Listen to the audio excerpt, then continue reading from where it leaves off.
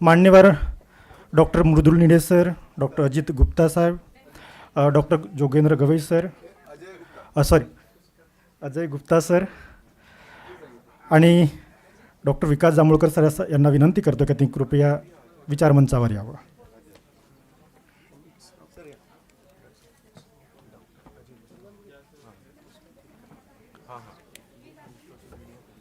हाँ हाँ, मैं अभी करवा देता हूँ सर. अजय गुप्ता वहाँ पे अभी कुछ भी प्रिंट लगा के. ठीक है. हाँ ठीक ठीक. अजय अजय का नाम प्रिंट करवा के है ना. सॉफ्ट कॉपी में कर. हाँ सॉफ्ट कॉपी में कर. आइए सर. जी सर. Sir please.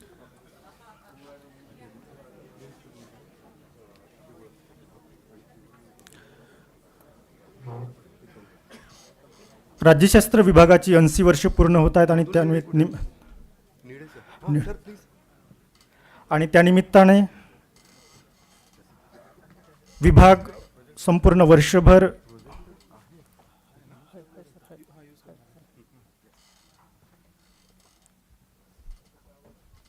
ऐंशी वर्ष साजरे करतो आहे. 26 तारखेपासून आम्ही या कार्यक्रमाला सुरुवात केलेली आहे. त्यामध्ये नॅशनल स्टुडंट कॉन्क्लेव्हमध्ये आम्ही काही स्पर्धा घेतलेल्या आहेत. त्याचं काल समापन आम्ही केलेलं आहे आणि आज या ठिकाणी राष्ट्रीय परिषदेचं आयोजन केलेलं आहे. या प्रसंगी आम्हाला लाभलेले मुख्य अतिथी डॉक्टर मृदुल निडे, प्राध्यापक मुंबई विद्यापीठ, तसेच आजच्या कार्यक्रमाचे मुख्य वक्ता Ajay Guptaji,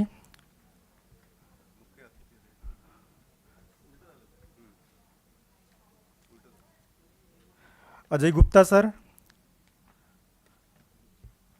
farmer director ICSSR नवी दिल्ली, तसेच या कार्यक्रमाला उपस्थित विभागाचे माजी विभाग प्रमुख डॉक्टर गवई सर आणि या कार्यक्रमाला उपस्थित या कार्यक्रमाचे अध्यक्ष विभागाचे विभाग प्रमुख डॉक्टर विकास जांभूळकर सर, मी यांचे स्वागत करतो आहे. मी सर्वांना अशी विनंती करतो आहे की त्यांनी राष्ट्रसंत तुकडोजी महाराजांच्या प्रतिमेला माल्यार्पण करून दीप प्रज्वलन करावं.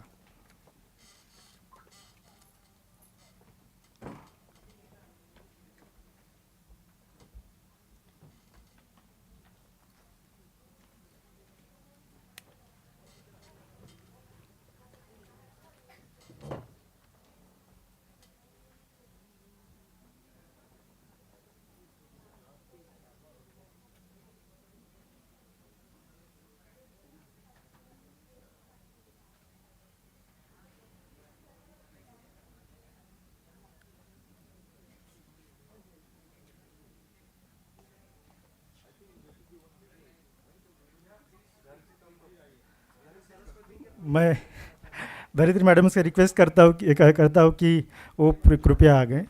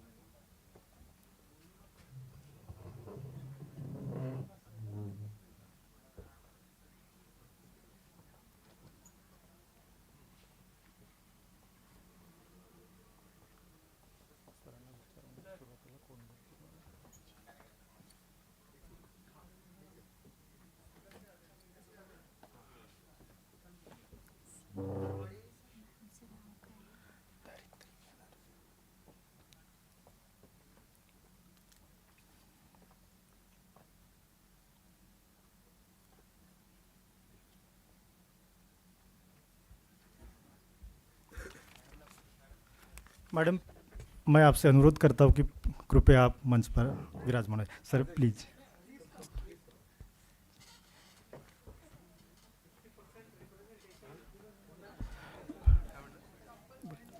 मी पाहुणे मंडळी तसेच सभागृहात सर्वांना अशी विनंती करतोय की त्यांनी वंदे मातरम गीतासाठी जागेवर उभं व्हावं.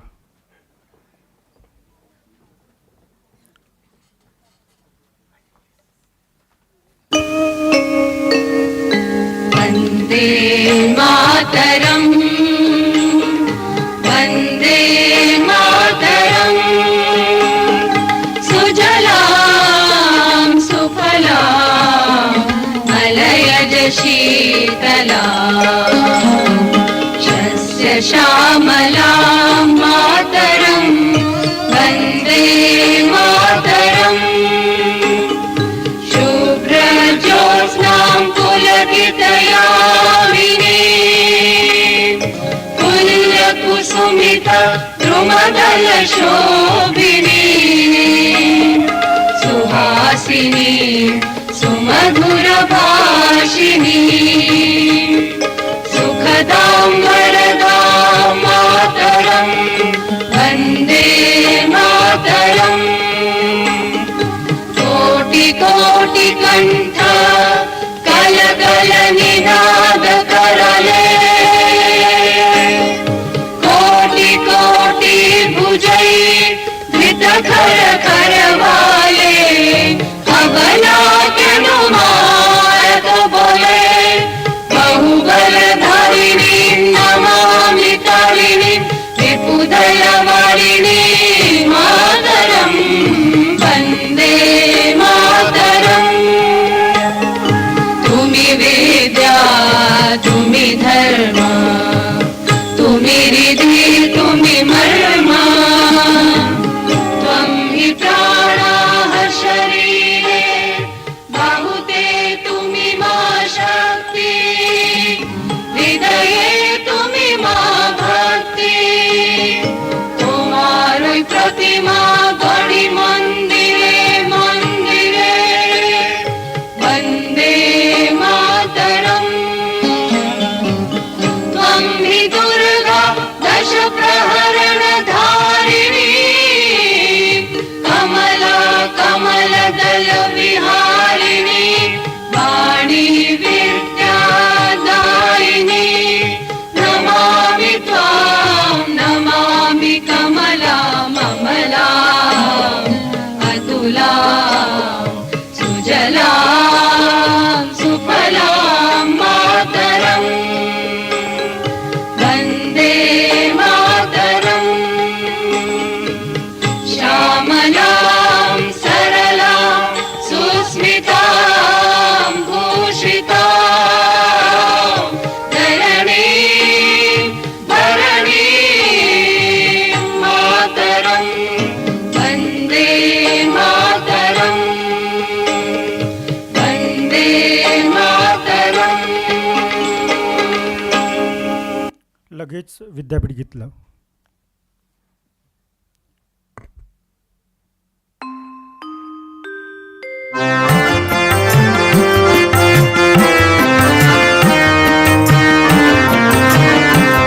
या भारतात बंधुभाव नित्य वसुदे देवरची असाधे या भारतात बंधुभाव नित्य वसुदे देवरची असाधे हे सर्व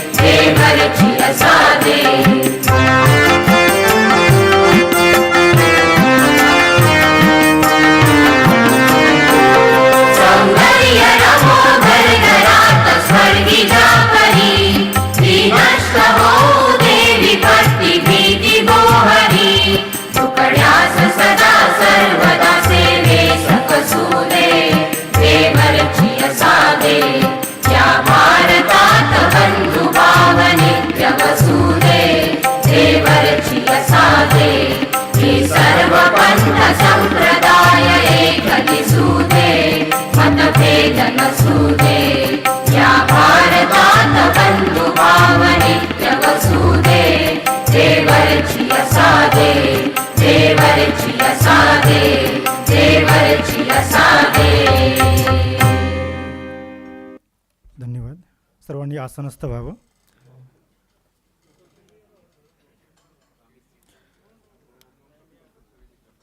यानंतर पाहुण्यांच्या स्वागताकडे वळूया. आजच्या कार्यक्रमाचे मुख्य अतिथी डॉक्टर अजय गुप्ताजी,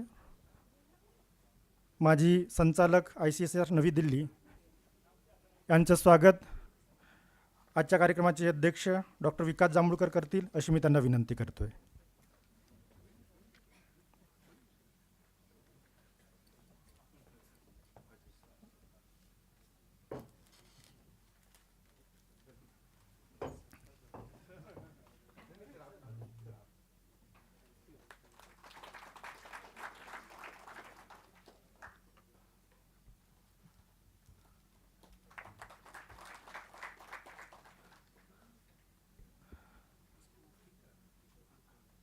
आजच्या कार्यक्रमाचे मुख्य वक्ता डॉक्टर मृदुल निडे सर यांचं स्वागत डॉक्टर गवई सर करतील. गवई सरांचं स्वागत डॉक्टर चापके सर करतील अशी मी त्यांना विनंती करतोय.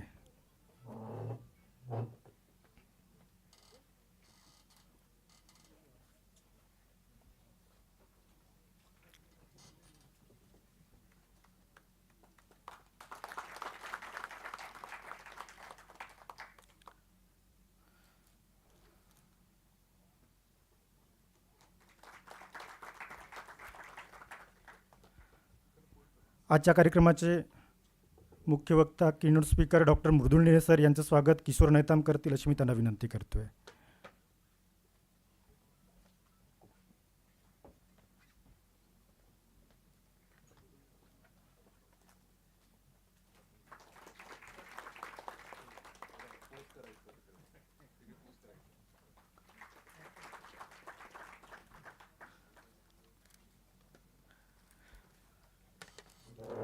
आजच्या कार्यक्रमाचे वक्ता धरित्री चक्रवर्ती मॅडम यांचं स्वागत प्रियंका गावडणे करतील अशी मी त्यांना विनंती करतोय.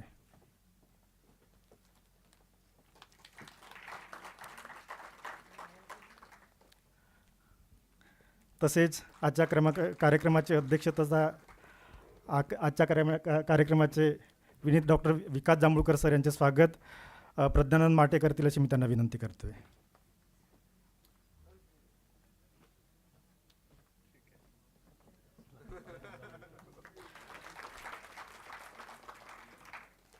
या सभागृहात उपस्थित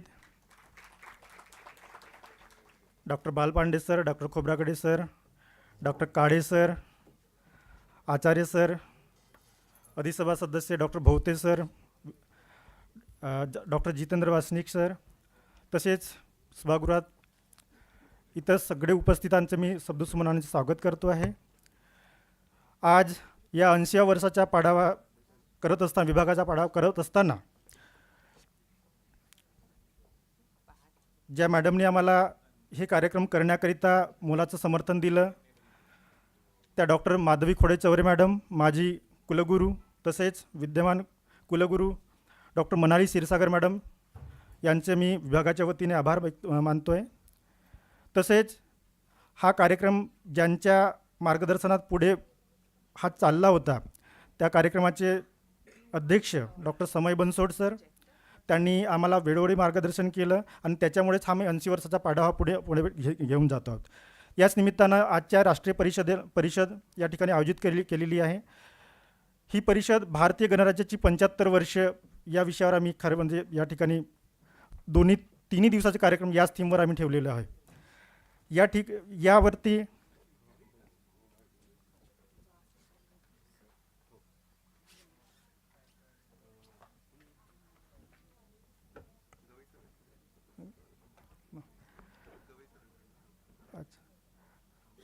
यावर भाष्य करण्याकरिता तसेच विभागाची वाटचाल डॉक्टर गवई सरांनी बऱ्याच जवळून बघितलेला आहे. मी डॉक्टर गवई सरांना अशी विनंती करतो आहे की त्यांनी या ठिकाणी आपलं मनोगत व्यक्त करावं.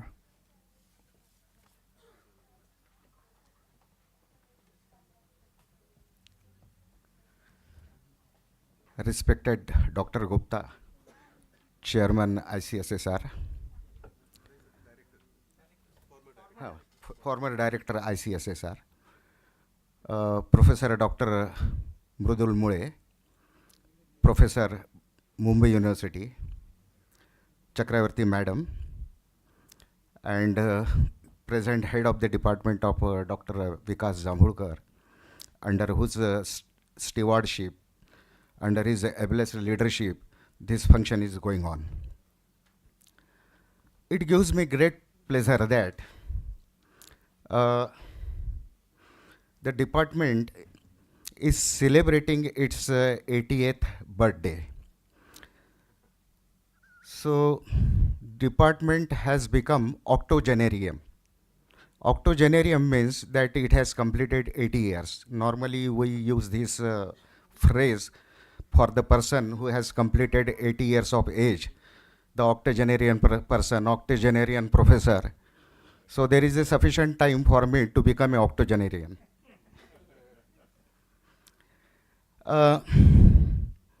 मला असं वाटते की in order to make all of you understand in your mother tongue, that is Marathi language, I would prefer to speak in Marathi. कारण असं आहे, कोणाची गैरसोय व्हायला नाही पाहिजे. आणि विनाकारण बोलते गवई सर जास्तच ओव्हर स्मार्टनेस दाखवतात, अशी टीका व्हायला नाही पाहिजे. तर गेल्या मला वाटते 3 दिवसापासून जांभूळकर सरांच्या नेतृत्वाखाली, ॲकॅडमिक नेतृत्वाखाली त्यांची एक जी व्हिजन आहे डिपार्टमेंटची, सब्जेक्ट ऑफ पॉलिटिकल सायन्सची जी व्हिजन आहे, त्या अंतर्गत गेल्या 3 दिवसापासून, आणि त्याच्या अगोदरसुद्धा मला ते ज्यावेळेस इनॉग्रेशन झालं आपलं, ती डेट आठवत नाही, कोणती डेट होती ती, 12 जानेवारी, तेव्हापासून या वैद्वत्तिक कार्यक्रमाची, विद्वत्तापूर्ण कार्यक्रमाची एक रेलचेल त्यांनी करून दिलेली आहे असं मला वाटते. मला असं वाटते की ते मी ब्रॉशर जे वाचलं, त्या ब्रॉशरमध्ये मला वाटते 26 तारखेपासून हा कार्यक्रम सुरू आहे ना. हां, 26, 27 आणि 28, 26 तारखेला त्यांनी मला वाटते काहीतरी यूथ कॉन्क्लेव, यूथ कॉन्फरन्सचं आयोजन केलं होतं. त्याच्यानंतर मला वाटते त्यांनी नॅशनल यूथ पार्लमेंट्स त्यांनी ऑर्गनाईज केली होती. आणि आज मला वाटते टीचर्स कॉन्फरन्सचं आयोजन त्यांनी केलेलं आहे. तर टीचर्स कॉन्फरन्सला जे टीचर्स, पॉलिटिकल सायन्सचे जे टीचर्स, ज्यांना खऱ्या अर्थाने एक सिव्हिल राईट्स अँड ड्युटीज कळायला पाहिजे, तर ज्या प्रमाणामध्ये त्यांची इथे उपस्थिती असायला पाहिजे होती ती त्या प्रमाणात मला दिसत नाही. तर हे काही बरोबर नाही आहे. तर मित्रहो, आज देशाची परिस्थिती अशी आहे की सगळीकडे भीतीचं वातावरण आहे. सगळे घाबरलेले आहेत, भेदरलेले आहेत. मग ते टीचर्स असो, विद्यार्थी असो, एम्प्लॉईज असो, की अशा प्रकारचं देशामध्ये वातावरण आहे. आणि साहजिकच या वातावरणामुळे जे संविधानाने आपल्याला जे अधिकार दिलेले आहेत, जे मूलभूत अधिकार दिलेले आहेत, जे 6 अधिकार ज्याला आपण फंडामेंटल राईट्स म्हणतो, त्यातल्या त्यात जो एक राईट टू फ्रीडमचा जो अधिकार आहे, त्याची पायमल्ली होत आहे, याची आपल्याला सगळ्यांना जाणीव व्हायला पाहिजे. या निमित्ताने डॉक्टर बाबासाहेब आंबेडकर म्हणाले होते 100 वर्षापूर्वी, U turn in any direction,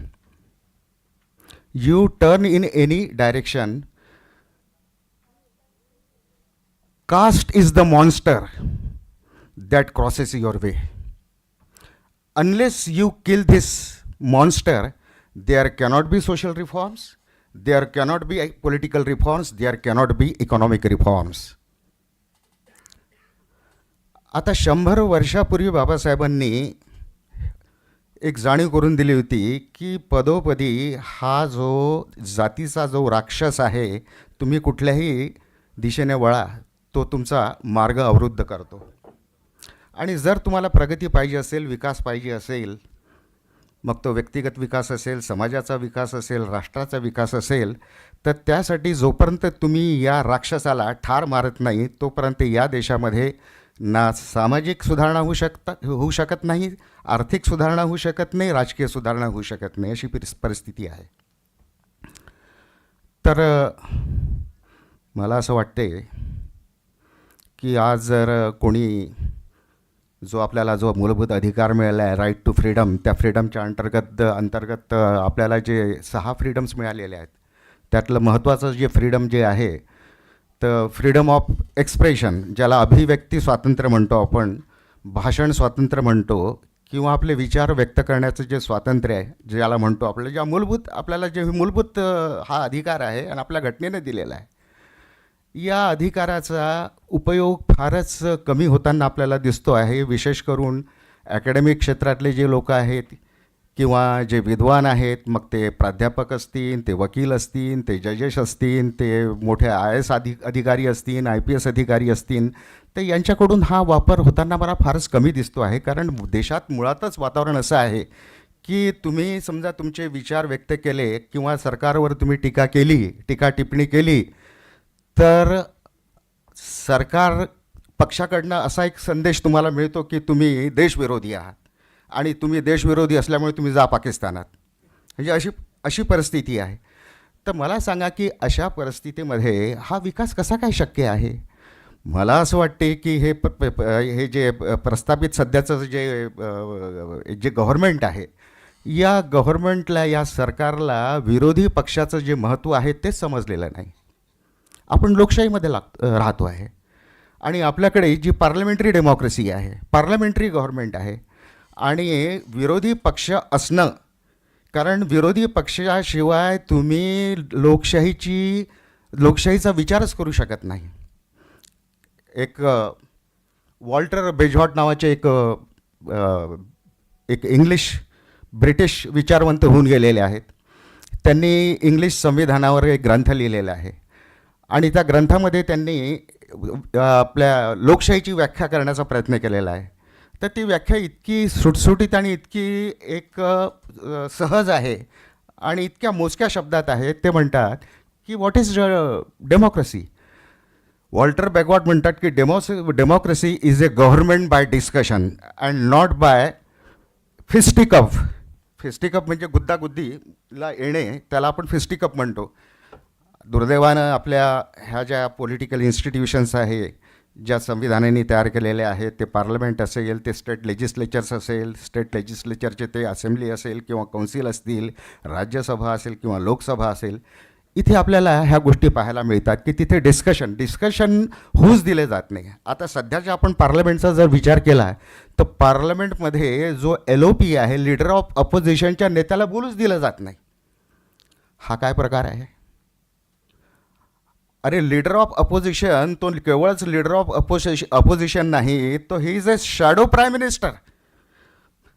ब्रिटनमध्ये आपण बघतो आहे की या विरोधी पक्षाच्या नेत्याला फार महत्त्व असते, कारण लोकशाही त्याच्यामुळेच टिकते.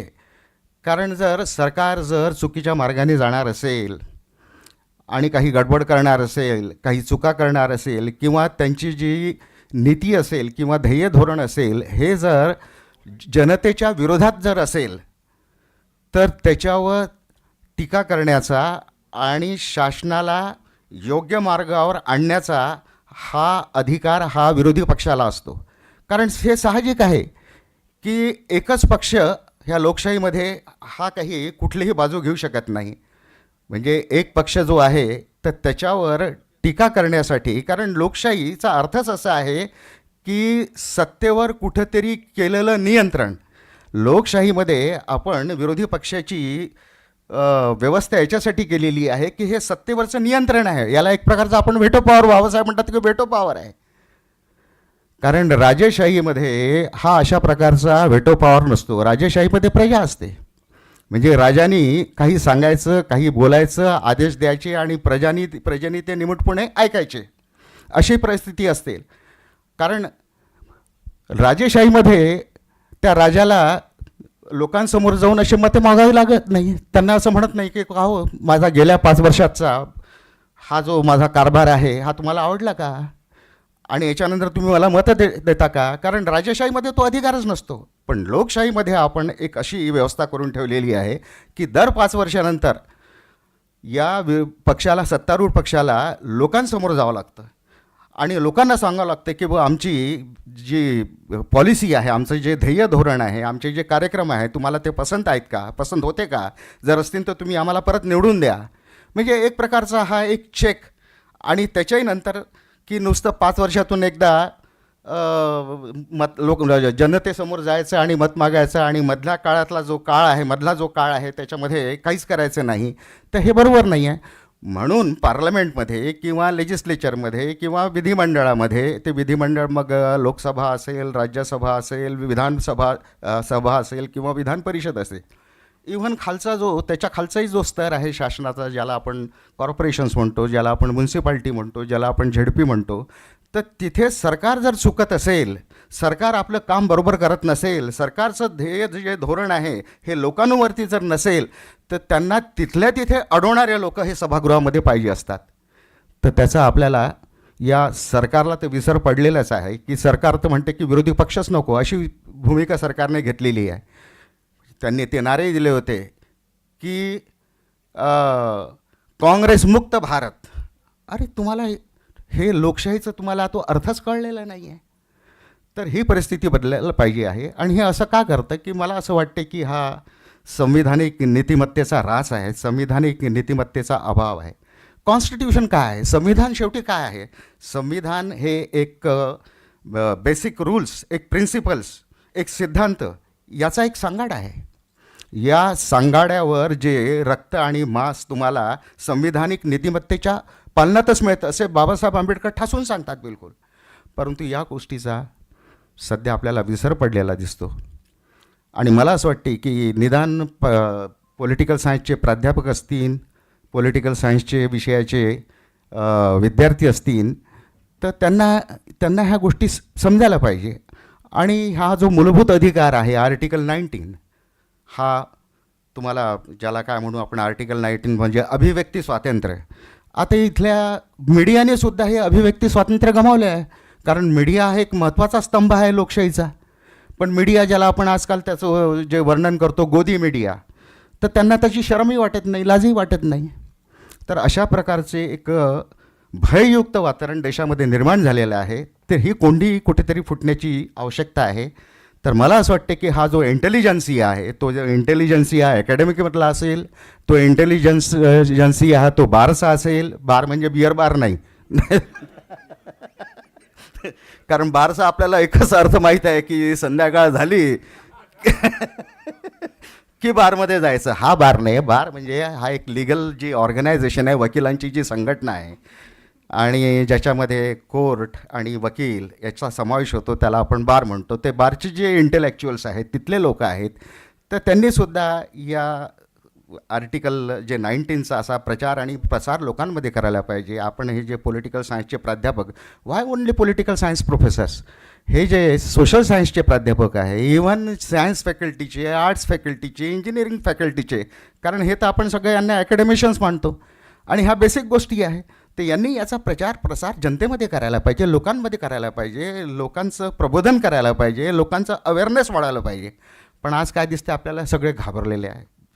सगळ्यांना अशी भीती वाटत आहे की आपण काही समजा टीका केली, आपण काही मतं व्यक्त केलं, तर मग आपल्यावर काही कारवाई होईल का? तर ही परिस्थिती ही काही चांगली परिस्थिती नाही आहे. ही परिस्थिती बदलायला पाहिजे. आणि डॉक्टर जांभूळकरांच्या नेतृत्वाखाली ज्या एक बरेच चांगले कार्यक्रम त्यांनी आयोजित केलेले आहे, मला असं वाटते की ती नॅशनल युवा संसद असेल, नॅशनल पार्लमेंट, स्टुडंट पार्लमेंट असेल, किंवा त्याच्या अगोदर जे काही फंक्शन झाले असतील त्याच्यामध्ये मला वाटते हे सगळे मुद्दे उपस्थित झाले असतील, त्याच्यावर सुद्धा चर्चा केली असेल असं मला माहीत नाही नक्की. तर मला असं वाटते की तुम्ही तुमचे जे विचार व्यक्त करायला शिका तुम्ही. आणि हे जे फंडामेंटल राईट्स आहेत, जे 6 फंडामेंटल राईट्स आहेत, ते किती मूलभूत आहेत. आता मी जास्त काही हे बोलणार नाही कारण बाकीचे जे वक्ते आहेत त्यांनाही बोलायचं आहे या विषयावर. तर मला असं वाटते की या कार्यक्रमाने तुमचं निश्चितच हे जे 2-3 दिवसापासून तुमची जी रेलचल चालली आहे कार्यक्रमाची, अकॅडमिक प्रोग्रॅमची, तर यामुळे तुमचं निश्चितच प्रबोधन झालं असेल आणि तुमच्यामध्ये एक अवेअरनेस आला असेल आणि हा अवेअरनेस तुम्ही जनतेपर्यंत घेऊन जा, विद्यार्थ्यांपर्यंत घेऊन जा, त्याच्यात तुम्ही सहभागी व्हा. एवढं बोलून माझे 2 शब्द मी संपवतो. धन्यवाद. धन्यवाद सर. आजचे बीजभाषक डॉक्टर मृदुल निडे सरांना अशी मी विनंती करतोय की त्यांनी मार्गदर्शन करावं.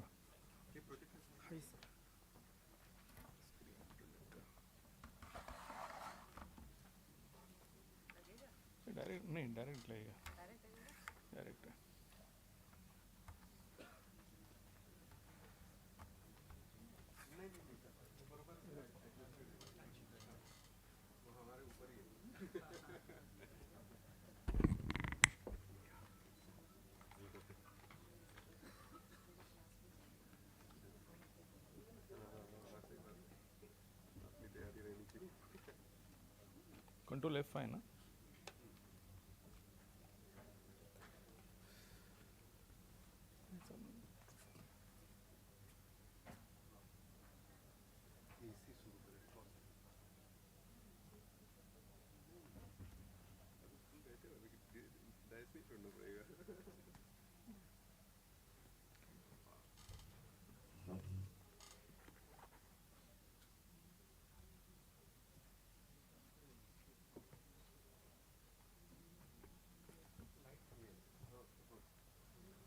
लाईट्स थोडेसे इकडचे लाईट्स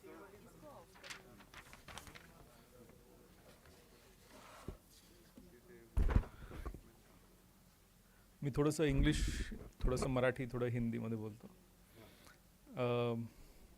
माईक थोडं बरोबर आहे. Yeah. Honorable Chief Guest for the day,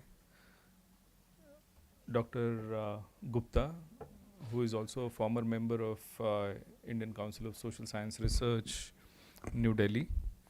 Okay. Our guide, almost like my guide, I've been interacting with Professor Gavai for a very long time. Okay. Today's guest of honor, Professor Jogendra Gavai, who is known for his very straightforward,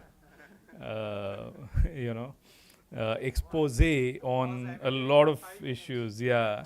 And the moment sir began, me and Vikas, we said, sir is bulldozing. Okay. Our very dear friend Dr. Dharitri, Professor Dharitri, and my very, very dear friend Vikas. I mean, I'm not making difference between very, very and very. Okay, it's the same. But just because today's host is Vikas, that's why I used it twice. However, I should first of all thank Vikas as well as the RTM University Nagpur for having invited me here for this particular lecture, and I should also congratulate him for the kind of efforts that Vikas has been taking. I mean, it is not just a matter of these 3 days where he is organizing conference for the students or the youth parliament or the debate competition or the today's symposium conference for the teachers, but then all throughout he has been very active, and I mean, whenever we meet, he always is more than eager to come up with some kind of new proposals, what can be done. And especially when a single member department is there, and when you find that the support systems are very limited, I think that we all must come forward and support these endeavors, which are quote unquote purely academic. Okay, they do not have anything to do with their personal interests. Tomorrow he is going to retire, I am going to retire. Okay, we do not keep any personal interest कि ये conference करने से कुछ मिलने वाला है. So I think the university has also come forward and sort of supported him a lot. Okay. When he asked me to talk about this particular theme of 75 years of Constitution, Sir has already laid a background to this particular conference when he is talking about where is the nation heading. Okay. Now, what happens at times is, when we look at how the nation is looking at 75 years of this particular constitution, I think we need to delve a bit deep into certain indicators and look at certain statistics that that will tell us. I mean, it should be evident कि just because somebody is saying कि नहीं constitution ने कुछ किया नहीं या तो constitution से कुछ हुआ नहीं, okay, ये सब करने की बजाय हमको ये सोचने की ज़रूरत है कि क्या हमारी policies कहीं पे गलत हुई हैं, okay? क्या हमारी policies जिस तरह से हमने implement की हैं, क्या उन policies में कोई gaps रहे हैं, okay? उसी चीज़ को ध्यान में रखते हुए ये आज का जो एक छोटा सा प्रेजेंटेशन करने की कोशिश कर रहा हूँ क्योंकि ये प्रेजेंटेशन जो है मैंने सुबह बनाया है. Okay, so if I'm going wrong anywhere, okay, you have all the right to correct me. Okay, so so first of all, when I'm looking at the constitution, okay, I don't look at the constitution from the point of view of that this is a basic law or a basic document. But then I think that we need to go dive a bit deeper into this particular constitution when essentially we talk about the first thing, and that is the preamble of this particular constitution. Why the preamble of this particular constitution? Because when we say the preamble of this particular constitution, because we have long ago heard about some social contracts, okay, the social contract of Hobbes, Locke, Rousseau, and so on and so forth. Do we have a modern contract today? So if suppose we have to talk about this particular contract, can we say that the Constitution of India is a contract, or the preamble, it highlights that this particular constitution is a contract between the people and the state? And when you say that it is a contract, I mean, the preamble itself outlines that it is a contract, because in the first line itself, it says, we the people of India, having solemnly resolved to constitute India into a sovereign, socialist, secular, democratic republic. Okay, these are the values that the constitution gives to our people that we need to follow. It gives these particular values that the constitution expects the people to follow in their day-to-day life. Okay, from that point of view, so it says that we are the people who have made this particular constitution. We the people, and we've resolved, all of us. I mean, all of us sitting in this particular room, or all of us, all those particular people who elected the Constituent Assembly, and their representatives who were elected to the Constituent Assembly. Okay, they came together and they resolved in the sense resolution बनाया कि जिसके तौर पर आप ये कहते हैं कि आपका जो देश है वो इस तरह से बनना चाहिए, और हमारा सभी का उसमें I mean we consent to that particular contract, and that particular contract, because later on in the last lines of the preamble it says that we adopt, enact, and give to ourselves this constitution on 26th November 1949. Okay, so we have made this constitution and we are giving this constitution to ourselves. So it is a very, if you are looking at this particular contract from the Locke's point of view, it says that it is a contract between the people and the state. Okay, and Locke, when he's talking about this particular contract between the people and the state, he also says that the people have all the right to dissent if the state does not adhere to the principles on which the state is constituted. Okay, what sir also said the same thing. Okay, that where are the values of the constitution going? So from that point of view, you have to look at it as a contract, and therefore it is very important for us to strive towards the goals that are enshrined in this particular constitution. I'm not going into the detail because I know that all of you are postgraduate students or teachers in this particular conference, so therefore I don't think so that I should go into all the other aspects of liberty, equality, justice, dignity, and so on and so forth. But then whenever you're talking about dignity also, that is very important, because we are living in a very stratified society. Those stratas हैं, ये जो चार वर्ण हैं, या तो चार वर्ण +1, okay, अतिशूद्र, ये जो वर्ण हैं, इन सभी के सभी जो ये जो social construction है आपके समाज का, आपके सोसाइटी का, तो ये जो सोशल कंस्ट्रक्शन है उसमें एक चीज़ बहुत ज़्यादा इंपॉर्टेंट है और वो है डिग्निटी. ओके, आपके कॉन्स्टिट्यूशन में वो वर्ड आता है डिग्निटी. ये जो चीज़ें हैं, अगर आप I mean if you are looking at this particular word dignity, there are 2 to 3 other people who have been talking about during the same time. I mean Lasswell, when he is talking about public policy, he says that dignity of man should be fully realized. Okay, when he says that dignity of man should be fully realized, in this, it essentially means that, you know, probably in the whole process of governance, whole process of state, you generally find that people tend to be neglected, and therefore their dignity is not taken into consideration by the state. So therefore, I mean, when you're talking about Baba Saheb, when he used these terms of fraternity, when he used this particular term of dignity, I think that these terms are the basic, आपण काय म्हणू शकतो त्याला मराठीमध्ये, की त्या कॉन्स्टिट्यूशनचा एक गाभा आहे. आणि फक्त कॉन्स्टिट्यूशनचाच गाभा नाही, तर लोकांच्या दृष्टिकोनातून ते अतिशय एक महत्त्वाची बाब म्हणून आपल्याला कॉन्स्टिट्यूशनमध्ये दिसतं. मी जनरली पब्लिक पॉलिसीबद्दल बोलणार आहे. तर आपण पब्लिक पॉलिसीची ही बेसिक सायकल आहे. ओके, ज्याच्यामध्ये आपण अजेंडा सेटिंग काहीतरी असतं, त्यानंतर म्हणजे काहीतरी सेट करतो ना agenda. 1947, okay, what kind of agenda did we set for ourselves? Okay, we need to understand what were the gaps, what were the necessities of the state at that particular point of time, and what we were engrossed with. Okay, we need to see all of those particular things, and based on that, I think that the agenda of the state is carved out. And later on you have some kind of formulation. So obviously your constitution becomes one of the formulation. Then you adopt that particular thing. So you are adopting these particular policies.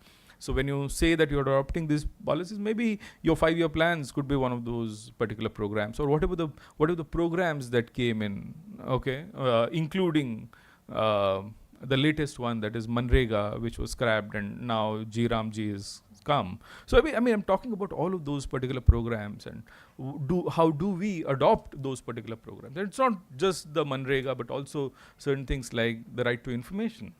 Okay, so when you're looking at, you know, this particular broad spectrum, what essentially these particular programs are giving us, that is what we look at. We try to implement that. I'm going to talk about implementation on a very broad scale, because later on I have a lot of things on implementation. And then evaluation, I mean, I don't want to evaluate it here, but then I think that when we are going through this particular presentation, I think we all will be evaluating as to what these particular policies were and how we have to look at these particular policies. I am going to talk about some very basic indicators and how those particular indicators are determining the developmental agenda of the state. And then if needed, we need to know what the support and maintenance of it is, and what kind of feedback maybe we can bring in. But before, I mean, when we are, I'll just go up and down a little bit. Okay, when you're talking about this particular agenda, I mean, the first agenda that was set on the midnight stroke of 1947, 14th August 1947 was this. When Pandit Nehru, he talks about something like the tryst with destiny, and when he's reading out his particular speech, when he's talking about his particular speech, he says that long years ago we made a tryst with destiny, and now the time has come when we all shall redeem our pledge, not wholly and full measure, but very substantially. At the stroke of the midnight hour, when the world sleeps, India will awake to life and freedom. A moment comes, which comes but very rarely in history, when we step out of our old to the new, when an age ends, and when the soul of nation long suppressed finds utterance. Okay, it is fitting at this particular solemn moment we take the pledge of dedication to the service of India and her people, and to the still larger cause of humanity. I just don't want to go a little bit more into this particular, it's there in front of you. Okay, so what is the vision of the first Prime Minister of this particular country? Okay, so he's making a pledge to the people that, I mean, I want to bring out this particular country from the kind of poverty that we were in, the kind of illiteracy, I mean, when we got our independence, I mean, we were less than 35% in terms of literacy rate. So when you're looking at all of these things, these are some of the major things. But we should not forget Dr. Babasaheb Ambedkar again. Okay, Dr. Babasaheb Ambedkar, on the 26th January 1950, he says, okay, this is his last speech that he makes in the Constituent Assembly, and this particular speech is very important. Okay, these two speeches are going to set the tone of the entire presentation. So he says, on the 26th January 1950, we are going to enter into a life of contradictions. In politics, we'll have equality. In social and economic life, we'll have inequality. In politics, we'll recognize the principle of one man, one vote, one value. In our social economic life, we shall, by reason of our social economic structure, continue to deny the principle of one man, one value. So he's making it very clear that, though we are going to get our independence, though we are going to adopt this particular constitution on this particular day, okay, I mean, we cannot come out of this particular inequality unless and until we have some kind of very solid programs and policies that will develop this particular nation. Okay, and he's cautioning the people that, I mean, what kind of state do we have to make? And so Pandit Nehru lays the foundation of the state as to what kind of state he envisions. But at the same time, Dr. Ambedkar in the Constituent Assembly later on, okay, if you look at his words, I mean, he'll tell, I mean, it is very difficult task. And today, when we are on this particular day of 28th February 2026, I mean, we have to really imagine and we have to think where we are. Later he says, how long shall we continue to live in these particular contradictions? How long shall we continue to deny equality in all social and economic life? If we continue to deny it for long, we will do so only by putting our political democracy in peril. Very important.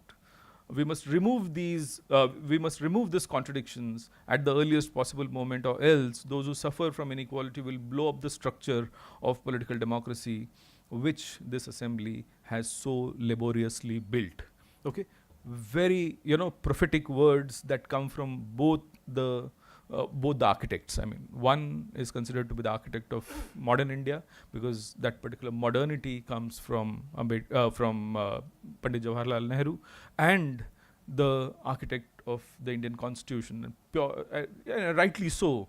I mean, he is cautioning people. I mean, he's making such a wonderful, wonderful constitution, and he says that, I mean, if you're not able to preserve the democracy, if you're not able to deal with our inequalities, I think probably the kind of nation that we have dreamt of, this particular nation, I don't know whether we'll be able to reach to that particular nation or not. Okay, when you're talking about that particular now based on these two very important speeches made by the two tallest leaders of this particular nation, then if you have to look at it from this particular perspective, that is, what is the agenda and what is the background in which we are going to look at India. So when you're looking at India in 1947, what did we carry? The baggage of several centuries. What kind of baggage? I mean, we had colonial institutions. We had deep social hierarchies. I mean, I don't think so that we have come out of these particular hierarchies. Okay. And I think we have polluted certain other countries also. I mean, people who have been going to the US, they carry their caste with them.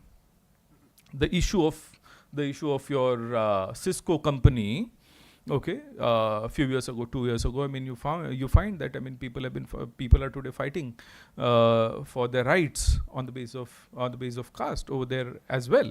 So when you're looking at the state and looking at these particular deep ridden social inequalities, it is very difficult for us to come out of these particular inequalities. I mean, these institutions, I mean, we are in probably one of the best institutions today in Nagpur, or maybe I come from the University of Mumbai, okay, which is coming in, which was established in, went towards centralization. We would have not developed industrially. Okay, the kind of PSUs that we had at one point of time. PSUs का ज़रूरत था. आज लोग बोलेंगे कि नहीं, PSUs का ज़रूरत नहीं था.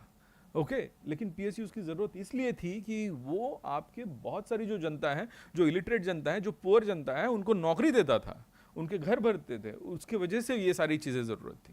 ओके, जैसे कि आप रेलवेज देखिए, आप रेलवेज में कौन से लोग थे जिनको एम्प्लॉयमेंट मिला है. देखिए railways was one particular place. I think we have to look at railways from a social emancipation point of view also. A lot of people coming from the last strata, the Dalits, okay, they got employment in railways, and therefore you find that railways has really converted a lot of these particular communities to at least stabilize economically, not only economically, but then of course economic stability gives rise to social not exactly stability, but then of course some kind of social mobility, and that particular social mobility comes through these particular organizations and institutions. So national unity, administrative coherence, these are some of the things that were needed, and that is the reason why this particular thing comes in. I have some statistics for you all. Okay, this is the statistics that tells about the average share of wealth in economic group in India. Okay, you can see in 1961 to 70, you find the average share of wealth at bottom 50% was 12.29%. If you come to 2011 to 2020, it has come down to 6.12%.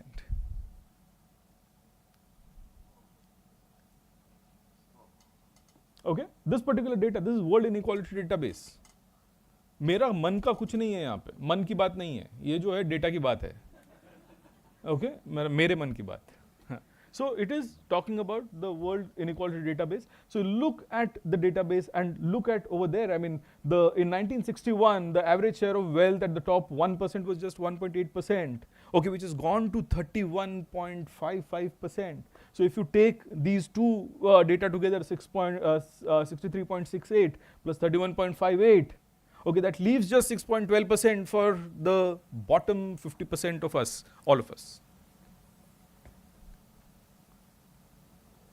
It's a very serious data that we need to look at. Okay, this is how the inequality has been growing. I mean, this is again shown statistically. You find bottom 50% at the bottom 50%. Okay, and the gap between that blue line and the green line is such a vast gap. Okay, I'm looking at this particular thing. I mean, this is a gross enrollment ratio from 2001 to 2014.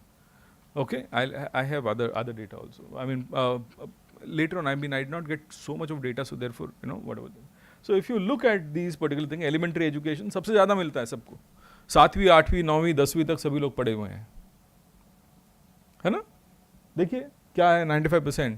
Okay, लेकिन ये जो 95% है वो क्या पढ़ना लिखना जानते हैं? आप तो बहुत सारा स्क्रॉल करते रहते हैं रील्स, उसमें आप देखते हैं कि बिहार में बच्चे को कुछ भी नहीं आता है at 10th standard also.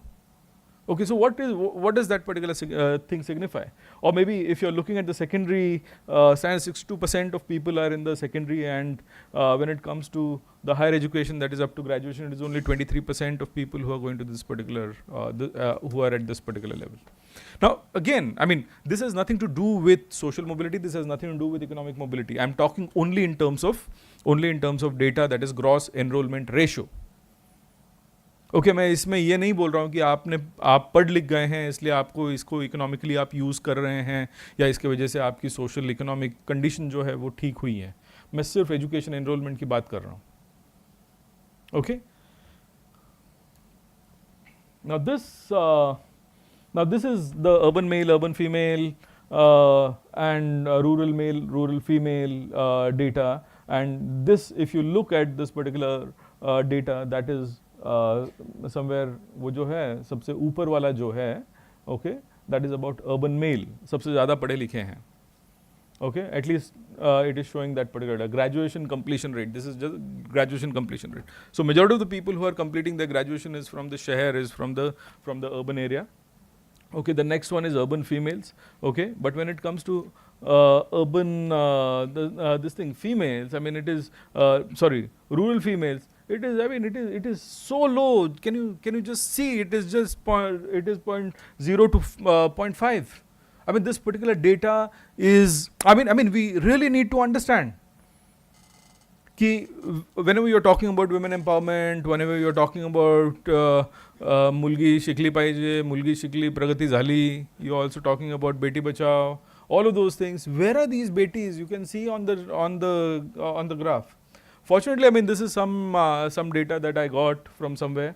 Okay, this data for India, which comes from the World Development Indicators, जहाँ पर ये दिखाया गया है कि कुछ हद तक जो है डेटा थोड़ा सा ठीक ठाक है. my basic worry is about the Human Development Index. Okay, Human Development Index, as you all know, what essentially constitutes Human Development Index. It is about the life expectancy, it is about the education, and it is about the health indicators.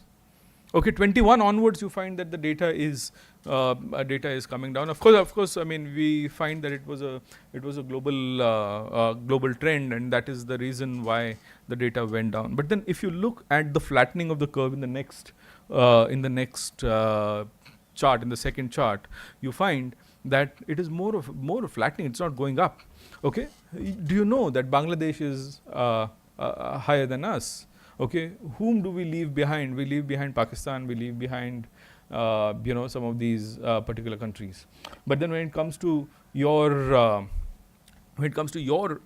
Human Development Index, I mean, the problem is, I mean, it is not see, I agree that we are an underdeveloped country, or we are a developing country, or maybe we are making a lot of efforts to bring our country to a particular level. But then I think that unfortunately we are not having those particular policies which are supporting. So, देखो, reservation देने से सब कुछ मिलने वाला है नहीं. Reservation दिया मतलब हो गया. आपको मैं बोलता हूँ, I mean, I was listening to Michael Sandel the other day, and Michael Sandel, when he's talking about the kind of affirmative action that comes in their in the US, he says that in a country like Denmark, it takes about 2 generations for people to grow from an comparatively lower economic growth rate to some kind of prosperity. It takes 2 generations. Okay, he talks about US itself. He says that US also is not a very equal state, and therefore that particular inequality is so dominant that it takes about 5 to 6 generations for a family to go to the next level. To go to the next level in the sense to attain some kind of prosperity. Okay, I don't want to question how much time will it take for India. But why does it take why does it take these particular countries to go to that particular level, and what are those particular policies that become very important for people to go to attain that particular prosperity? He himself in that particular lecture itself, he says one more thing. He says that in if suppose he is in Harvard, okay, if a family earns about $200,000, in that case the child is the tuition fee is waived off. The tuition fee is waived off. And if the family's total earnings are less than $100,000, in that case education becomes free. We had an instance in Maharashtra where close to 2,000 to 2,500 schools were closed down. Government schools were closed down last year.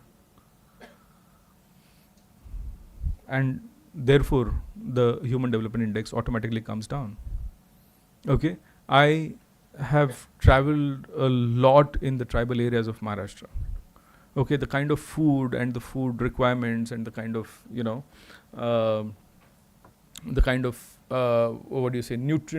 nutrition requirement food that we have. I mean, there's a big gap between them.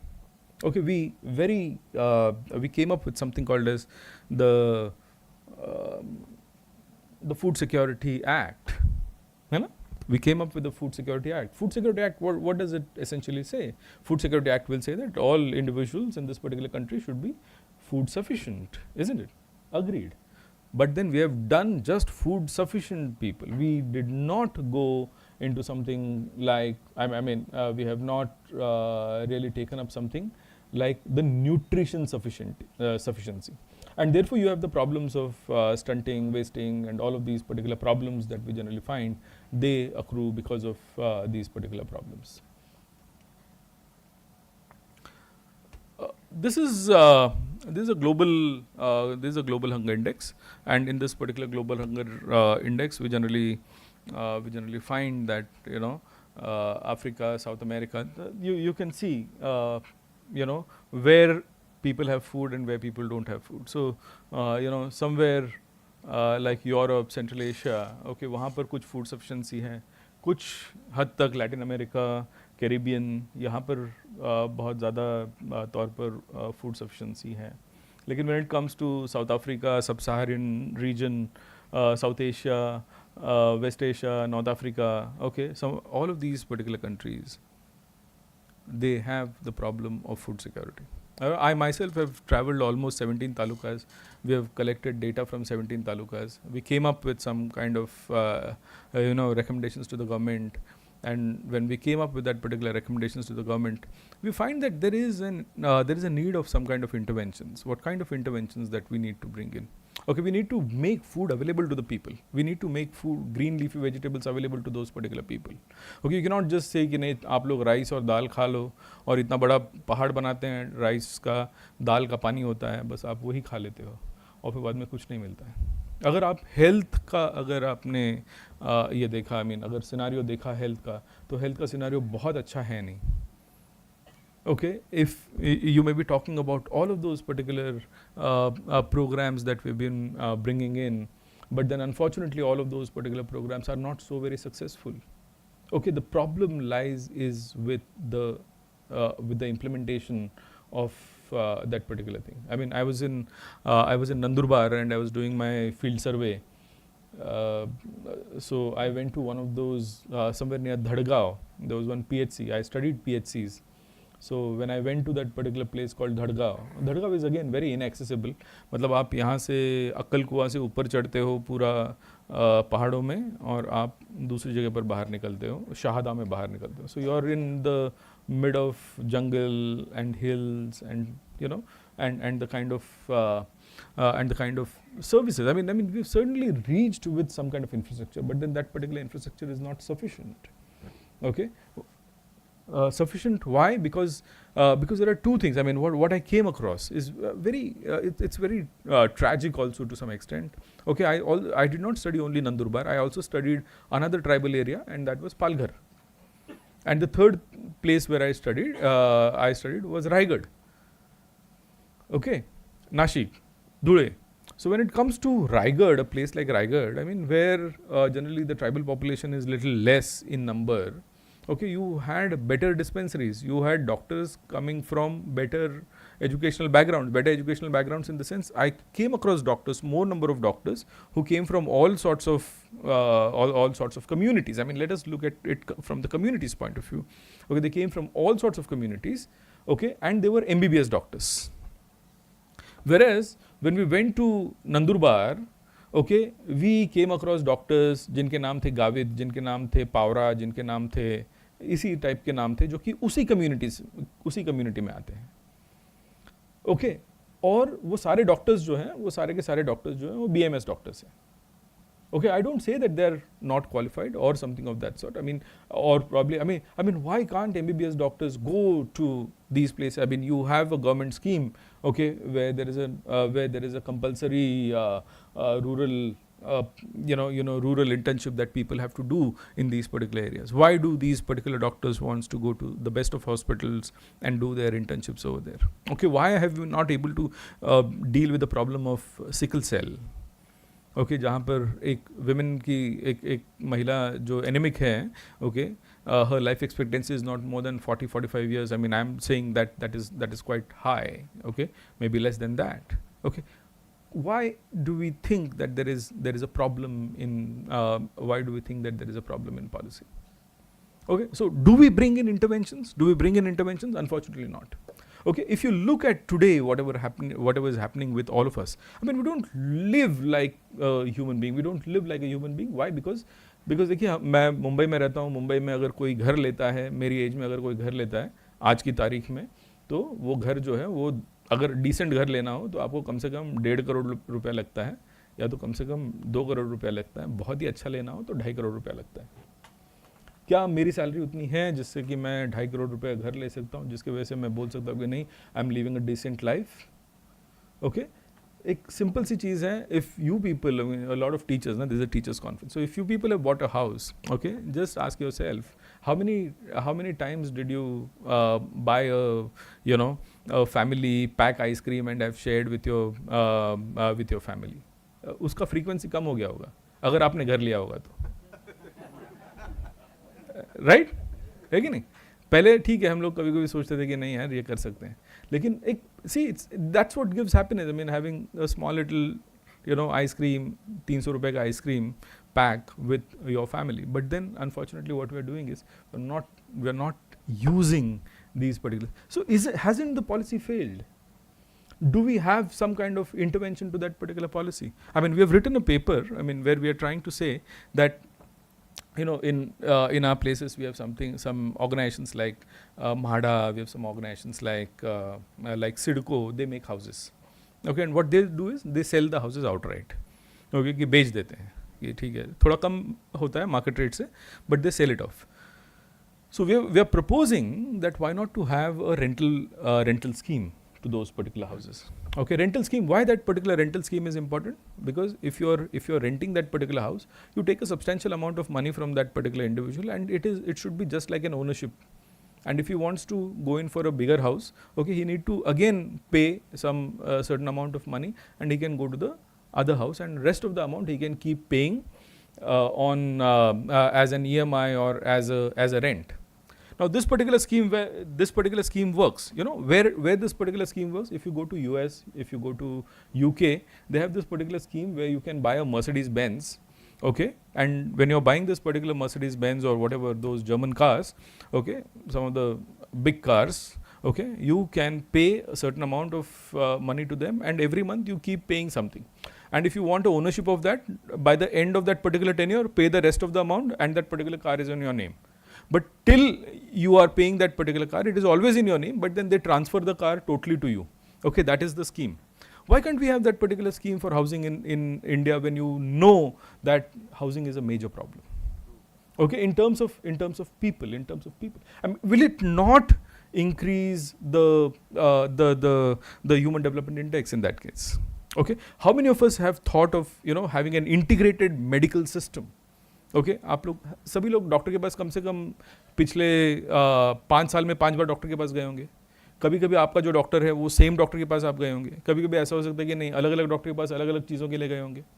क्या आपके पास integrated system है जहाँ पर कि एक XYZ Jitendra, I am sorry I did not mention him in my initially, is the head of the department, बुरा मान जाएंगे. So doctor Jitendra is here. So if Dr. Jitendra has gone to, let's say, some doctor, okay, for sardi zukam, and later on again he's going to some other doctor for some other ailment, okay, वय झाल्यामुळे कधी कधी गुडघे दुखतात, त्यासाठी ते गेले असतील तिकडे. तर आपल्याकडे इंटिग्रेटेड मेडिकल हे आहे का? I mean पोर्टल्स आहेत का? Okay, that fine. I mean, he came to me, let's say, 2 years ago for so and so ailment, and now he's coming for this particular thing. So if you have an integrated thing, obviously your life expectancy increases. Obviously you know what the medical history is. Obviously you know everything. So next time when you go to the doctor begins with something new. Okay, and therefore that particular continuity, very, very, very simple little things. Okay, what you need is you need some kind of intervention. You need to think. You need to have that particular imagination. And if you have that particular imagination, probably what can happen is we can have certain other policies which essentially aims at the realization of all the goals of the Constitution that Constitution gives to us. Okay, this is the last thing, 5 key reasons for public policy failures in India. Okay, false narratives. Okay, कि आपकी policies के बारे में ही false narratives आते हैं कि नहीं ये नहीं हो सकता है, ये ऐसा है वैसा है. Okay, second is so distorted perception leading to misguided decisions like National Rural Health Mission. Okay, people don't go to those particular doctors. Okay, I have seen, I told you, I studied both health as well as food and nutrition in tribal areas. So when I went there, I mean, आप देखते हैं कि दोपहर को 2 बजे आपका जो doctor है वो वहाँ पर नहीं है. Okay, डिस्पेंसरी में नहीं है, PHC में नहीं है. Okay, लेकिन उसके डिस्पेंसरी 4 बजे खुल जाती है बगल में. तो आपका जो पेशेंट है वो वहाँ पर जाएगा और बोलेगा नहीं वहाँ पे तो कुछ है नहीं, तो you come to me, keep coming to me, and then whatever we call as conservative treatment, instead of a conservative treatment he will give you some other things. और कभी कभी ऐसा भी हो सकता है कि उसी अस्पताल की जो दवाइयाँ हैं वो यहाँ पर भी आती हैं. These kind of things. Okay, so false narratives, I mean that comes. Second is limited knowledge of audience, inadequate understanding of hindering some kind of adoption, and forget about adoption, but limited knowledge of audience.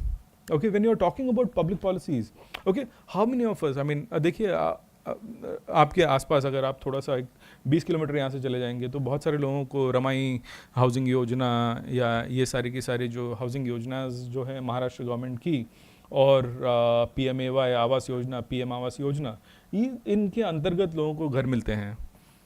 Okay क्या हम लोग facilitate करते हैं उस घर के लिए? I mean do we facilitate for those particular things? I mean a lot of people will say नहीं हमको तो इसके बारे में कुछ पता नहीं, क्योंकि आपका लिटरेसी लेवल, मैंने बताया आपका लिटरेसी लेवल ऑलरेडी नहीं है. ओके आपका आधा से ज़्यादा टाइम तो स्क्रोलिंग में चला जाता है. Okay you try to understand but then you know those people, I'm talking about the youngsters who are there in that particular place. I mean, can't we develop some kind of capabilities amongst these particular youngsters? I'm telling you, when we in Mumbai, we worked with IIT, and what we tried to do is we had two groups. One was a very experimental group where we tried to teach the youth to use government portals, and on the other hand, we also had certain other youth who was kept away from all of these things, and they were left alone. I mean, जो करना है वो करो. तो जहाँ पर हमने capacities develop की, जहाँ पर हमने कैपेबिलिटीज़ डेवलप की, वहाँ पर हमको ऐसा मालूम पड़ा कि लोगों का जो एक्सेस टू गवर्नमेंट है वो एक्सेस टू गवर्नमेंट बढ़ता है. Okay Now, this was a deliberate attempt that we did, and we could do this only in one or two villages. But then when it comes to the large scale things, I mean, why cannot we implement this particular in a large scale scenario? I mean, it is very much possible. So these are some of the things that we need to look at. Then what you have reliance on brand image. So overall reliance on branding, obscuring shortcomings like Aadhaar, Pay, and so on and so forth. So these are some of the things. Then unintended consequences. So sometimes some policies may not lead to whatever it is, whatever we need. Now, whenever we're talking about policies, there are two very important approaches that we have in policy. One is called as incremental approach, where we are trying to just make some incremental changes. But then over a period of time, you feel that probably these particular incremental changes do not suffice whatever is expected from this particular thing. So don't we have to make in some kind of thing? So therefore, there's a certain other thing called as muddling through model or garbage can model. These kind of models are generally used for public policy, and through that, I mean, I think that we need to work towards the realization of the goals of the constitution. And last is prohibitive cost, that is high cost hindering implementation. Okay, so some of these particular things, I mean, some of these particular high costs, they hinder a lot of things. They say, nahi, I mean, generally, I mean, there's one more approach that is called as rational choice model, and in that rational choice model, generally, you try to look at the cost benefit analysis. If those particular cost benefit analysis do not go in line with the expenditure part of the state, in that case, the state will to some extent will say that no, I mean, we cannot go with this particular thing. So I mean, if you're looking at the policy and all of these kind of things, I think that whatever the goals that are laid in the constitution, I mean, be it directive principle of state policy, be it the preamble of this particular constitution. In fact, realizing the goals of preamble of the constitution, that is in terms of social equality, in terms of liberty, in terms of fraternity, in terms of dignity of man, and all of these kind of things. Okay, I think we need to have a public policy approach. And when you're having this particular approach, when you have a public policy approach, or maybe I should go one step ahead and I should say that public policy approach is more economic in terms of all of these particular data that it says ki kitna paisa gaya, kitna paisa nahi gaya, kya kiya, kya nahi kiya. So instead of that, I think we should have a certain other approach in terms of, Americans now since last 25 years are talking about the social policy approach. Okay, so the example that I gave you about Michael Sandel and the kind of things that happen in the in Harvard, okay, that is a social policy approach. I think that India needs a change in approach to deal with the constitution. Okay, there's no flaw in the constitution. I mean, अगर flaw होता तो आज हमको 75 साल celebrate नहीं करते हम लोग, है ना? बहुत सारे हमारे नेबर्स हैं जहाँ पे 5-5 साल के 5-5 टाइम मिलिट्री रूलर्स रहे हैं, जहाँ पे बहुत ज़्यादा केसेस ऑफ सिविल वॉर रहे हैं, जहाँ पर हमको बहुत इंस्टेबिलिटी दिखी हैं, है ना? तो instead of all of those particular things, I mean, we are much more a stable state.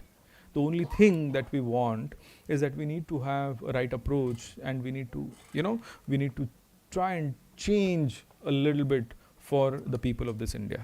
Thank you very much.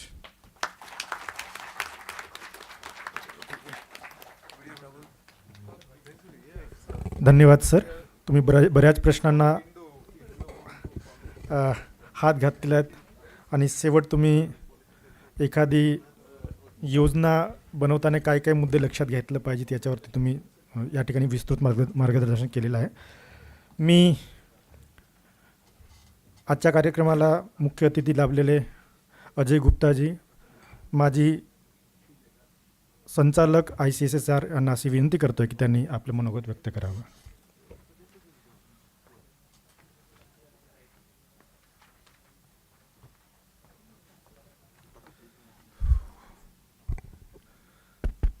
नमस्कार.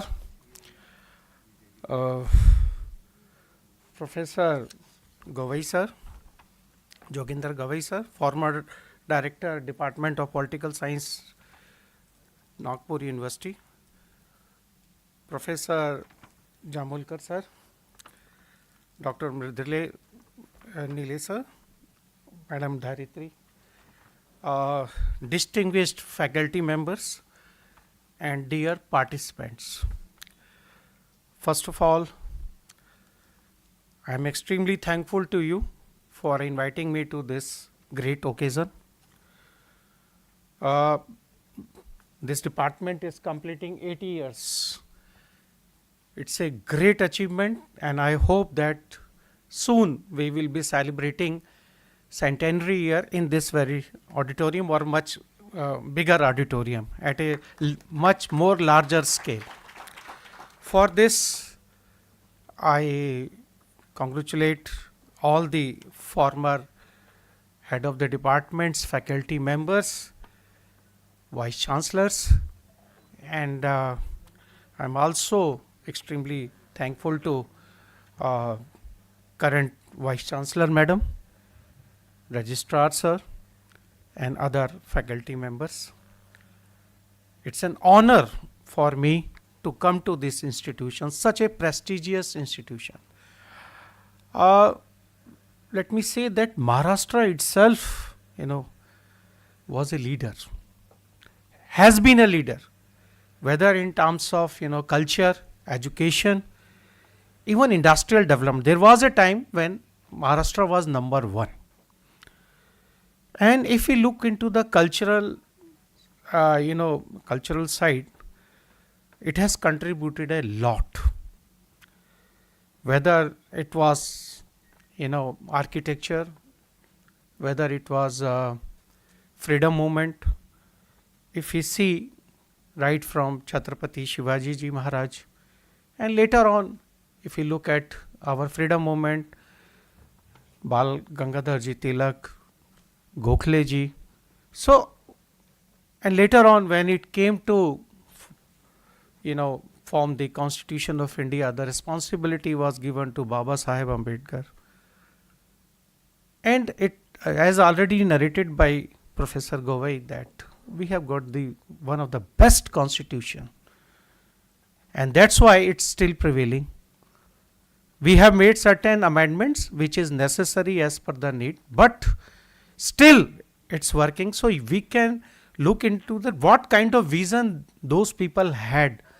75 years back they had the vision, and I am telling you this constitution can continue for another 100 years, because this is the steel framework, and it has given importance to all the components of our society.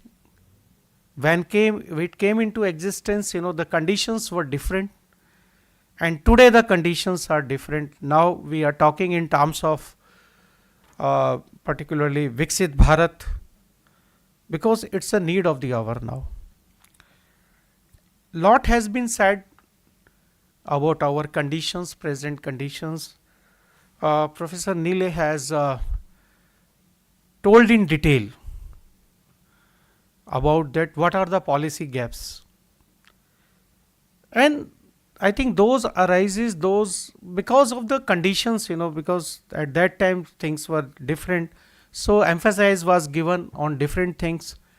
As he said that our modern architect Pandit Jawaharlal Nehru At that time, there was a need to give employment, to make dams, to give education, fundamental education, because even the needle used to be imported from abroad. Such was the condition. So all the policies were made according to that, and later on we kept on making amendments, and then there was a time when nationalization took place, because that was the need of that time. Privy purses were abolished because that was not needed, and then economic reforms came, and later on from national to multinational companies. So we kept on making policies according to the changes of the time. But now we are at a time when we have to move very fast. India being the country where we have got youth power, more than 60-70% youth power is there, and then we have got our women empowerment. So keeping all those things, we have to make now efforts so that we can meet the challenges which are there globally. And India has to take lead. Our Honorable Prime Minister he's always been saying that now the time has come when we have to become Vishwaguru. But it's not easy. We have set the agenda for Viksit Bharat 2047 and Vishwaguru.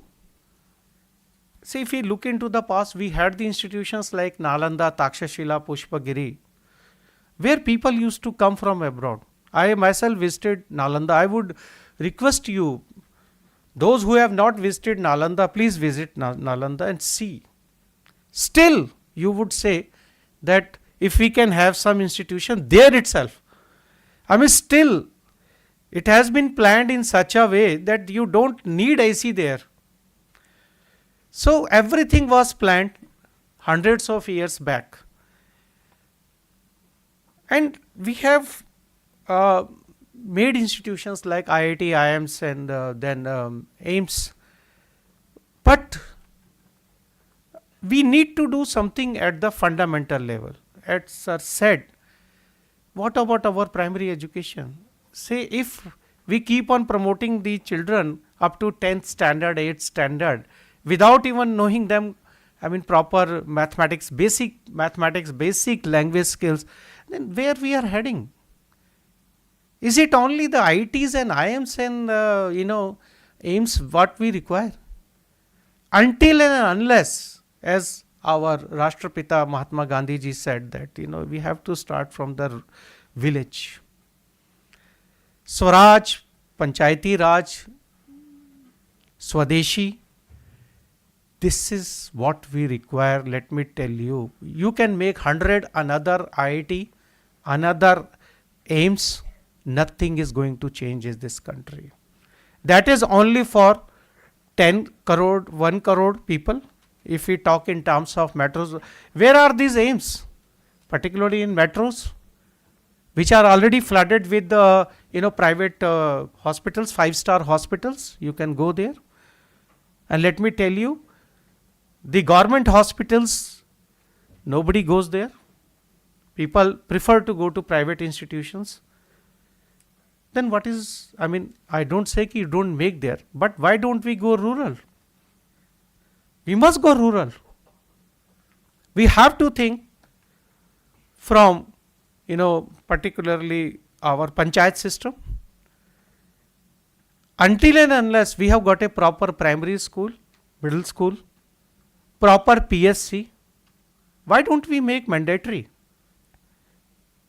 that those who have done medical, why they cannot be told to go to rural area and work for 5 years, 2 years, 3 years, 4 years, 5 years?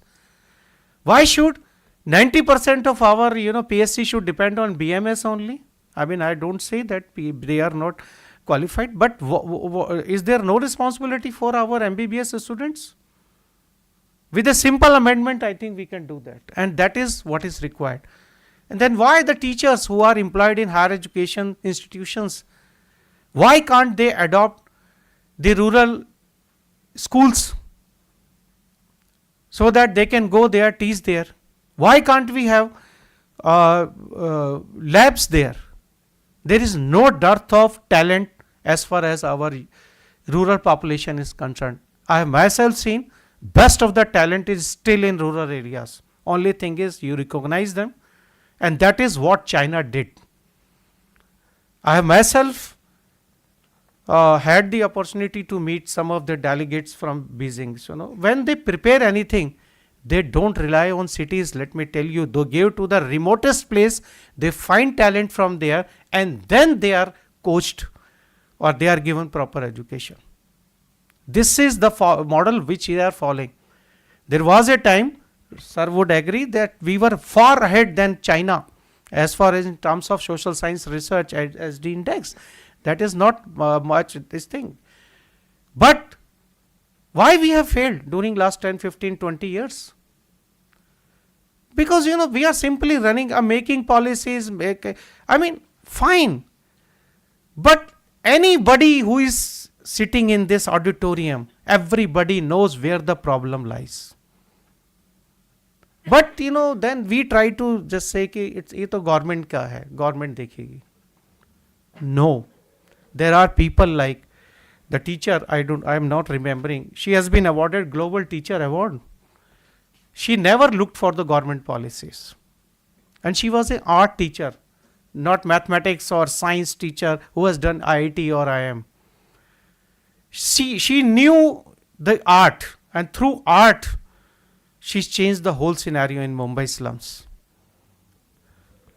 Without any government help, without any government policy, she's changed the whole scenario. Kailash Satyarthi, he didn't, waited for the government to change the policies. And millions of people among us, they are not waiting for the government policies to change, but they are working hard. Still you can find teachers in primary schools in villages, where one teacher is teaching and he is creating IAS and IPS officers. But the most unfortunate part is those IAS, IPS people, they never return to that village. They have never bothered. I know a village, there is a village in UP, Uttar Pradesh, that is called Afsaron Ka Gaon. It has produced hundreds of IAS and IPS, but the road is still not pakka because none of them returned back. Is this what we want to teach? We can keep on criticizing government policies, we can keep on saying what people, but what we are doing. Cleanliness, it starts from you. If you clean your table. So in our school times, our principal, we never had any staff for cleaning the school. It was our responsibility to clean the school, to clean the toilets. I am talking in terms of 73, 74. So today also, I clean my toilets myself in my house. I don't allow sweeper to enter my this thing. It's not that, it's a dignity. I tell my children also, now it's up to them whether they follow it or not. Because that brings the dignity of labor also. So our Mahatma Gandhi's vision was this only. We have to again rethink what he said at that time. If we want to really become Vishwaguru, we have to start from the scratch, we have to start from the villages, and I think in that regard, again institutions like Nagpur University, Pune University, they have to pull up their socks and again come to the glory which they had in the past. We had the best of the institution in Maharashtra. Best of the educators have come from Maharashtra.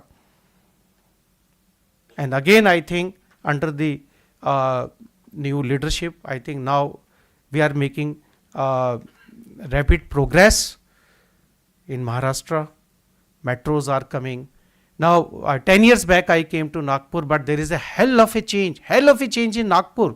Yesterday night I was just seeing, flyovers and everything, so that there is a less congestion now on the roads. I find very, cleanliness has improved a lot. So this is, I think, due to the citizens only, their awareness also. So this is, what I would like to say. But then I have been given another responsibility by the sir that I should tell about ICSSR. See, I come from ICSSR. My name is Ajay Gupta. I joined ICSSR in 2002, and then I superannuated in 2022, and then after that I was working as senior consultant with them. ICSSR, see, after independence, Government of India thought that we should have a council for social science research at par with Indian Council of Medical Research, CSIR, and Indian Council of Agriculture Research. So ICSSR was formed in 1969. So a committee was formed in which V.K.R.V. Rao and M.N. Srinivasan and other social scientists, they were the members, and this council was formed under the Ministry of Education. And at that time, the headquarters was at Delhi, but they wanted that it should have its arms also. It should be a pan-India organization. So they tried to have the institutions which were already working in the field of social science research. So they were adopted by the ICSSR as social science research institutes. So we adopted around 27 research institutes at that time, and 50% of the funding came from central government, that is ICSSR, and another 50% from the state government. So this is how these institutions were formed for the spread of social science research. And then 6 regional centers were also formed, which are our organization, ICSR organization. Northern Regional Center is at JNU, Jawaharlal Nehru University. Then Northern Western Regional Center is at Punjab University, Chandigarh. Western Regional Center is at Mumbai University, Kalina campus. Southern Regional Center is at Osmania University. Northern Eastern Regional Center is at Nehu, Northern Eastern Hill University. And Eastern Regional Center is at Kolkata. So these are our 6 regional centers. And in Maharashtra, we have got Indian Institute of Education, Pune, which was established by Sir J.P. Naik. He established that institution. And just to name a few, Institute of Economic Growth, Madras Institute of Development Studies, ISAC, Center for Policy Research, CSDS, Center for Movement and Development Studies in Delhi. So, so many institutions, CMDR in Karnataka, Dharwad. So they are doing pioneer work in the field of social science research as per the need of the society and also state government. So they are the policy makers, they help in making the policies. And then at ICSSR, we work, which is assigned to us by the central government from time to time, different ministries, say for Ministry of Justice, Ministry of Women Development, Ministry of Education, Planning Commission, Ministry of Finance. So they keep on telling us their requirements and we keep on working for them. In ICSSR, we have got many schemes for the promotion of social science research. Well, those are available on our website, but still I would take much time. I know very difficult to have to speak as the last speaker, but you have to bear for another 5 minutes with me. First, I would be talking about research projects. We award about 500, 600 research projects every year. They are categorized into different categories. First is sponsored categories, that is where we have got the projects worth 50 lakhs and above. So that is inter-institutional kind of projects where 2-3 institutions can collaborate and work on the themes which are generally given by ICSSR. Then we have got major research projects which runs from 25 to 50 lakhs. Then we have got minor research projects, that is 5 to 15 lakhs. So these are the three categories under which we award research projects. Generally the advertisement is that's once in a year, and also on different themes we keep on advertising for theme specific research projects. So for that you have to be updated with our website. So as a social scientist, whether you are a student or a faculty, I would say that at least devote 5 to 10 minutes to ICSR website. There you will find that's a dynamic website, interactive website. So you can find all the information there. Let me tell you, more than 95% people, they don't know about these schemes. If I still ask, first question before speaking, I ask that how many of you know what is ICSSR? So normally the response is very poor. So I would say that please, those who are here, I mean, you can also spread the word among your faculty members and students so that they can take benefit of our schemes. It should not be limited to institutions like JNU, Delhi University, BHU, IITs, IIMs. Say they have enough money. But we want that people from rural areas, educationally backward areas, northern eastern India, I mean, so they should come forward, and they should take advantage of our different schemes. So you can keep on looking for advertisement and then you can apply to us. Let me tell you, being a national institution, competition is tough. Last time we got about 14,000 applications for 300 research projects. So don't get disappointed that you don't get it. So it's only competition, So, but please keep on applying. And first see the advertisement, see the requirements, prepare a draft, show it to your senior. At least disseminate it among 2 to 3 faculty members, senior faculty members, before coming to or before submitting to ICSR. We give you enough time. We give you 1 to 2 months time so that you can submit it. But you do it in hurry. Firstly, you will see the advertisement very late, and then you don't want to spend time on writing it, and then you will submit in hurry. If you submit 2 to 3 days in advance, let me tell you, our site you won't get. That would crush. So we request the people to at least submit at least 1 week, 15 days in advance. So if there is any deficiency, at least we can tell you, and then your project, at least that should be accepted. That is the first thing. Then there are various processes, initial screening, then preliminary scrutiny, then main scrutiny. So 2-3 stages it goes, and then finally for major projects and sponsored projects we have got interaction. For minor projects we don't have interaction. So this is about in a very this thing, less words. It is about research project. Then we have got, I see lot many young social scientists sitting here, young students sitting here. Say basically we start with doctoral fellowship. ICSSR awards about 400 doctoral fellowship, for which advertisement comes in the month of July, August. So please keep on looking for the advertisement, and then you can apply for that. There are various conditions, set, net and other things. So you please keep on looking for that, and based on the merits we give marks, and then a merit list is prepared, and then you are shortlisted for that. But for that you have to get registered yourself with some university prior to that. That registration is must. Then we have given some of the fellowships to our research institutions also. So you can apply there also. Then we have got postdoctoral.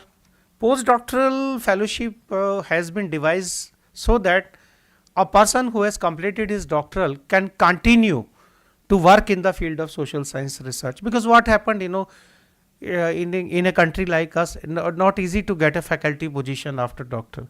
So then, you go here and there doing some marketing kind of a thing or other things, but we don't want that you should get debuted from your research. So we give you postdoctoral, that is for 2 years. Let me tell you that our doctoral fellowship is at present for 2 years, but we are trying to make it at par with UGC. So we have already sent the proposal to ministry. So we are waiting for their final this thing. And then postdoctoral. So I would request those who are serious about social science research, they must apply for postdoctoral research fellowship. And then we have got senior fellowship, that is for faculty members. My faculty members, those who are sitting here, those who have worked already at the for say associate professor, assistant professor for some time, so they can take a break, come to ICSSR and avail this senior fellowship. And that's a very, very prestigious kind of a fellowship where it's given for 2 years. And in case of those who are working, salary protection is there. So you can take break, do some serious research work, and then come back again to the teaching. This is the whole purpose of this senior fellowship. Then lastly, we have got national fellowship. That is most very, very prestigious kind of fellowship. And recently we have already advertised, after a long gap, we have advertised for that. So that is basically when somebody has spent his whole life in the area of social science research, senior professors, vice chancellors, retired vice chancellors. That is through nomination. We have already given the category who can nominate. You can't apply directly, so that is there. So this is about fellowship program. So similarly, we provide grant for organizing seminars, conferences, workshop. Well, sir, here I would say that that is give some of very at a small level. That grant is also given by our regional center up to 1 lakh or 1.5 lakh. So you can apply to our regional center also. So they give you grant for that. And sir, I would say that, sir, let's have a conference, sir. So I think let's continue with what we have said today. We can have a conference, a national level conference at this very university, sir, I think. So all of us can discuss that how to do it. And so that, we can how we can attain the goal of 2047 Viksit Bharat. So I think this is very important. All these things, whatever we are discussing, is very important. So let's have a 2 days or 3 days workshop here, conference or seminar. It's a beautiful city. I think people would love to come to Nagpur. So let's have the academicians from different parts, and then we can have again. I hope that next year we would. I think 2026 only we will meet in this university. I'll try my level best that we should meet here and discuss. But these are very important discussion. Whatever has been discussed, this is what is required. So I think Nagpur University will take a lead. So then we have got, we give grant for, in case if you want to participate in any international conference seminar. So for that also ICSR gives grant. For SC/ST categories, we give 100% grant. And for general category, we give 50%. For that, you need to apply at least 2 to 3 months in advance, and your paper should have been accepted. And let me remind you, we only give grant for the prestigious conference, not for the run-of-the-mills like conferences. So please don't waste your time and energy.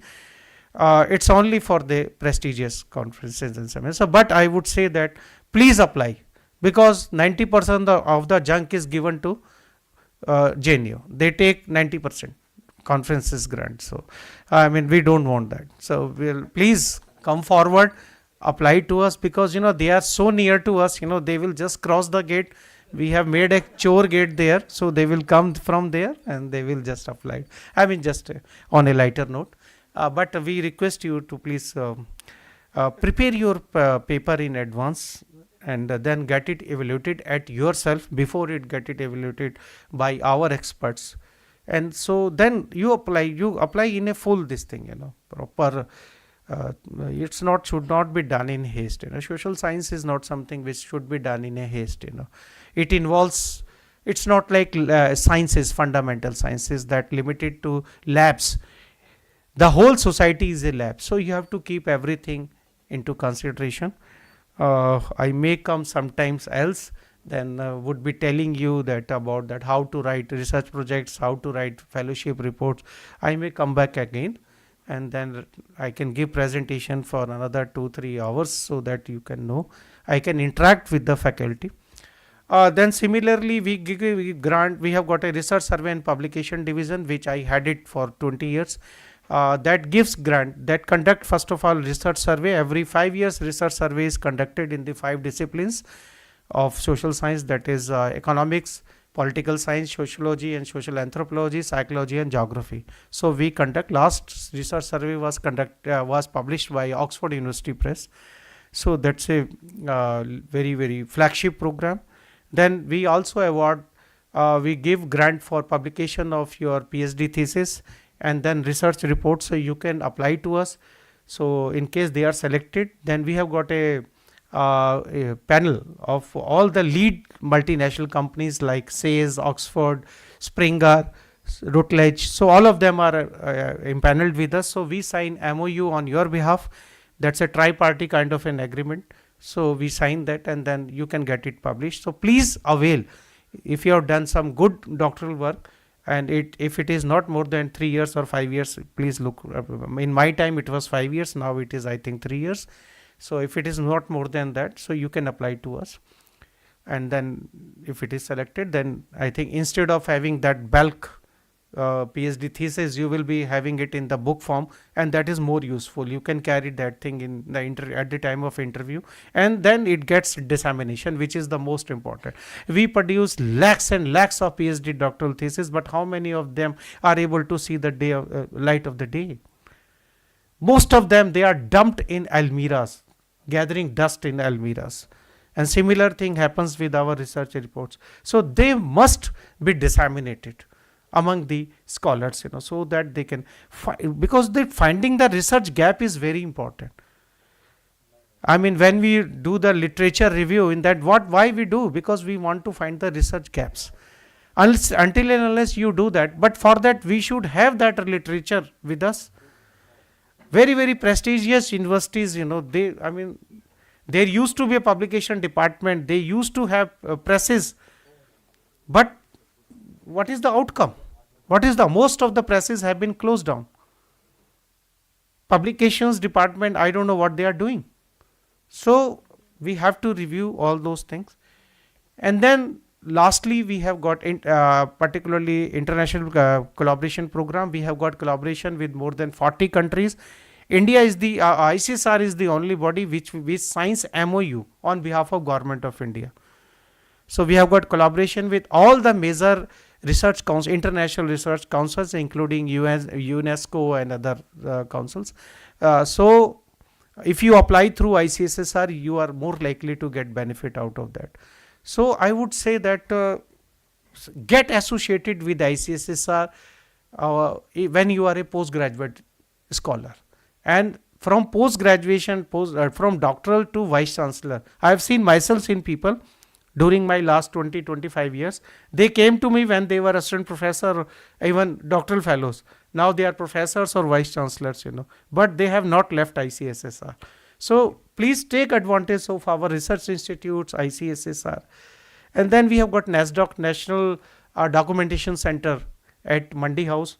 That's a very rich, that has got a very rich collection of social science literature. So please, whenever you are in Delhi, please visit. That's 35 Firozshah Road. That is very near to the railway station and ISBT. You can spend some time there if you are there. So you can take temporary kind of a membership. So you can go there and just see that all the research reports are available there. So please take advantage. And I would say that if you are in Delhi, please visit ICSSR also. So you can go there, see yourself that what are the facilities available there. So this is in nutshell. I don't want to take much more time. I hope that we would meet again. And once again, I wish all the best to the Department of Political Science and Nagpur University. And as I said, that we would be celebrating 100 years in the times to come. Thank you very much. धन्यवाद sir. भारताचा एकंदरीत पुढील लक्ष कसं असायला पाहिजे आणि RTMNUच्या विविध कार्यक्रमाची माहिती दिल्याबद्दल. मी आजच्या कार्यक्रमाचे अध्यक्ष डॉक्टर विकास जांभूळकर सरांना अशी विनंती करतो की त्यांनी मार्गदर्शनपर भाषण व्यक्त करावं. थँक्यू प्रमोद. राष्ट्रसंत तुकडोजी महाराज यांच्या पावन स्मृतींना त्रिवार वंदन.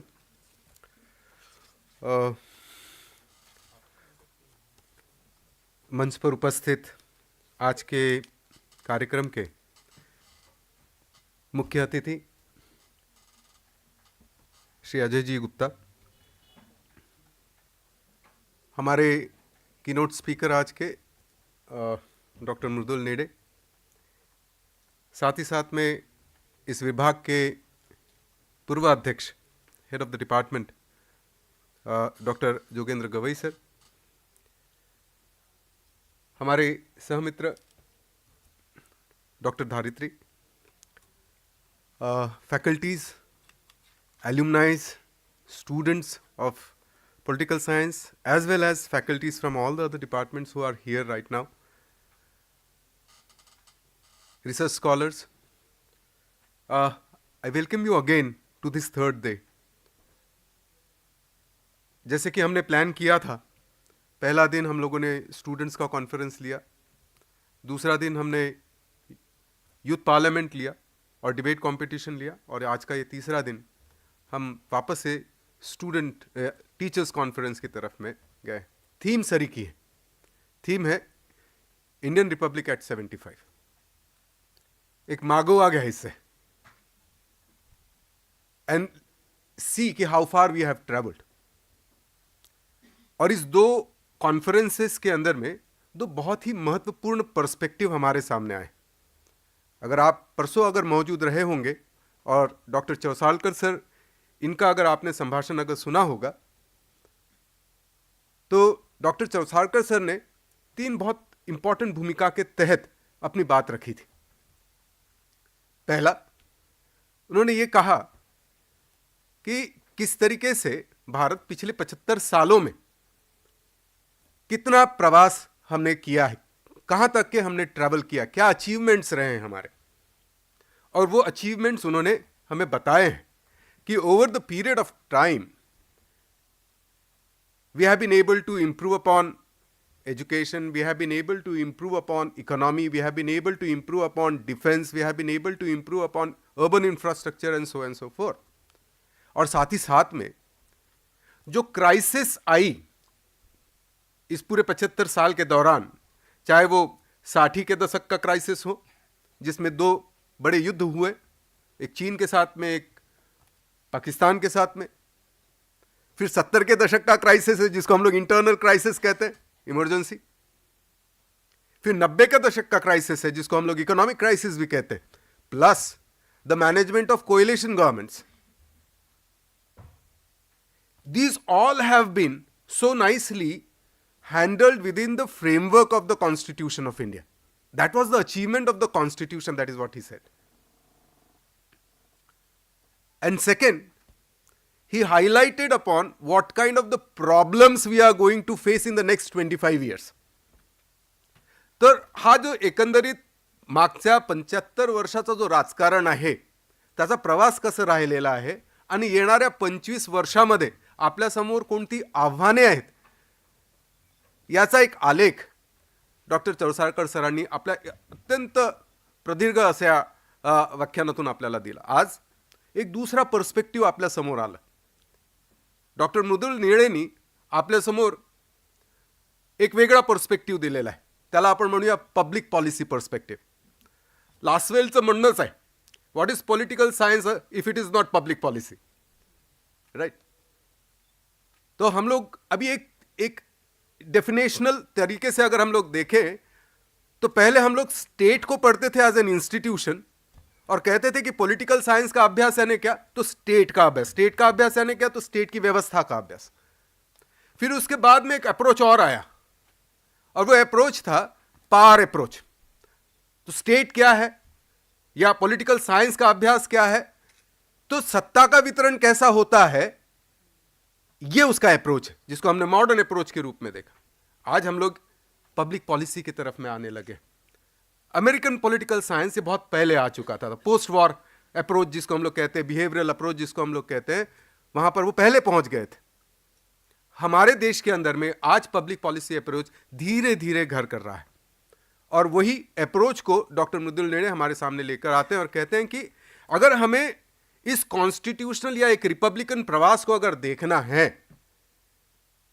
तो हमें पब्लिक पॉलिसी के प्रॉब्लम्स की तरफ में ध्यान देते हुए इसको देखना चाहिए कि कोई अगर एक ऑब्जेक्टिव अगर प्रियम्बल हमारे लिए सेट कर रहा है, डायरेक्टिव प्रिंसिपल्स अगर हमारे लिए ऑब्जेक्टिव सेट कर रहे हैं, the constitution only provides us A broader framework, it doesn't provide us A policy. Policies have to be made by consecutive governments and for the fulfillment of those objectives. त्या ऑब्जेक्टिव्हला पूर्ण करण्यासाठी policy निर्धारित करावी लागते. And therefore, the study of policies to identify the gap within the policies and to find out strategies and ways of intervention, how to improve upon those policies, will be probably one of the most important areas जो आने वाले समय में हम लोग भारत की राजनीति के अंदर में देखने वाले हैं. या खास करके अगर पॉलिटिकल साइंस के स्टडी को जिंदा रहना है तो हमको पब्लिक पॉलिसी स्टडीज की तरफ में जाना पड़ेगा. That is how we are going to make ourself relevant. That is what the perspective doctor Mridul Nele has brought in. So how does the constitution fare in 75 years can only be measured how successful have our policies been. And therefore, as he has said, we are talking not just about public policy, but we are also talking about social policy. So there has to be a social audit of these policies from a social perspective. That is where we guess, इसीलिए doctor मृदुल नेड़े ने हमारे सामने जो है इतना सारा data हमारे पास में रखा है. एक तरफ में हम देख रहे हैं कि जहां पर विकास,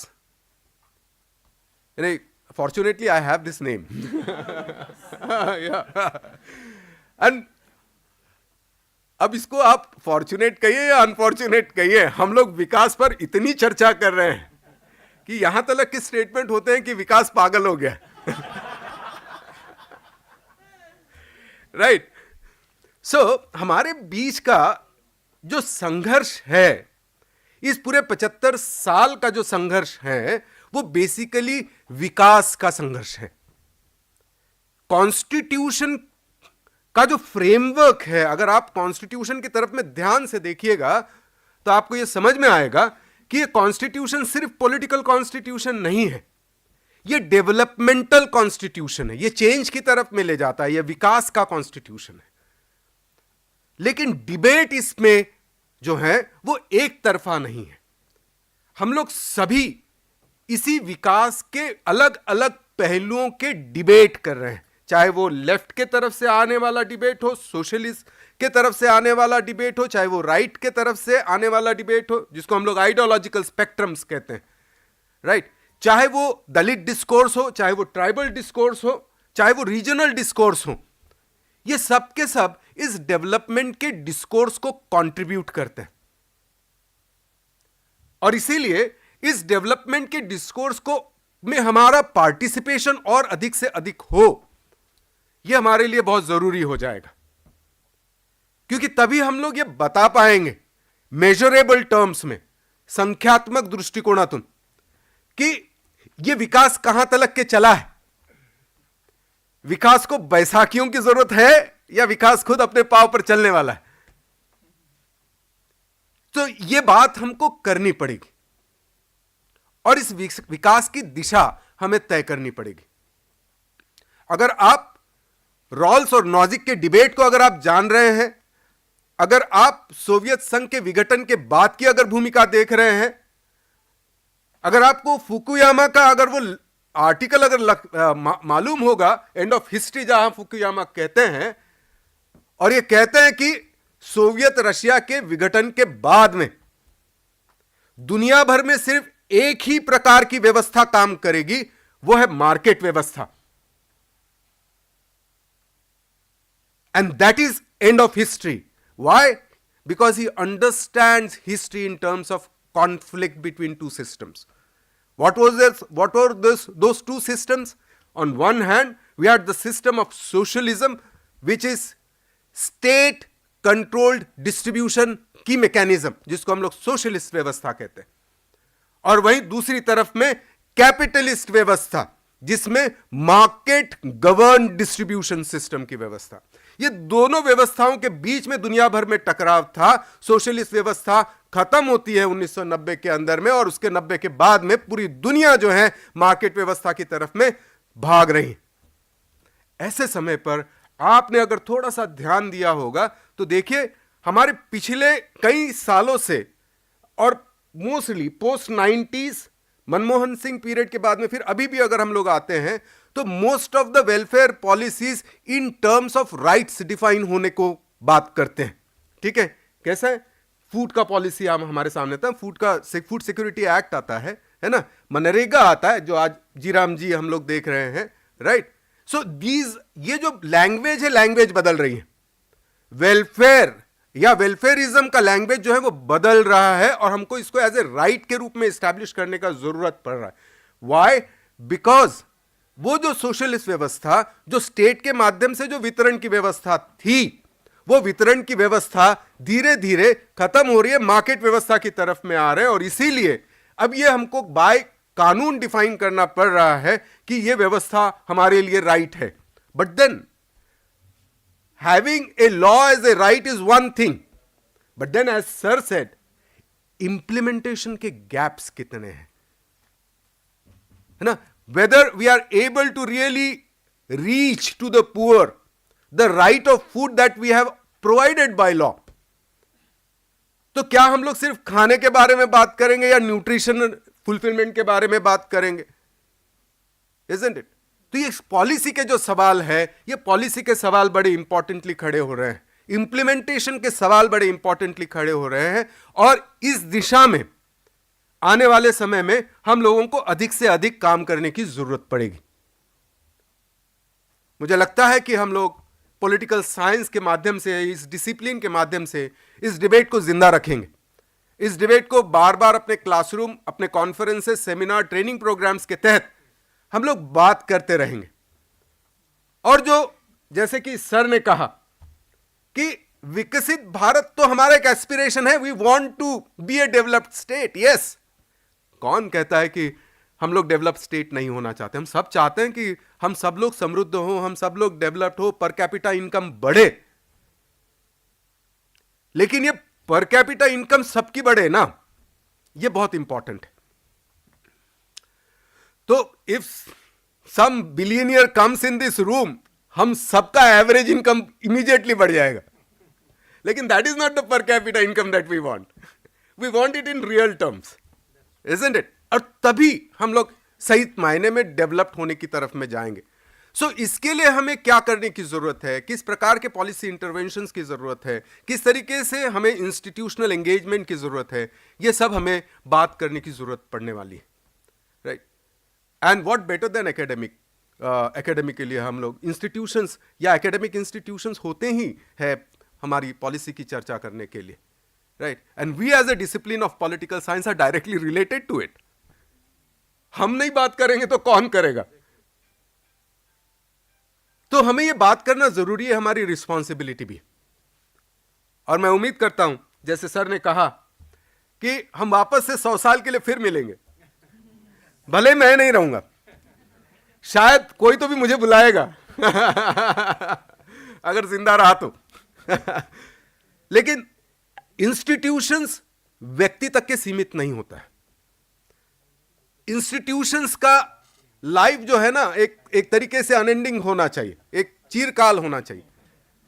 और ऑब्वियसली हम लोग वो 100वां साल भी सेलिब्रेट करेंगे, सर को वापस से बुलाएंगे और हम लोग देखेंगे कि हम लोग 80 साल जब हम लोग आज यहां पर बात कर रहे थे, और जब हम लोग 100 साल का बात करने वाले रहेंगे, तो ये डिपार्टमेंट का भी प्रवास क्या रहा है और हमारे डिसिप्लिन का प्रवास क्या रहा है, उसका भी इवैल्यूएशन करेंगे. मृदुल नीले सर ने हमारे सामने क्योंकि हम लोग पॉलिसी स्टडीज़ की तरफ में बढ़ रहे हैं, एक विंडो ओपन किया है कि इसको कैसे समझना चाहिए. And probably we will be able to run it properly within the university, and we'll collaborate on that. And certainly we'll use the resources that have been provided by ICSSR, ताकि हम हमारे डिसिप्लिन को और भी ज़्यादा resourceful बना सके, समृद्ध कर सके, और उन सारे विषयों के ऊपर में बात कर सके जो करनी चाहिए. जैसे कि सर ने कहा, और मैं धन्यवाद देना चाहूँगा कि आपने पूरी तरीके से जो ICSSR के जितने भी प्रोग्राम्स हैं जहाँ पर फंडिंग अवेलेबल है और हम अप्लाई कर सकते हैं as a student and as a teacher and as a scholar, वो सब आपने हमारे सामने रखा है. मैं डॉक्टर गवई सर का भी यहाँ पर धन्यवाद देना चाहूँगा. जैसे कि मृदुल ने कहा, सर एकदम रोकटोक असतात, त्यांना वाटतं ते बोलते, and he doesn't care. But that is what he has been always like that, right? And that is how we love him as well.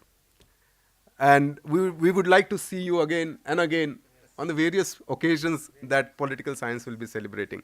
I thank you, Dharitri, for staying with us for such a long time on this dais, and you have another session to be here. So मैं आप सभी लोगों को फिर से धन्यवाद देना चाहूँगा. इस 80 साल के मौके पर आप हमारे साथ में रहें, इस विभाग के साथ में रहे, इस यूनिवर्सिटी के साथ में रहे, आप सभी का धन्यवाद देना चाहूँगा. मैं मेरे सारे ऑफिशियल्स जो vice chancellors, former vice chancellors, registrar, FAO and all the officials जिन्होंने हमें ये कार्यक्रम खड़ा करने में मदद किया है, उन सब का भी मैं धन्यवाद इस स्टेज पर से एक्नॉलेज करना चाहूँगा. वो सारे बच्चे जो कंटिन्यूसली 3 दिन से ही नहीं, उसके पहले से जो हम लोग राउंड्स ऑफ मीटिंग्स एंड ये सब जो चल रहा है, and the kind of energy they have provided and their contributions too within these program, as well as all the faculty members of the department as well as colleges जो हमारे organizing committee के members हैं, advisory में हैं, and they have been really enriched this whole occasion. So thank you very much, all of you once again, and I will take the leave of all of you. Thank you. Thank you sir. ये प्रवास वैसे भी ये रुकने वाला है ही नहीं, ये आगे भी चलता रहेगा. मैं फॉर्मली वोट ऑफ थैंक्स करने के लिए प्राध्यापक प्रधान मांडी को विनंती करता हूँ कि वोट ऑफ थैंक्स करें.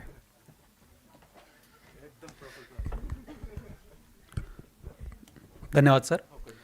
राष्ट्रसंत तुकडोजी महाराज नागपूर विद्यापीठाच्या पदव्युत्तर पदवी विभागाद्वारे विभागाच्या 80व्या वर्षपूर्तीनिमित्त आयोजित एकदिवसीय राष्ट्रीय शिक्षक परिषदेत सहभागी झालेल्या संविधानप्रेमी प्राध्यापक, संशोधक, विद्यार्थी आणि शाश्वत मूल्याप्रती व शाश्वत मूल्यांची ठेव करणाऱ्या उजेडाकांशी विचार जो आपल्याला संविधानाने दिलेला आहे, त्याचा एकंदरीत जागर करण्याकरिता आपण एकत्रित झालात, त्याबद्दल मी परत एकदा आपलं स्वागत करतो. या उद्घाटनी कार्यक्रमाला अध्यक्ष म्हणून लाभलेले माननीय डॉक्टर विकास जांभूळकर सर यांनी आपल्या भाषणातून एकंदरीत भारतीय संविधानाचा जो काही एक पट आपल्या पुढे उभा केला, त्याबद्दल मी त्यांचे आभार मानतो. सोबतच आपल्याला या परिषदेला लाभलेले बीजभाषक म्हणून लाभलेले डॉक्टर मृदुल नेडे सर हे विद्यार्थी प्रिय आहेतच. सोबतच त्यांनी एक धोरणात्मक आखणीतून आणि भारतीय संविधानाचे जे निर्माते आहेत किंवा जे आपले राष्ट्रीय नेते आहेत, त्यांनी ज्या पद्धतीने एक स्वप्न बघितले होते, त्या स्वप्नांना साकार करण्याकरिता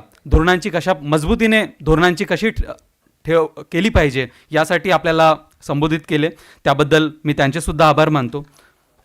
सोबतच आपल्या डॉक्टर अजय गुप्ता सर, माजी सदस्य ICSR, यांनी ICSR काय करतं आणि कशा पद्धतीने आपल्या संशोधन, प्राध्यापक व एकंदरीत प्रकाशनाच्या संबंधांमध्ये आपल्याला कशा पद्धतीने आतापर्यंत मार्गदर्शन करत राहिलेलं आहे. सोबतच ते पुढे आपल्या विद्यापीठासोबत किंवा विभागासोबत कार्य करू इच्छित आहे, त्याची एकंदरीत ठेवली आणि त्या माध्यमातून त्यांनी विभागासोबत एक नवीन संबंध प्रस्थापित करण्याचा जो आमच्या पुढे प्रस्ताव ठेवला, त्याचा आम्ही स्वागत करतो आणि निश्चितच आम्ही त्या पद्धतीने सुद्धा पुढे जाऊ. त्यांनी आपला वेळातला वेळ काढून येथे हजर झाले, त्याबद्दल मी त्यांचे विभागाच्या वतीने आभार व्यक्त करतो. सोबतच माजी विभाग प्रमुख व आजच्या कार्यक्रमाचे विशेष पाहुणे म्हणून डॉक्टर जोगेंद्र गवई सर आपल्याला लाभलेत. त्यांनी आपल्या एकदम रोखठोक ठेवीतून संविधानिक नैतिकतेवर जे भाष्य केलं, त्या भाष्य एकंदरीत आम्हाला सगळ्यांना प्रबोधित करणारं आहेत आणि त्यांचं जे मार्गदर्शन आहे ते आम्हाला वेळोवेळी लाभेलच आणि या कार्यक्रमाकरिता उपस्थित झाले, त्याबद्दल मी त्यांचे सुद्धा आभार व्यक्त करतो. तद्वतच डॉक्टर धारित्री मॅडम एकदम पेशन्सनी आपल्या पुढे आता बसलेल्या आहेत आणि त्यांचं सेशन लगेच आहे. तर मी त्यांचंसुद्धा आभार व्यक्त करतो आणि पुढील सूत्र डॉक्टर कानेकर सरांकडे सुपूर्द करतो आणि लगेच इथे दुसरं सेशन सुरू होईल.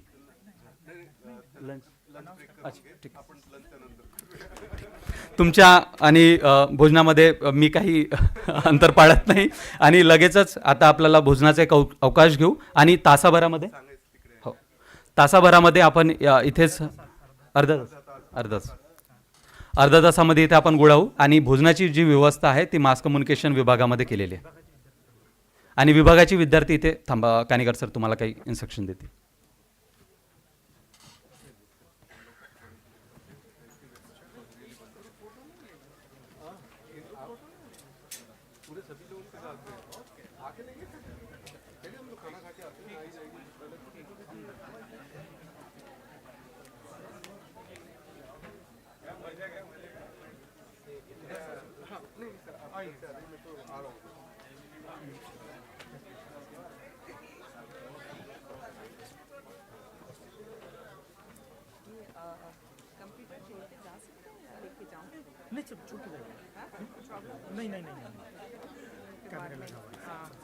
यूज़ कर सकते हैं यहाँ पे.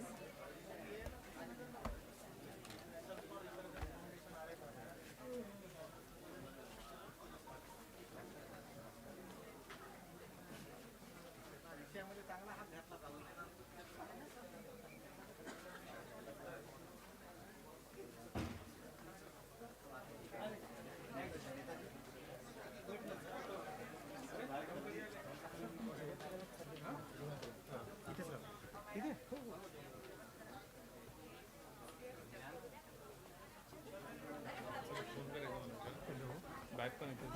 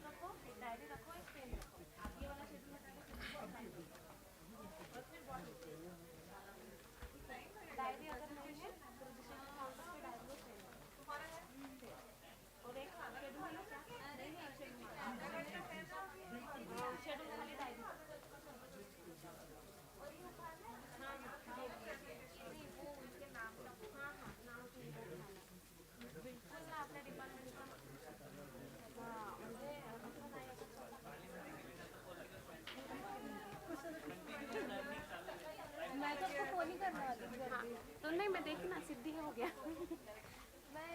वो अभिष लाइन है उसने बहुत वो नीचे के नेम प्लेट हटा लो. अरे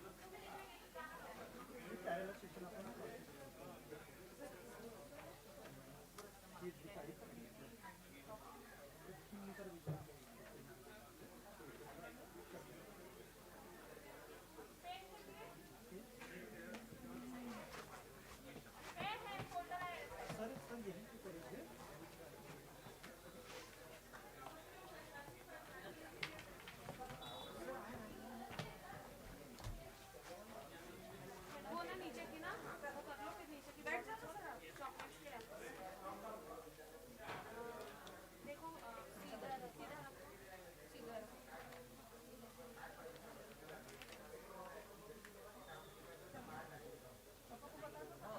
आड़ा आड़ा नहीं नहीं नहीं हाँ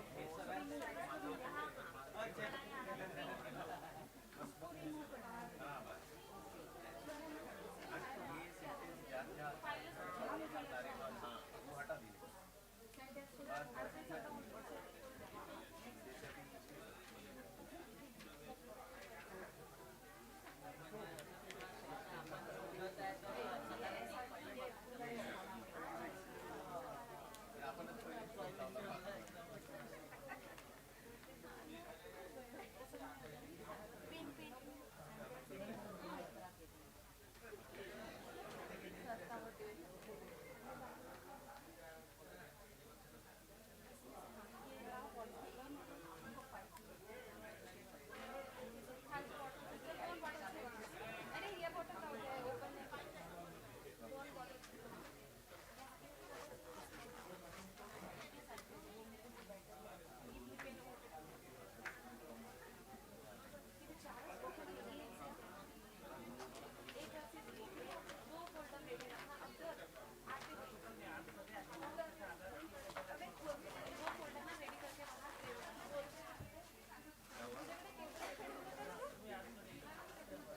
नहीं ये चॉकलेट ऐसे किस्म की चॉकलेट फोटो ले रही हूँ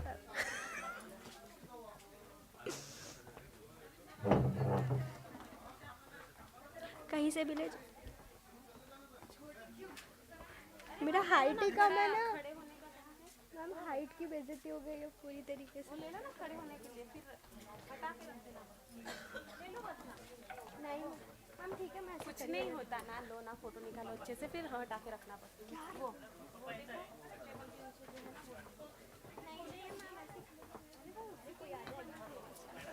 हो गया लिया क्या इसने हाँ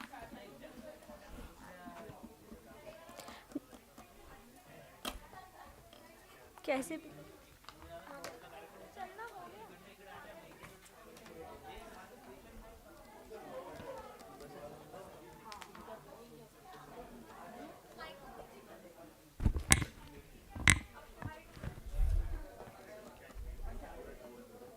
इसी में बताइए सेंटर कैसे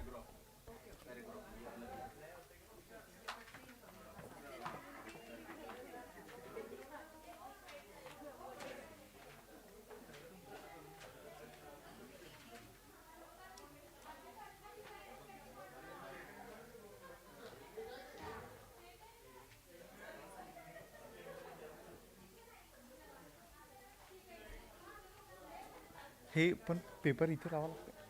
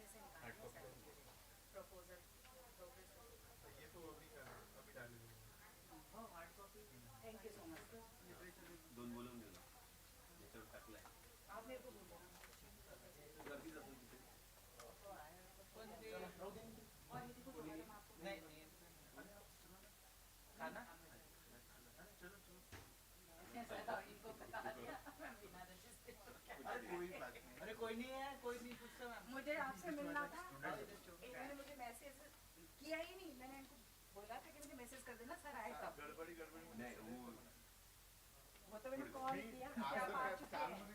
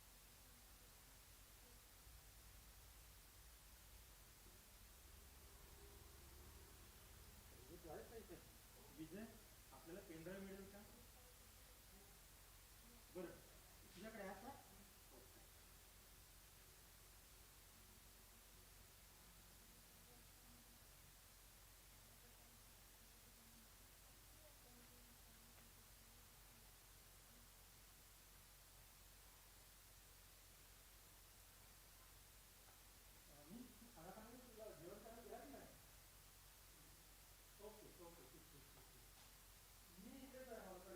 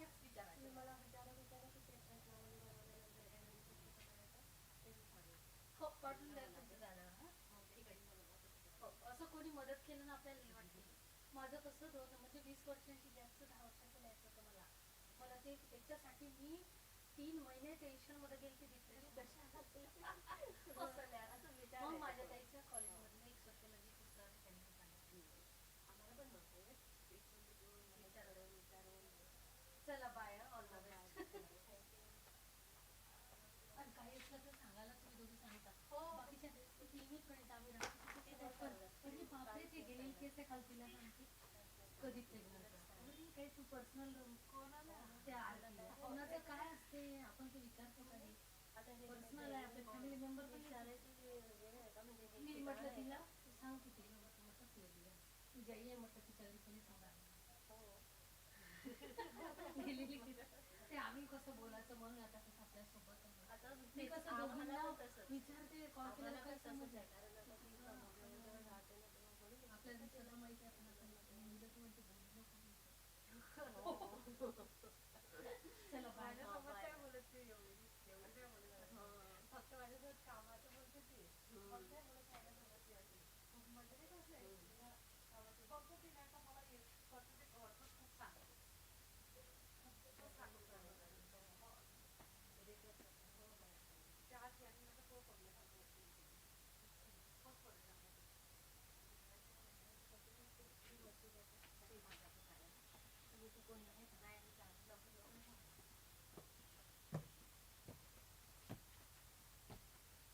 दिसत तरी आहे का मी?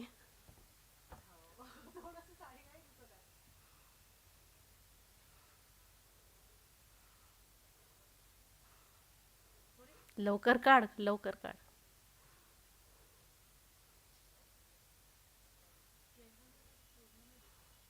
आता जाऊ दे, जसा निघाला तसा ते पटकन तू पण जा.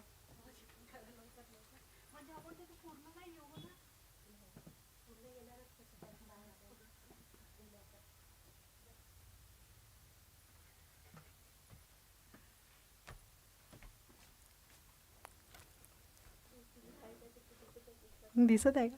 दिसत आहे.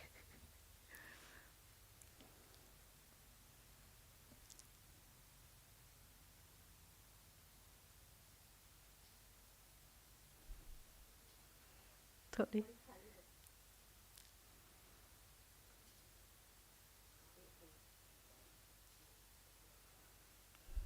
थोडी इकडे बघते.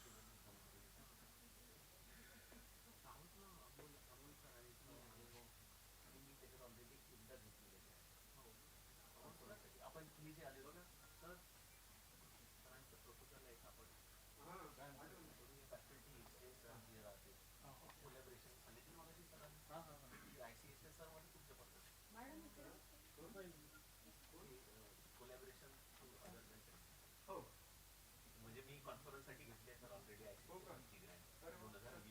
अच्छा अच्छा 2 लाख रुपये.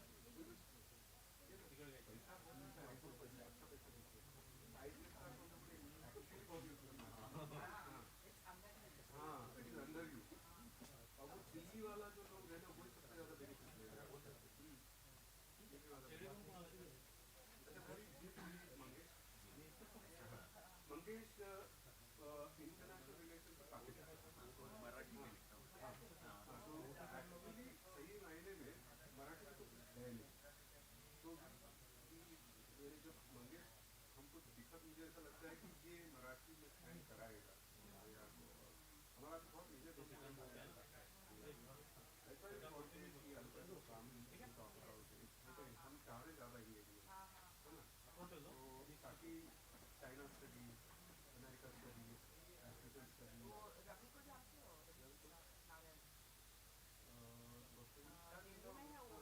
ताइवान पे तो मैंने पहला पेपर ताइवान चाइना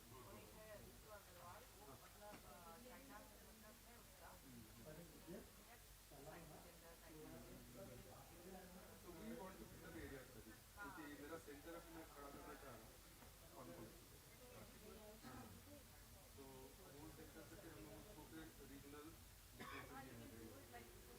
या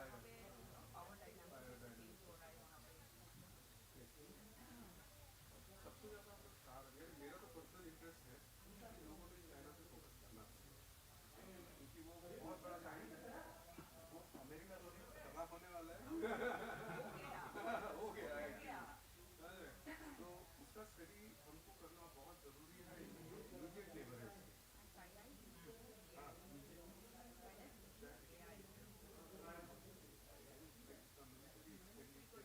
हाँ मॉडर्नाइजेशन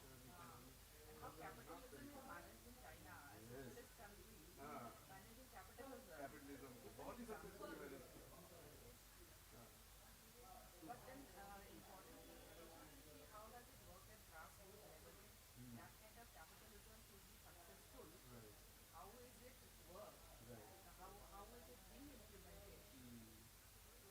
ये जरूरी है. तो that is what I personally feel. Apart from कि हमारा साउथ एशिया बहुत स्क्रूड हो गया है.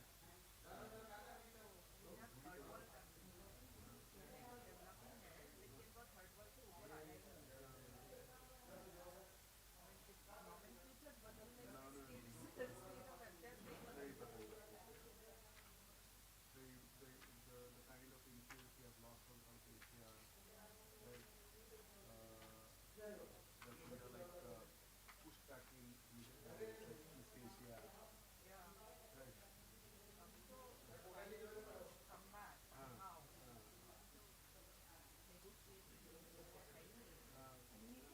मैडम आइए. तो अभी वो वैसा वापस से इन लोगों ने टूल्स नहीं निकाले वैसा कुछ हुआ नहीं. उसके बाद में एकदम पूरे बीच में ये सब गड़बड़ हो गई. प्रोग्राम वगैरह वाला कोविड हुआ.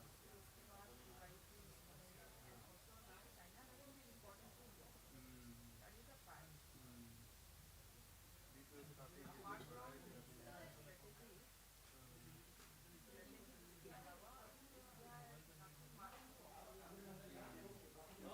रोड में साथ में जा नहीं रहा है.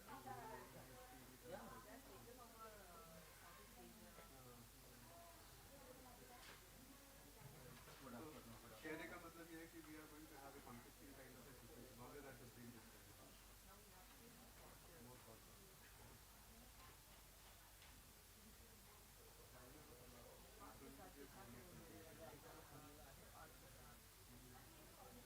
बहुत इंटरफेयर कर दिया. पूरा इंटरफेयर कर दिया हुआ है.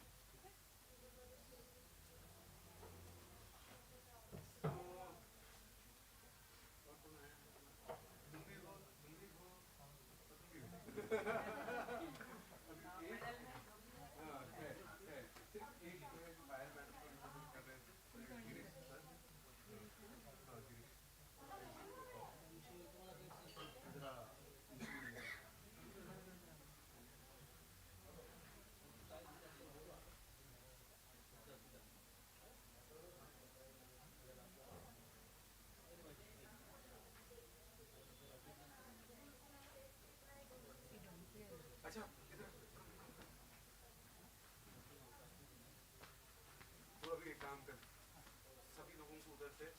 फटाफट कलेक्ट करके इधर कर लो क्या?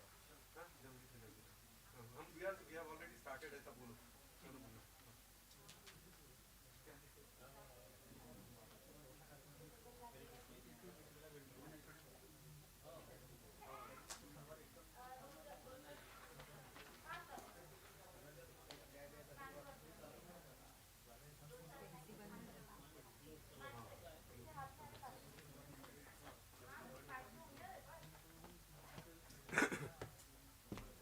अरे इकडे कोणी आहे का? हाँ सुनो, हाँ शुरू कर दो, शुरू करो। यहाँ का भी और उधर से इधर हॉल वाला एक ही टाइम पे शुरू हो जाता है। Okay good.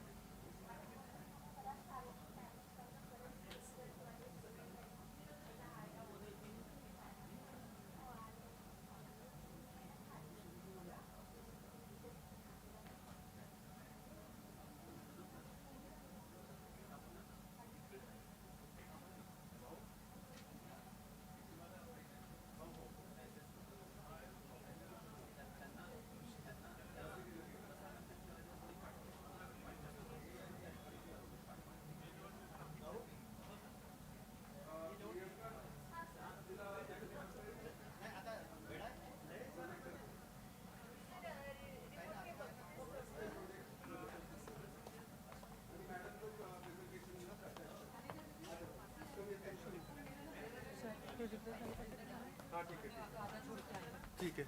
ये देखो आपके पास में लैपटॉप होगा तो आप इसमें कनेक्ट नहीं है, मैंने लाया अरे नहीं है। यार मैंने नहीं लाया, मुझे क्या पता अब लैपटॉप नहीं होगा। नहीं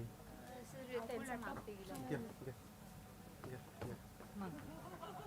मैंने लाया, मेरे को मैंने प्लास्टिक सर रहेगा सुबह तो था ना, नहीं वो तुम्ही कोणाला मागितलं? तुम्ही ये जनरली लावली रख देते कम्प्युटर तेच आणला असेल त्यांच्याकडे नेहमी असते मी कुछ नहीं होता विचार नाही तर मला शक्य नाही माझं कैसे करेंगे उसके आगे लैपटॉप से मैं शक्य 2 मिनट करोगे तो ही होगा वरना नहीं होगा। अपने पास सीट रहेंगी ना उसकी सीट पूरा सीट ठीक है मैं आता हूँ 10-15 मिनट अरे त्याच्यामध्ये मेलमध्ये आणि का लॅपटॉप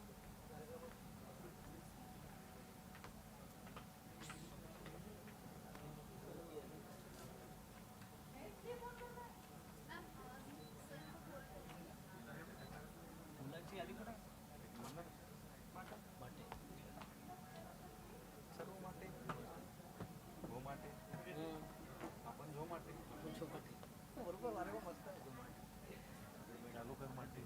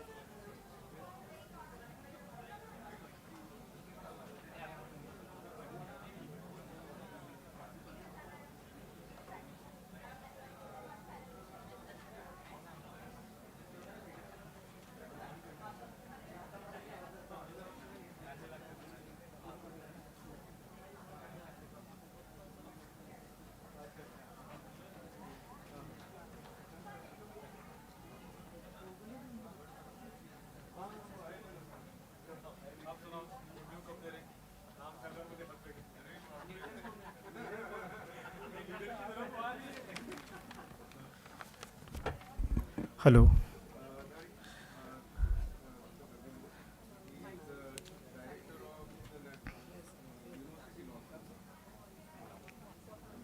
लारे मॅडम.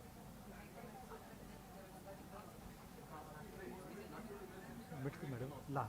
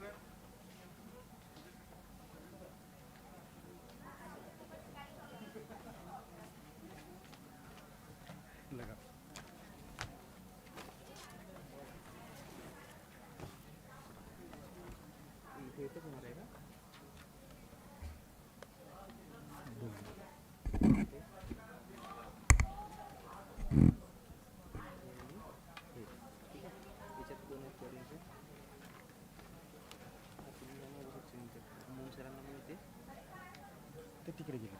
कुठे गेले? दोन कोणते इथे होणार आहेत? एक आणि दोन. मागे ऊपर लिहिले ना रे.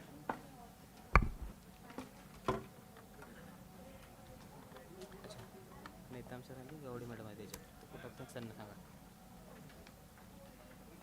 आणि इथं तुम्ही आहे आणि मी आहे.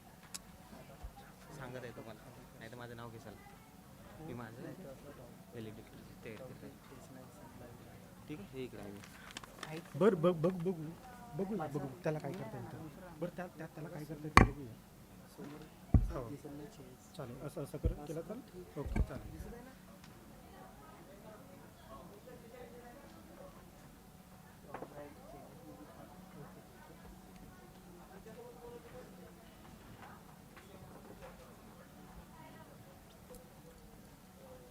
झालं.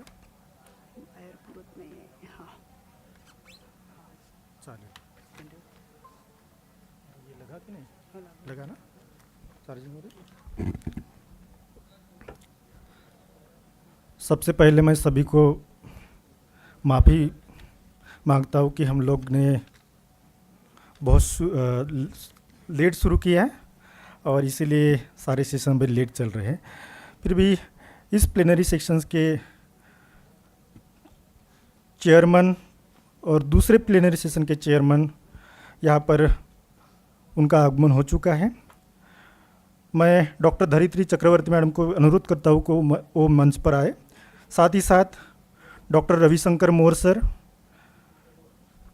Director doctor Baba Saheb Ambedkar school of law, साथ ही साथ डॉक्टर मंगेश आचार्य सर, इनसे भी अनुरोध करता हूँ कि वो मंच पर आए.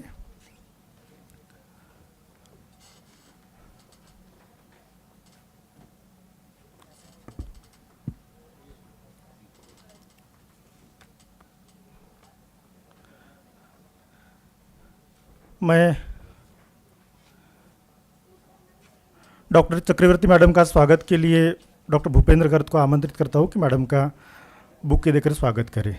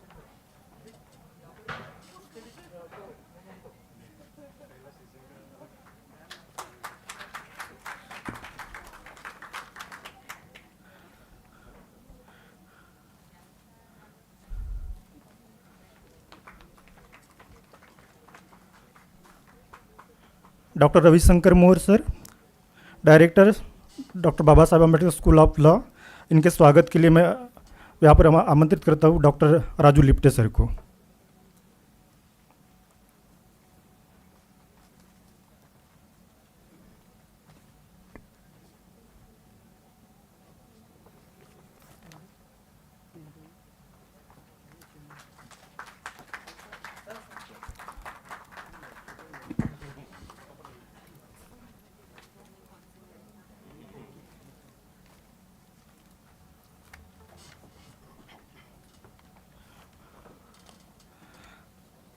आज के प्लेनरी सेशन में हमको यहाँ पर उपस्थित डॉक्टर मंगेश आचार्य सर का स्वागत के लिए मैं डॉक्टर किशोर नेताम को आमंत्रित करता हूँ।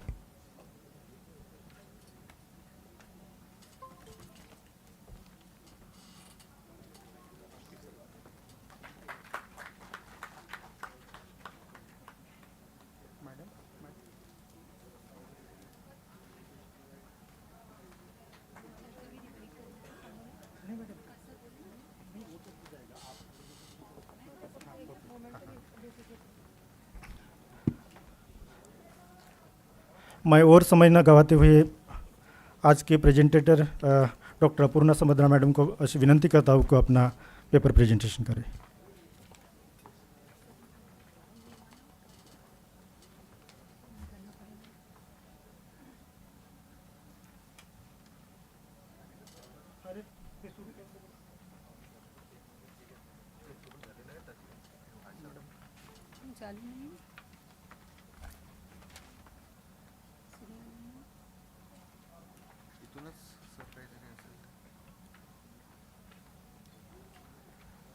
दूसरे को बुला लो तब तक, फिर सेट कर लो, उसे ऑन नहीं है ना,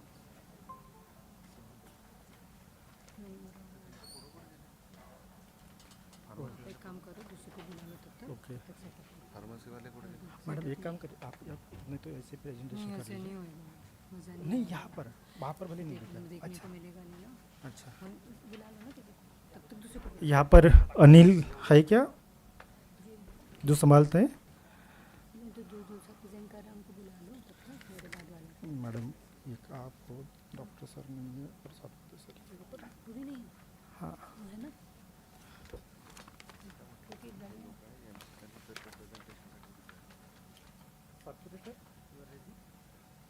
सर कर लो तब तक, ये ऑन नहीं है, जी जी। इसके बिना होगा नहीं।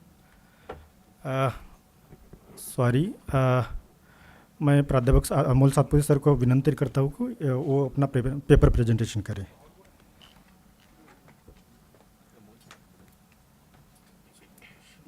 ले लो तब तक मैं देखता हूँ। देख लो।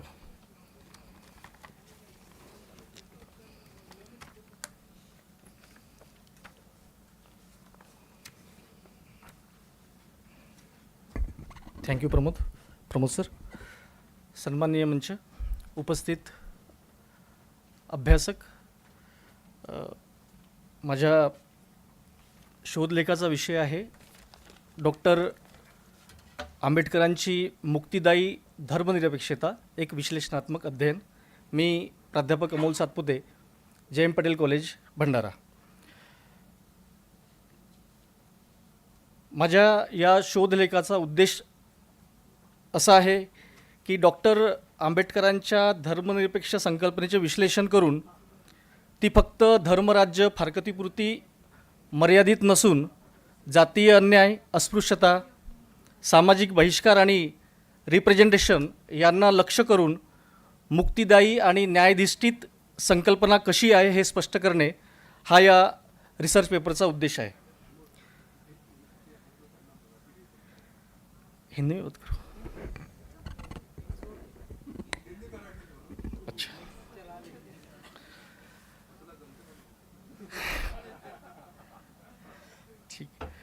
ठीक है, मैं प्रयास जरूर करूँगा. जो सेकुलरिज्म का डिबेट है वो एक्चुअली स्टेट न्यूट्रलिटी और स्टेट और रिलीजन के सेपरेशन पर फोकस होती है. लेकिन डॉक्टर अंबेडकर जो है वो इससे बाहर निकलकर जो उनका सेकुलरिज्म का डिबेट है उसमें जाति, जातीय अन्याय, बहिष्कार, इन सब को लेकर के rights, reform, representation, recognition, responsibility, redistribution और रिकंस्ट्रक्शन पर फोकस करती है। अगर हम डॉक्टर बाबा साहेब आम्बेडकर के सेकुलरिज्म को देखते हैं तो ख़ास तौर से उसके पीछे की पूर्व पीठिका जो है, जो डॉक्टर बाबा साहेब के आम्बेडकर की सेकुलरिज्म जो खड़ी होती है, वो एक्चुअली इस तरीके से खड़ी होती है कि पहले 1920 में जब वो साउथ बोरो कमीशन के समक्ष अपनी साक्ष्य प्रस्तुत करते हैं, उस साक्ष्य में वो ये कहते हैं, और उनका ये पहला सेकुलर लोकतांत्रिक हस्तक्षेप है, वो ये कहते हैं की जनतेसाठी सरकार नसून, लोकशाही म्हणजे लोकशाहीची व्याख्या ते असे करतात की जनतेसाठी सरकार नसून जनतेचं सरकार आहे आणि त्यामुळे आम्हाला जे विधिमंडळामध्ये रिप्रेझेंटेशन पाहिजे आहे ते रिप्रेझेंटेशन ओपिनियन्सचं नको आहे, ते रिप्रेझेंटेशन ऑफ पीपल्सचं हवं आहे।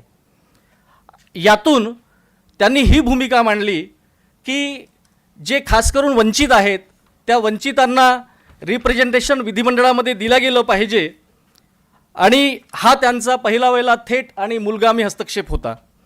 त्यांचा दशकभराचा जो कालखंड आहे तो दशकभराचा कालखंड हा प्रतिनिधित्वासाठीचा या प्रश्नासाठी त्यांनी संघर्ष केल्याचं आपल्याला दिसून पडतं। गोलमेज परिषदेमध्ये सुद्धा त्यांनी स्वतंत्र मतदारसंघाची मागणी ते करतात आणि ते असं म्हणतात की बाबा बहुसंख्याक जे हिंदू मतदार आहे ते कधीच दलितांना आपला प्रतिनिधी मानणार नाही, निवडून देणार नाही, आणि त्यामुळे दलितांना स्वतंत्र मतदारसंघ आणि दलितांना आपला प्रतिनिधी निवडण्याचा हक्क असावा, तेव्हाच या समुदायाचा प्रामाणिक प्रतिनिधी त्या विधिमंडळामध्ये पोहोचू शकतो। आंबेडकरांनी या विविध काळामध्ये आरक्षित जागा, स्वतंत्र मतदारसंघ, बहुसदस्यीय मतदारसंघ आणि दुहेरी मतदान पद्धती अशा अनेक पद्धतींचा विचार केला, परंतु त्यांची एक मुख्य कसोटी होती, ती कसोटी म्हणजे दलितांचे प्रतिनिधित्व हे स्वतंत्र आणि स्वायत्त असले पाहिजे। म्हणजे सेक्युलरिझम जेव्हा समान नागरिकत्वाचे जेव्हा वचन देतो तेव्हा हे वचन जे आहे ते रिप्रेझेंटेशनच्या माध्यमातून त्याची अंमलबजावणी झाली पाहिजे असा त्यांचा त्या ठिकाणी तर्क आहे। त्यानंतर जात, धर्म आणि अस्पृश्यता यांचा अनोन्य संबंध ते दाखवतात। ते म्हणतात की ह्या तिन्ही जे घटक आहेत हे तिन्ही घटक वेगवेगळे नाहीत, यांचा परस्पर संबंध आहे। जात व अस्पृश्यता एकच असून अस्पृश्यता जी आहे ती जातीचा टोकाचा परिणाम आहे, आणि या जातीला जी वैधता मिळते ती धर्माकडून मिळत असते, आणि म्हणून जात जर नष्ट करायची असेल तर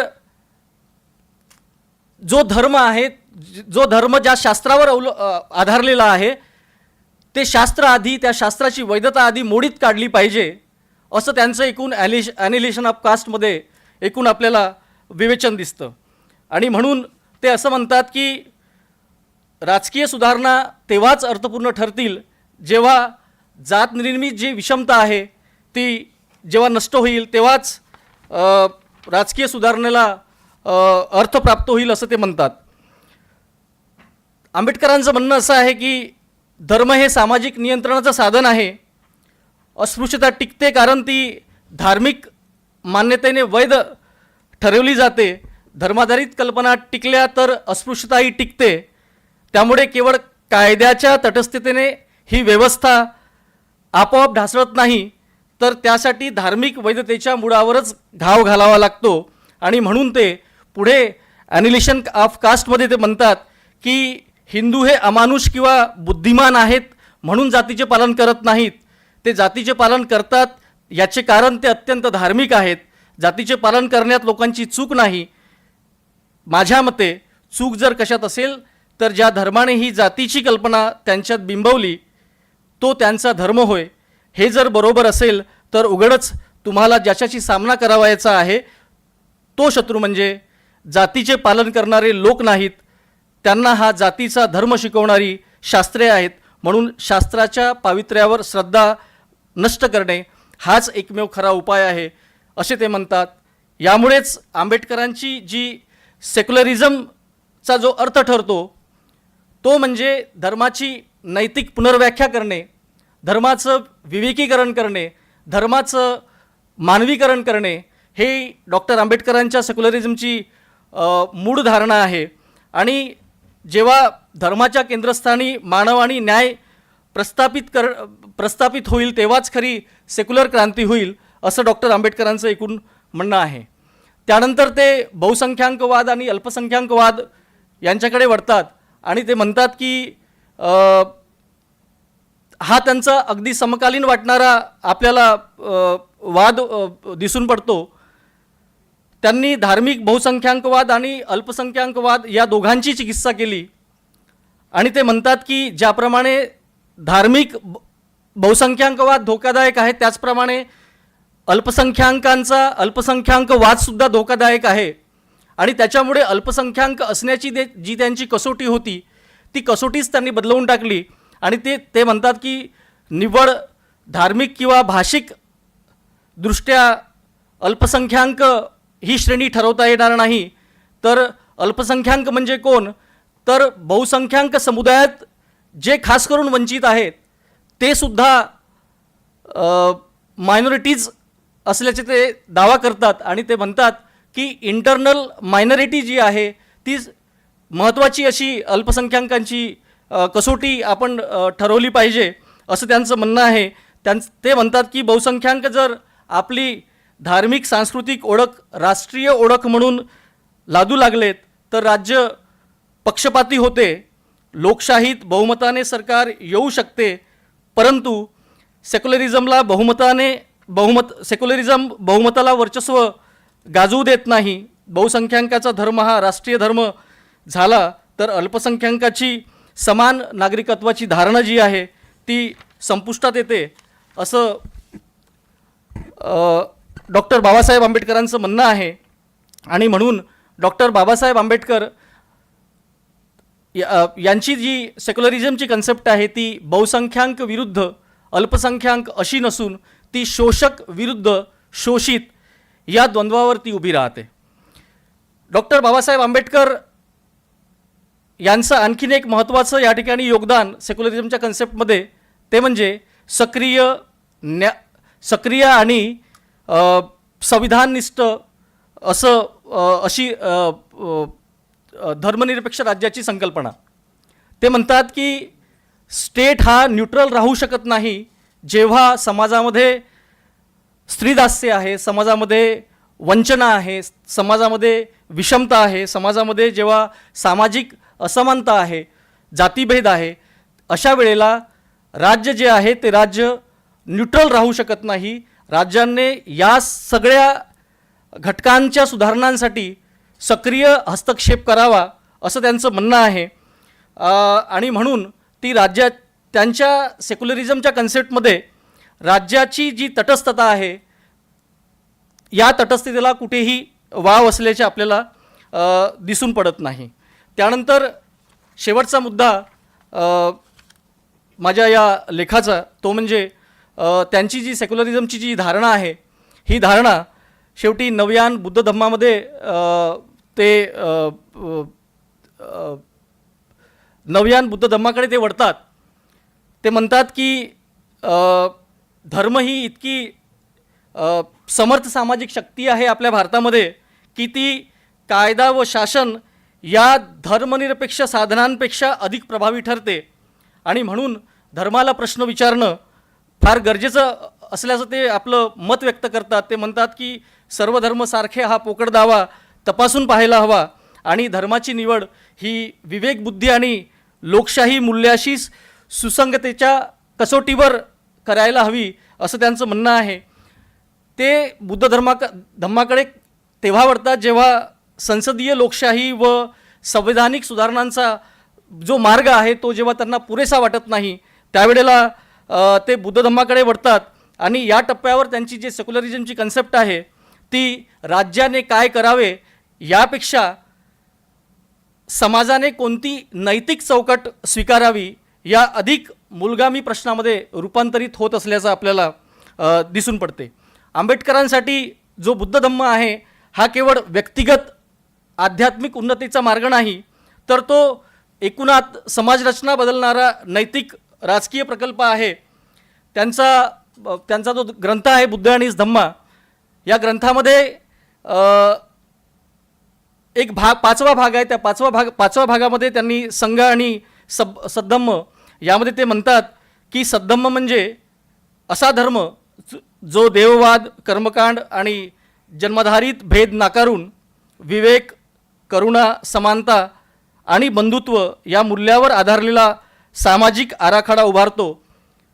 बुद्ध धर्माचे जे केंद्र आहे ते देव किंवा मोक्ष नसून दुःखाची चिकित्सा करणे, त्यातून मुक्तता मिळवणे, सामाजिक न्याय आणि मानवी उन्नती ही या धम्माची केंद्रीय भूमिका आहे.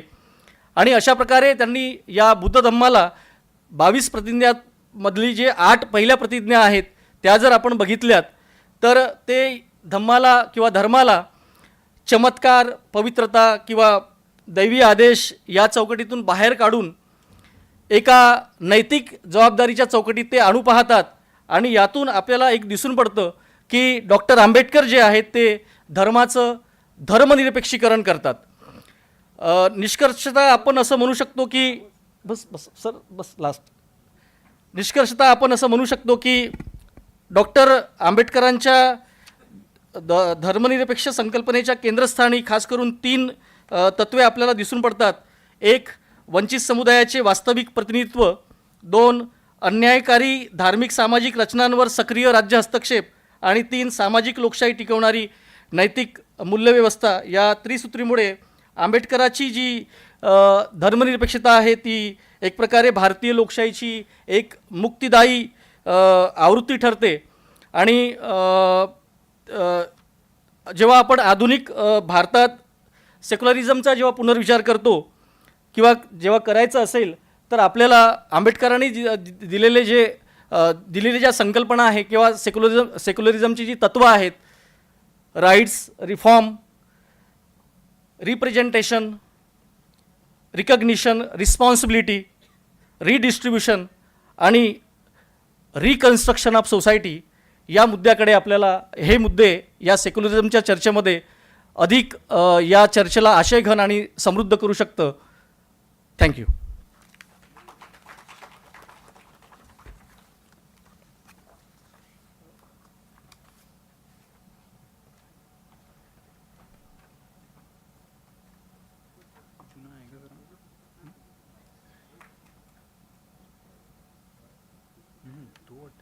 तो चार्जर आहे ना, चार्जर आहे ना, ठीक आहे. मला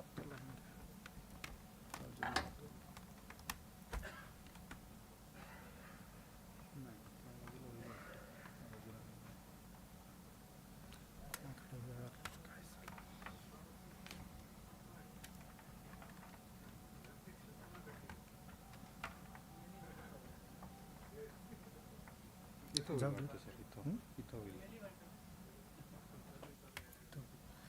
दुसरं घेऊ का? लॅपटॉप जुना आहे वाटतं. लॅपटॉप जुना आहे.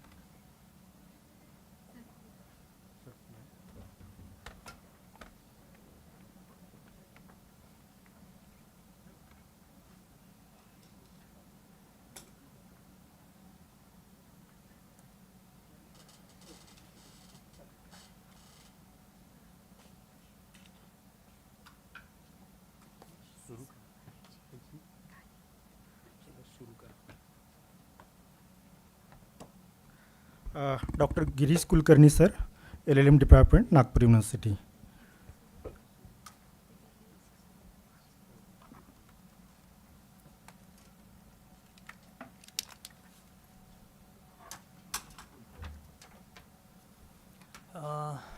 good afternoon, this August gathering.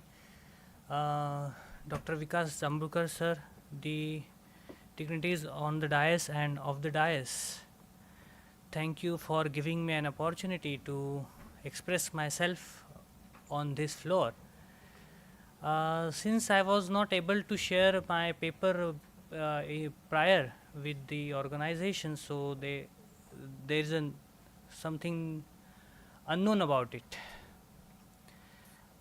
The heading of today's meeting, that was the Indian Republic at 75. We have to understand why the whole shenanigan, or मराठीत आपण बोलू शकतो, का हा अट्टहास, why the effort, why there's so much churning of so much thinkers about what should be the state of India after independence, what should be the character of it.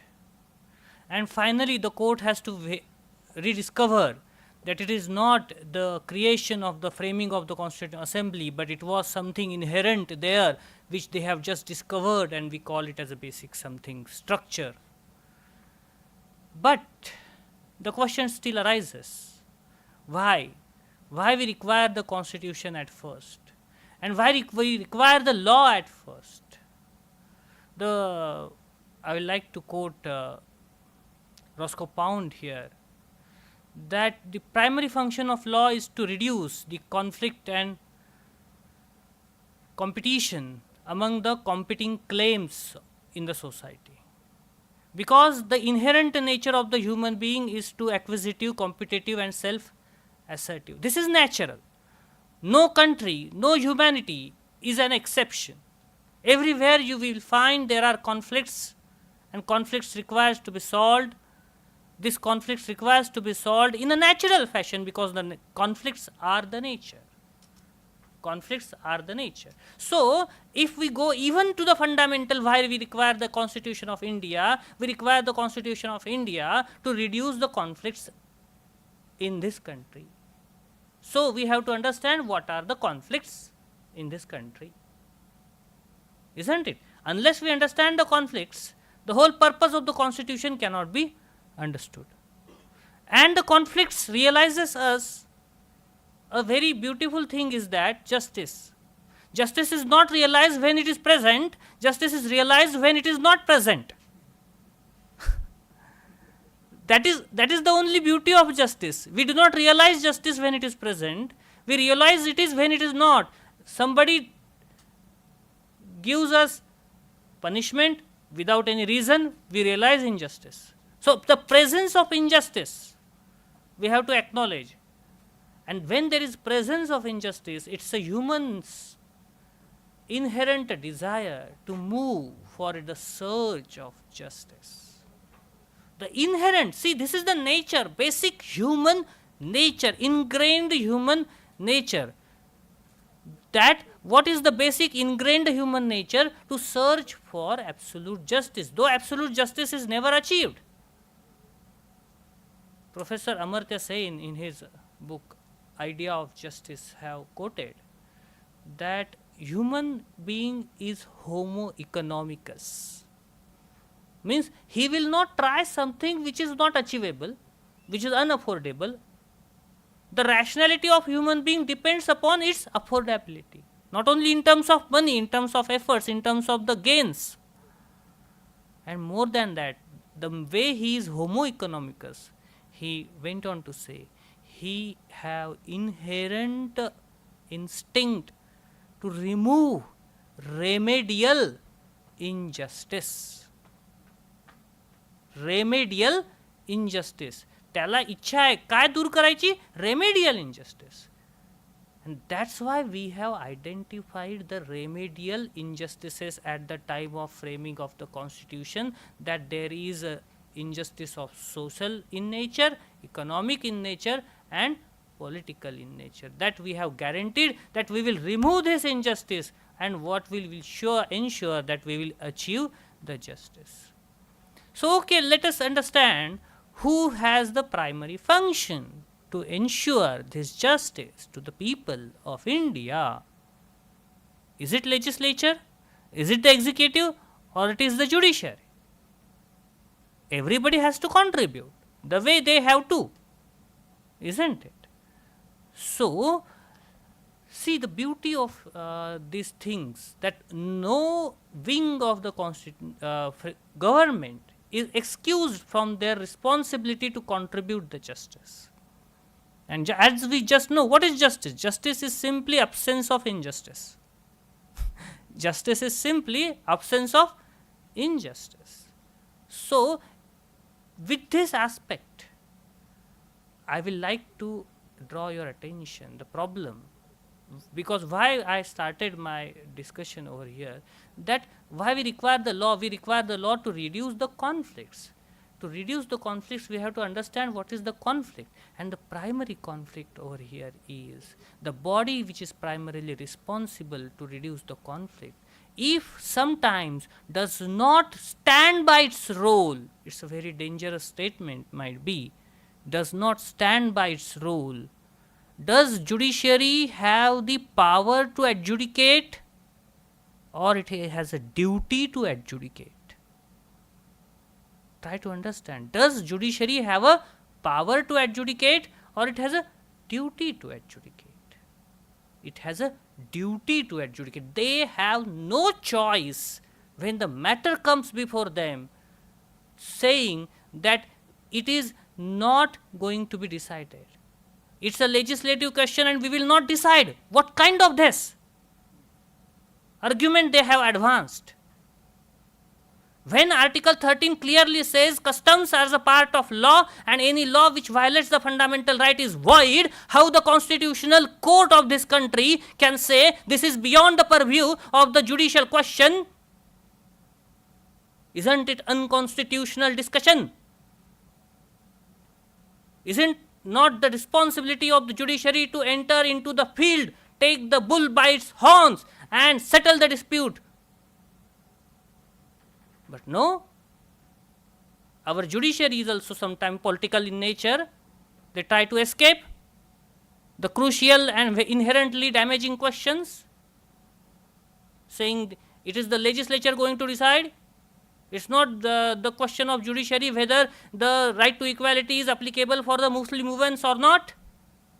Under Article 15, particularly in Ahmedabad Muslim Actions Group versus Union of India.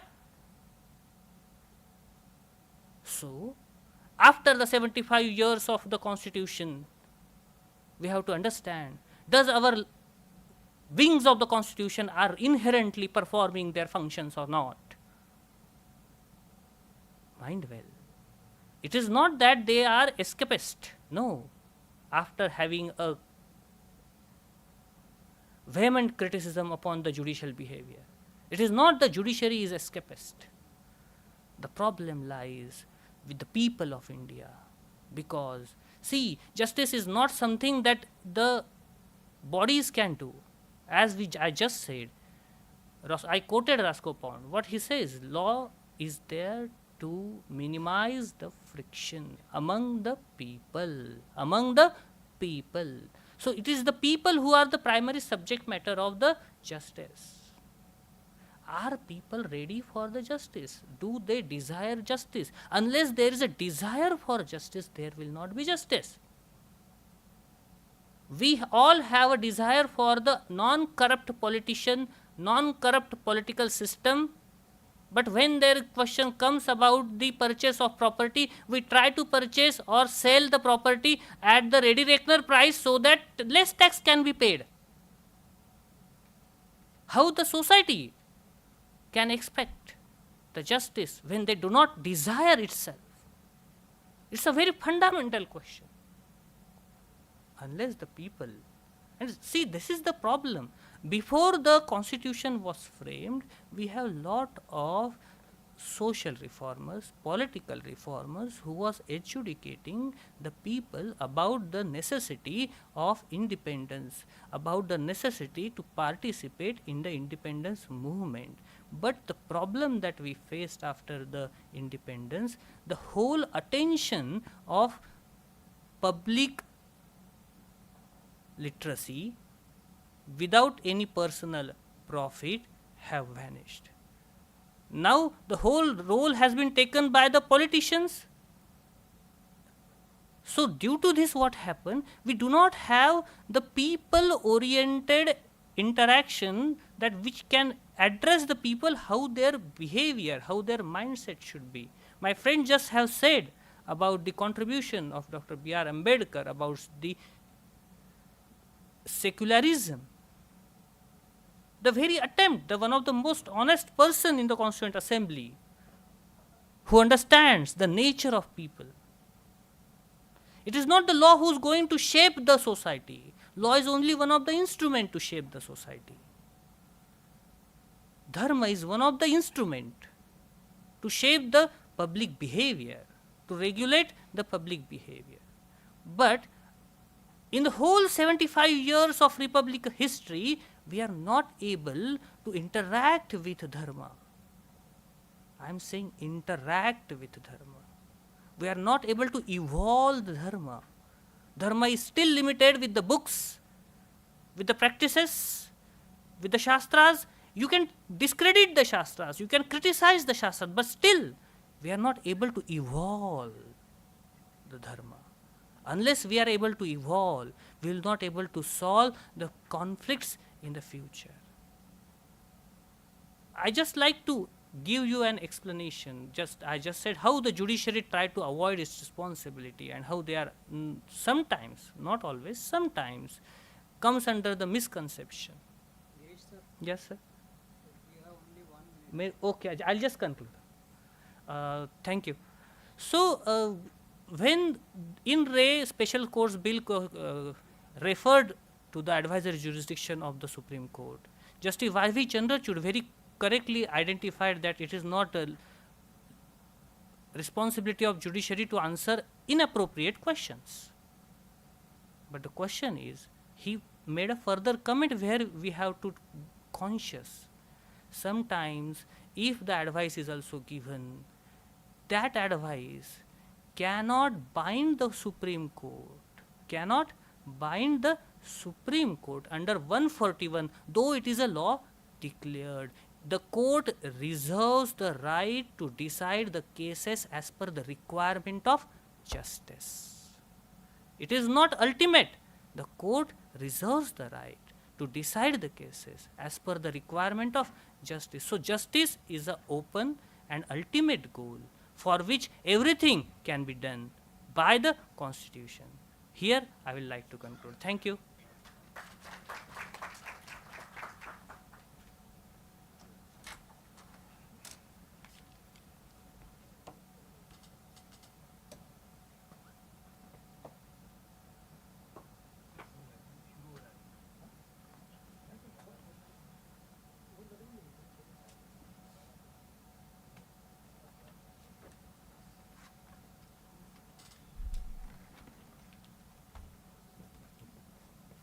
Charger लगाइए sir.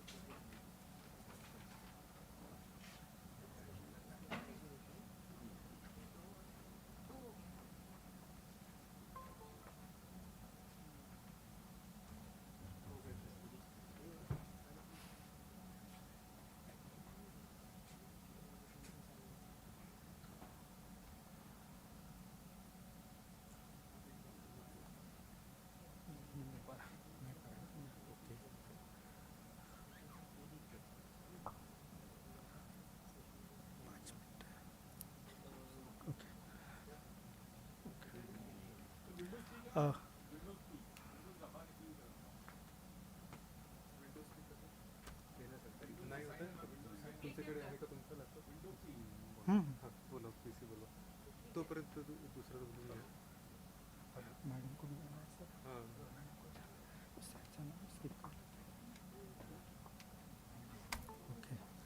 मैं इसके बाद क्रांति आगलावे इनको आमंत्रित करता हूँ कि अपना पेपर प्रेजेंटेशन के लिए.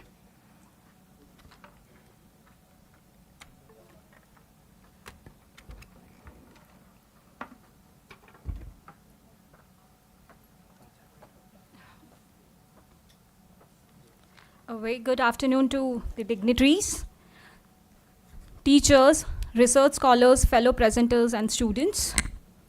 So, a week ago, my mother's classmate, my mother is pursuing MA in Pali literature. So, her classmate told me about,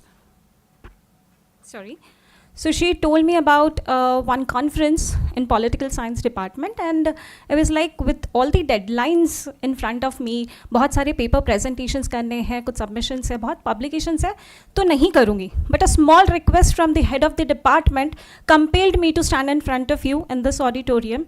And let me give you a heads up, I'm not from this department, मैं English department से हूँ. So apologies in advance if I fail to give justice to the topic, and if I fail to go into the technicalities of the subject. So the title of my paper is From Constitutional Equalities to Social Inequalities, Caste, Gender and Public Discourse in the Indian Republic at 75.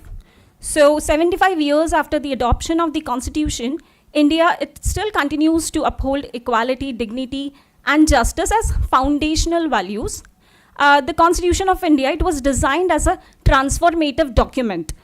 And under the leadership of Dr. Ambedkar, it sought not only to create a political structure, but also to dismantle caste hierarchy and patriarchy. It embraced substantive equality, recognizing the historically disadvantaged and the historically disadvantaged groups, communities, and they require corrective measures to overcome those inequalities and those problems. However, the lived reality or the current situation of caste-based gendered violence raises a concern, a critical question over here. If equality is constitutionally guaranteed, why does social inequality persist in the society? And this forms my research problem of my paper. And I argue that the shift from constitutional equality to social inequality takes place through three dimensions, three interconnected domains rather. First being constitutional framework, second, institutional response, and third, public discourse. So my hypothesis is that the constitutional ideals are diluted in practice due to social hierarchies, institutional culture, and the way violence is framed in public discourse. And to examine this, I approach qualitative method. Coming to the discussion part, the first one being constitutional framework. So articles 14 to 16, they talk about equality, whereas article 17, it was created to abolish untouchability. So the constitution recognizes historical injustice and it provides legal tools to address the issues of caste and gender discrimination. Dr. Ambedkar's idea of constitutional morality reminds us a value not merely applied in as a rule. So still, the Constitution, it guarantees us the justice, but it is not alone sufficient. It is not sufficient to bring it in reality or to deliver justice. Dr. Ambedkar, while concluding his speech in the Constituent Assembly, he mentioned, however good a constitution may be, it is sure to turn out bad because those who are called to work out are bad, happen to be bad. However bad a constitution may be, turn out to be good if those who are called to work out happen to be a good lot.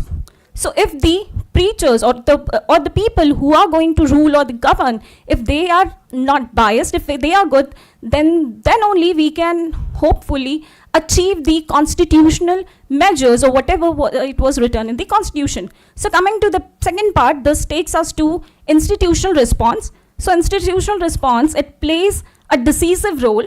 Institutions such as police, administrative, prosecutions, courts are responsible to implement the constitutional protections. However, the functions, these institutes, their functioning often reflects the caste and patriarchal hierarchy or structures while implementing what constitutions seek to reform, seek to transform rather. Cases like, I have taken examples of few cases like Khairlanji, Hathras, Unnao or Bilkis Bano cases where it was not only about crime but how the investigation or handling of the crimes happened, like delay in FIR, hesitation to apply SC/ST Atrocities Prevention Act, or the political influence on these cases, or the procedural delay or the prolonged trials. So these, in a way or other, hampered the justice. And then equality here, it is not denied openly, but rather it is weakened through the delay and the selective measures or selective focus on the cases and the procedural limitations. And as a result of this, constitutional promises remains intact in theory, but it is uneven when it comes to practice. Now the third thing is public discourse.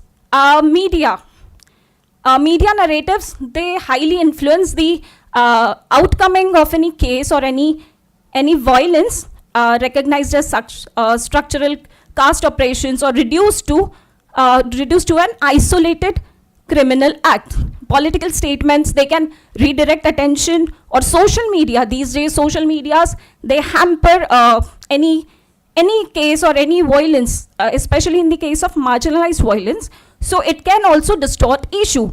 One thing, in 2023, there was people came forward to protest against the land rules or land issues, and there was a French director, and his name is Valentin Hanot. So this director came forward to address the issues or to cover what problems these Dalit females are facing. But just because this guy, he participated in that march, he was also put behind the bars due to this thing. And this guy eventually, he was released later on after a year or so. But this guy wrote a memoir. Its name is I Had an Indian Dream in the Hell of Gorakhpur Prison.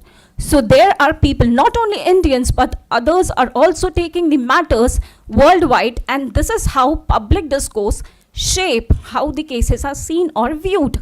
So when caste is raised from public discussions, structural injustice, it becomes visible and recognition becomes unequal. And across all the three domains, we see that movement from constitutional equalities to social inequality is gradual. And it happens through institutional mediation and narrative framing rather than direct rejection of constitutional values. Dr. Ambedkar, he warned that constitutional morals would work only if supported by commitment to equality in social life. That warning remains relevant today, and at 75 Republic, we must reflect not only on constitutional text, but on its translation into lived reality, the daily experiences. True transformation requests not only progressive laws, but institutions that act without bias and public discourse that acknowledges the structural inequality. Thank you very much.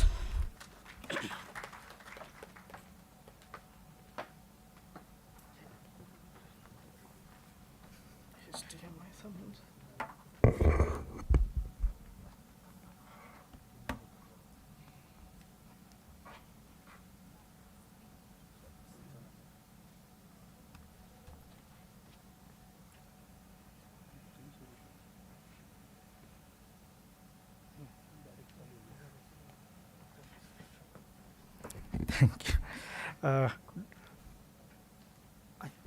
Dr. Apurna Samudra, madam.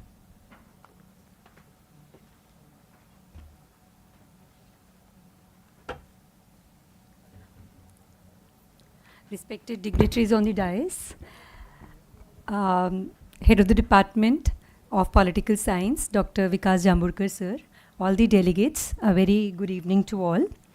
I am Dr. Aparna Samudra from the Department of Economics, and I'm here to give a very different perspective about not only Republic at 75, but where do we want to go from here?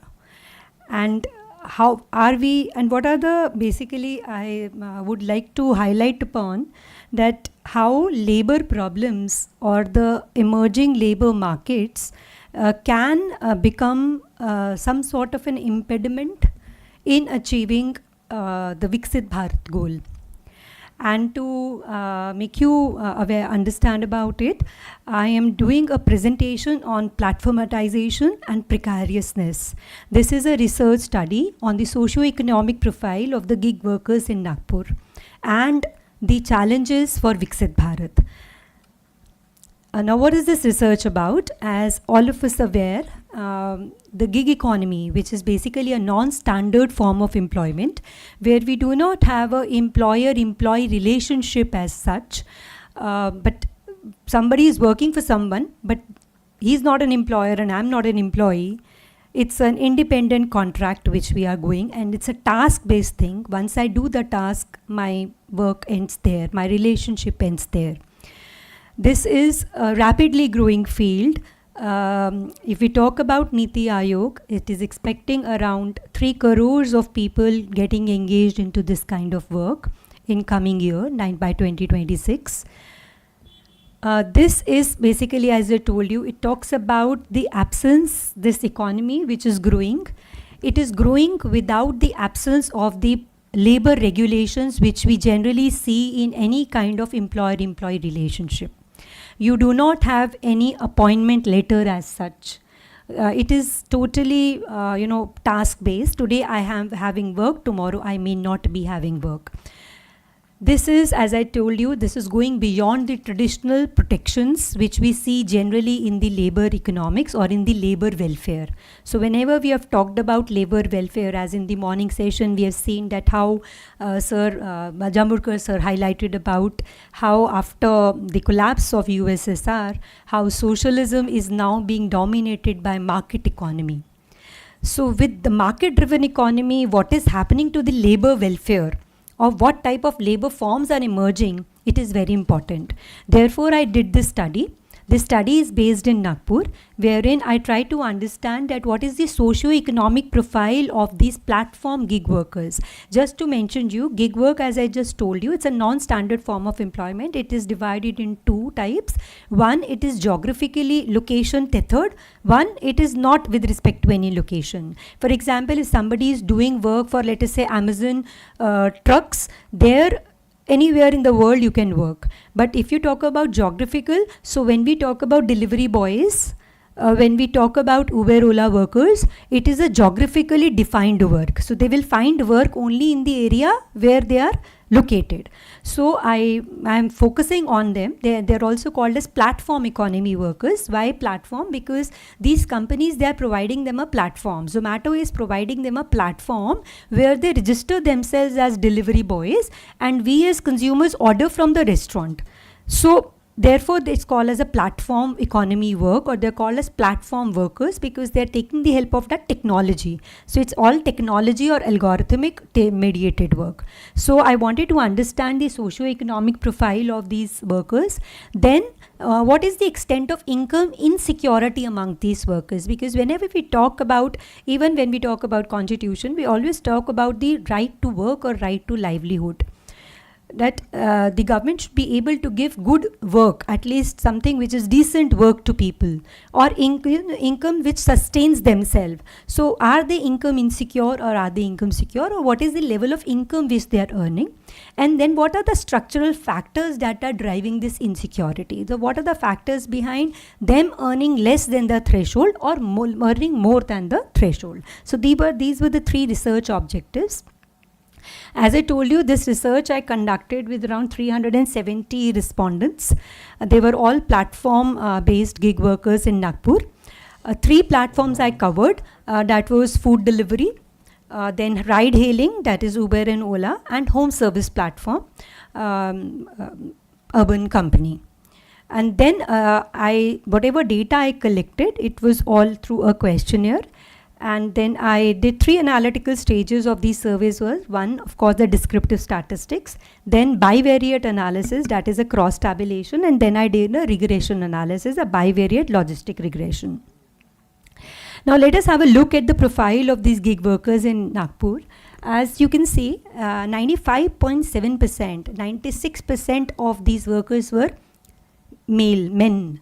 So it's a heavily dominated, male-dominated workforce. Even though all these platforms talk about inclusion of women, here and there we get to see one lady coming and dropping off a parcel to us, but generally it is only a male-dominated work. Something which is very surprising is 78% of them are below the age of 40. So they are something between 24 to 40. So it's a young force which is coming into this kind of work. This type of work is heavily touted abroad as a work which is a part-time work. If we go to the western part of the world, there we see that these people, for example, DoorDash in US, it is basically a work which they do just for a secondary source of income or just as a pocket money. So always it was said that this work will give people time to give an opportunity to earn more. Not only earn more, they will be utilizing the time which otherwise would have been idle. But when I asked them that what is this source of income for you, whether it is a primary source of income or a secondary source of income, almost 78-79% of them are saying that this is a primary source of income. This means that people are moving from standard form of employment, looking for job. There can be number of reasons. Either they are not getting the jobs they are looking for, or they are opting for this because probably they find it easier to get in and get out of it.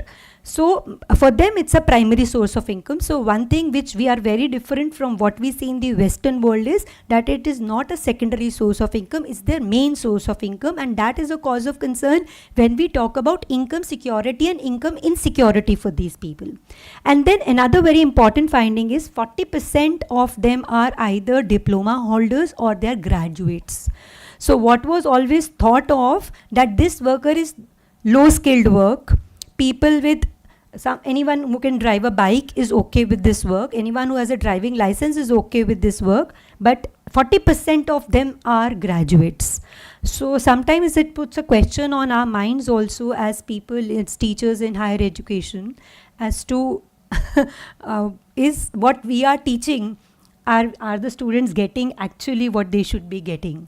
So that's a very rather depressing thing that 40% are graduates and 78% are relying on this work which has no security altogether, and I don't know till what time they will be able to continue with this work, because when I ask them how much do they travel, so they travel something around 100 to 150 kilometers per day. So it's like going to Pench and coming back every day. So every day if you're doing it for a number of years, it is going to take a cost on your health. So somewhere you are going to stop there. So that's an area of concern. Then also this is a workforce which is from the margins. 3/4 of my respondents belong to the OBC, SC and ST groups. They have entered into their sector not as entrepreneurial choice, because they are marked as, if you ask anyone that what are you working as, they will say we are partners, we are delivery partners, because they are showcased as micro entrepreneurs. But none of them has entered because I want to learn something here from entrepreneurship and start something of my own. So it's more of a push into this employment rather than a pull. Also, they have high dependency burden. That is, when I ask them that how many members of the household are depending on their income. So most of them are supporting a large household. having dependents more than 5 also at many times, meaning that income insecurity will have multiplier effect on their households, because if I am earning less and there are 5 people who are dependent on me, so it's going to have a multiplier effect on all of them. And then early workforce entry, many of them have entered at the age of 15 doing this workforce. Not in this, but they started working when they were 15 or something.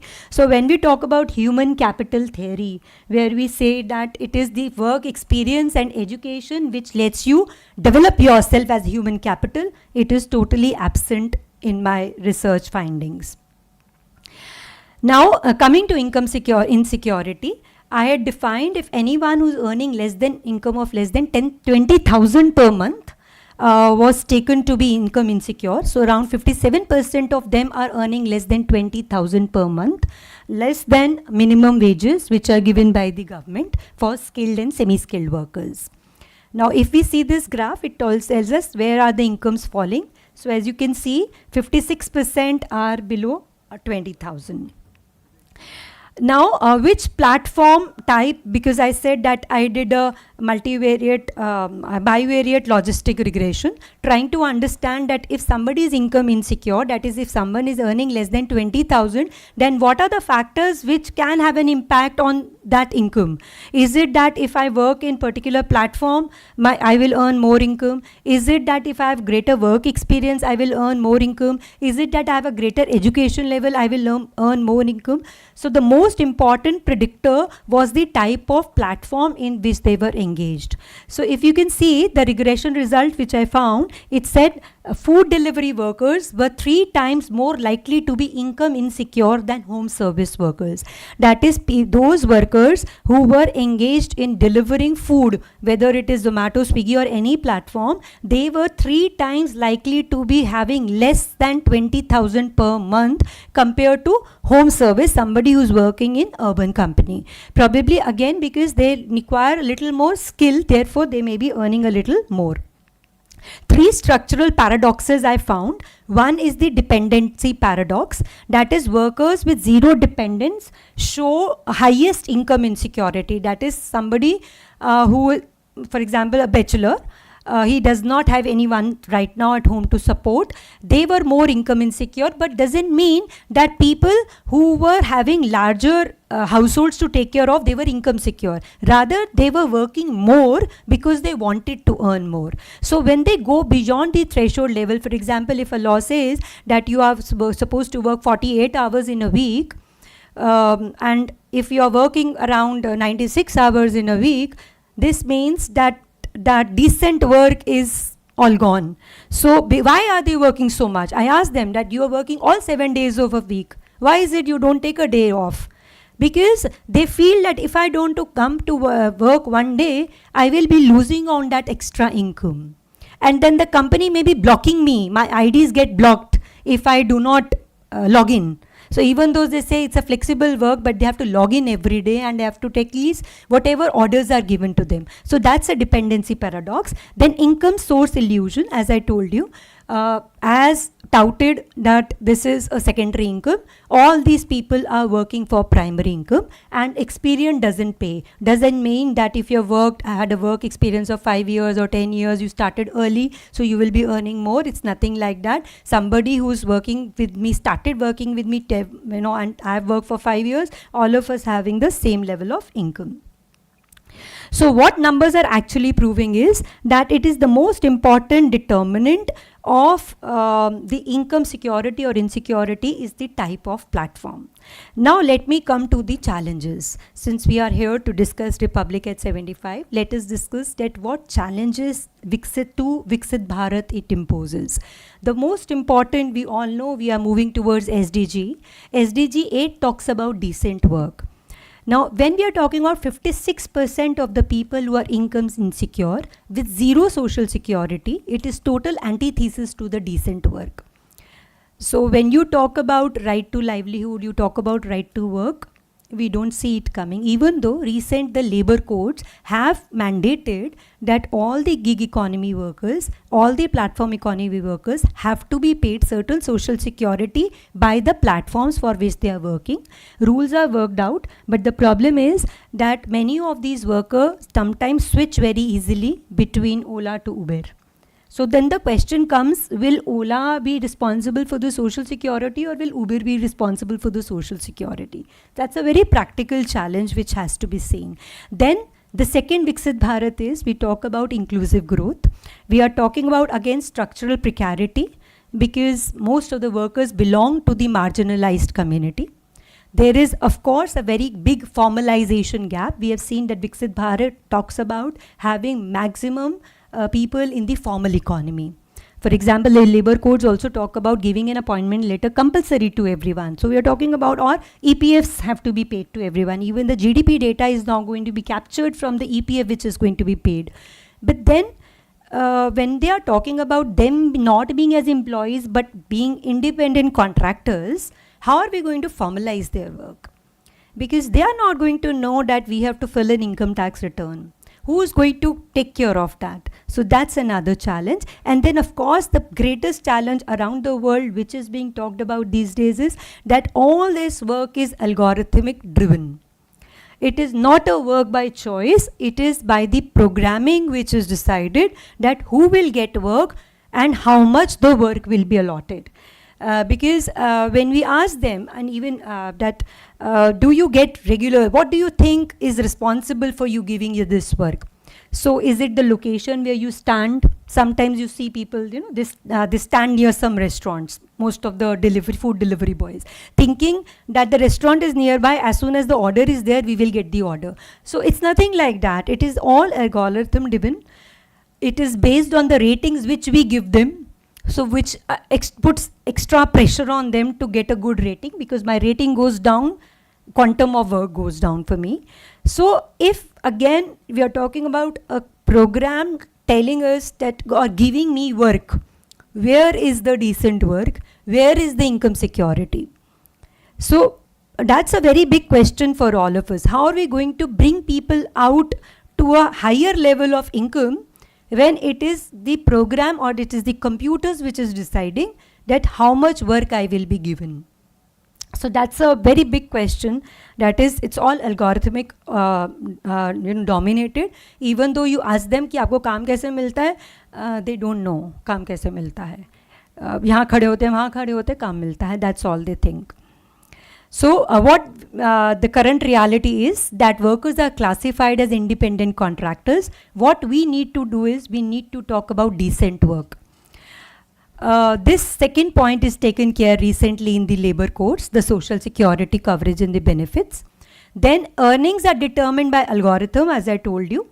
Now what needs to be done is it needs to be fair and transparent compensation. There is no minimum wages. It is what is you earn. What is required is that some wage floor be given.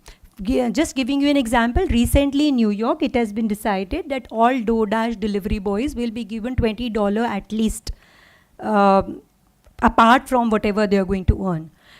Europe, everywhere they have some wage floor for these workers. We don't have it in India. Until unless we have this wage floor, we cannot bring them out of this income insecurity of somebody earning 7 days a week, 15 hours a day, and earning 18,000 or 17,000. We can't bring people out of this trap otherwise.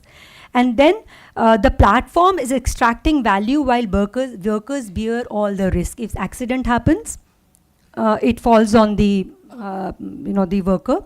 It's on his family to take care of him. Something goes wrong. If he's not well, he doesn't log in, he loses the income. So platform is deriving all the value, as Karl Marx said, the surplus labor value. So same is happening here, but what is required is we need to have some shared risk between the platform and the worker. So that is what is desired. Yeah, that's last. So what must change is we need to recognize that gig workers are also employees. They are not independent contractors. We need to have algorithmic accountability. We need to understand, or at least people need to be aware as to how their working is going to be allotted to them. Social security floor should be given. And of course, we have to address platform segmentation, as we saw that it is the food delivery workers who are earning 3 times less compared to the other platforms. So policies which are very specific to those platforms where income insecurity is more needs to be addressed. So that's it from my side. Thank you very much. Thank you.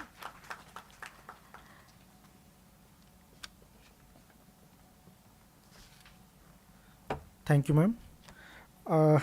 समय के कारण हम लोग तीनों session यहाँ पर club किया था। ये सारे सेशंस के चेयरमैन्स में अभी मैं यहाँ पर आमंत्रित करता हूँ डॉक्टर धरित्री चक्रवर्ती मैडम को।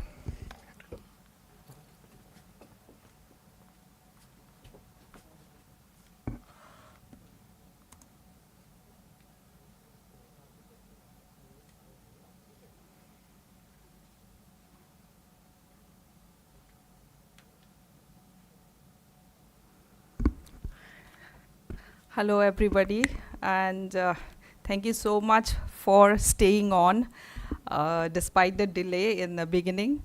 And first of all, I really want to thank the university, Nagpur University, and especially my dear friend Dr. Vikas for having me here. I will speak in English because my Hindi is not as good. I'll try my best to also express certain things that I have heard since the morning.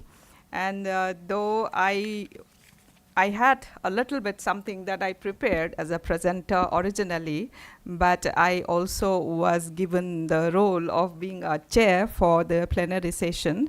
And so I will be clubbing my presentation with my summative kind of comments on the 4 presentations that have been given here. But before that, I would like to very briefly introduce myself. And I was thinking that I would be a misfit here as the only one perhaps not from political science background, like previously we had somebody from literature, and then just before me now we had somebody from economics, and I come from history background. So I think history can be anywhere. It doesn't need to have a specific kind of a location because there is history in everything. So I teach history at Dr. B.R. Ambedkar University, Delhi, which is a state Delhi government university, which was founded very recently, only in 2008. It's a young university, and we also started very enthusiastically to uphold the vision and ethos of our constitution. And that's what we try to do in our classrooms, in our university space, wherever we get the opportunity. And so this is my first visit to Nagpur, and I am also really happy to be able to visit a place where so much happened. Especially, you know, it's a symbolic town, city associated with B.R. Ambedkar, from where the university I come from. So for me, it is a very, very moving moment, rather, I would say. I would very briefly give my take on the presentations that happened before, starting with Amol Satpute. I'm sorry if I pronounced the names wrongly, forgive me. So who spoke, I couldn't understand much, but whatever I could understand, the Marathi I could understand a little bit. From there, I gathered that you spoke about, obviously, secularism, which is about Ambedkar's secularism, and the notion of secularism, which he talked about or propagated, was more to do with recognition and inclusion, rather than looking at it only from religion kind of a perspective, and the focus being on representation. So our constitution itself says that it's all about representation, how much you are able to represent that, and also recognize that would mean inclusion in some sense. So therefore, secularism is more about inclusion, representation, and particularly of the downtrodden. That is what I could understand, which is also connected with humanism. Secularism means also humanism. And this is about liberation as well. That's what I thought. He made a very good point in here in his presentation. And Dr. Girish gave a very passionate presentation on Indian Republic at 75. So definitely, while Indian Republic at 75 is it calls for celebration, but certainly it's also a moment for us to pause and reflect what we have achieved in the last 75 years as a democracy, as a republic. So, and I very rightly agree with what Dr. Girish said about why do we need constitution? Because it works as a check and balance kind of a thing, where talking about innate human desire to dominate. It's not just about justice, I would say, So the desire for justice, but also there is the other side of it, which is about innate human desire to dominate. So that's where you have the aspect of power, for instance. So I have a course which I teach in my class, actually, which is about power, culture, marginality. And then we look at it,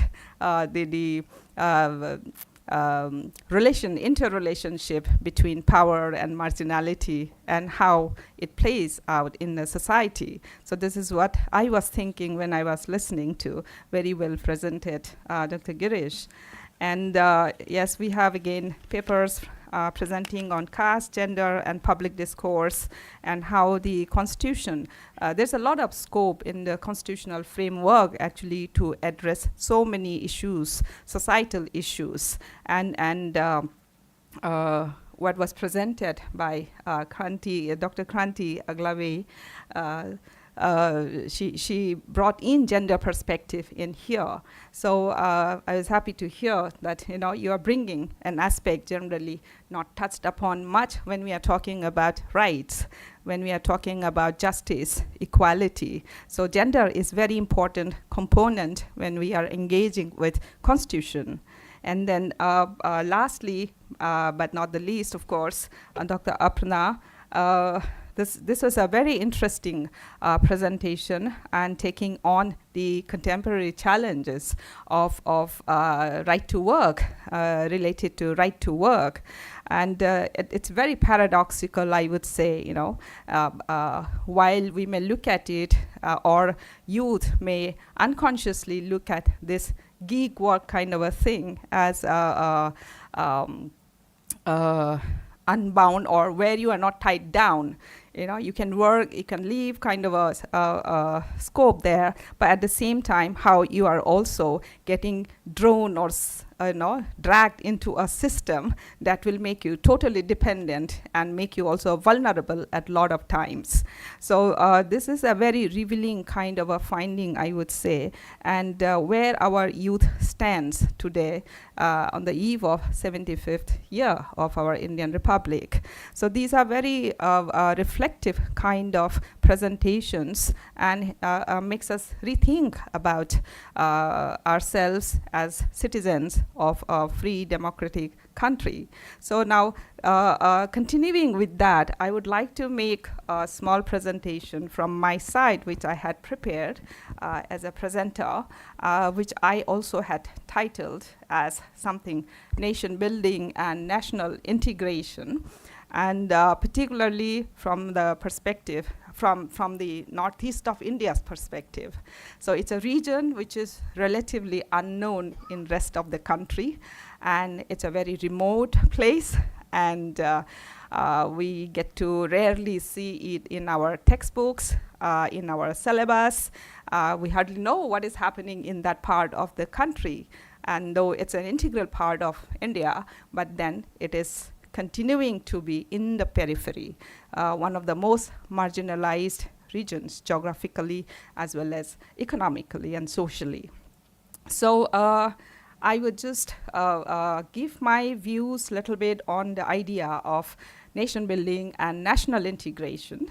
And it has been well proved that nation building is not merely, it's a project not merely about institutionalizing structures necessary for running a state system. Rather, it requires involvement of people who constitute a nation. So while territorial control is possible by using military power to secure the state boundaries, on the other hand, deconstruction of ideological boundaries within the state becomes prerequisite for building a strong nation state, which is the most problematic concern for any ruling state, past and present.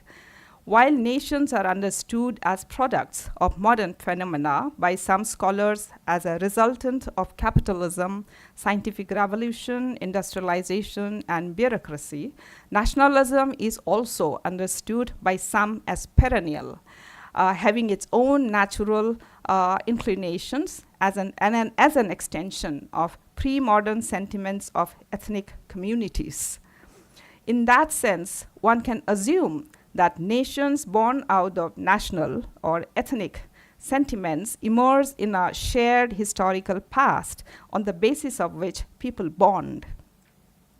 And so it need not confine itself within territorial boundaries.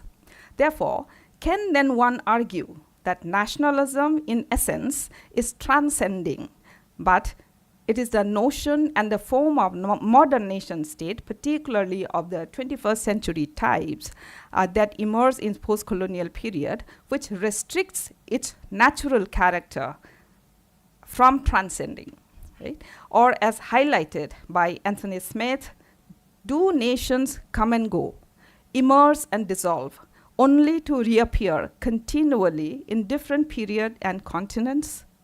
These questions become very important, particularly when we are trying to grapple with the contemporary crisis in world politics, where nation states and subnations in myriad forms come face to face in confrontations, often shaking the foundation of the nation itself.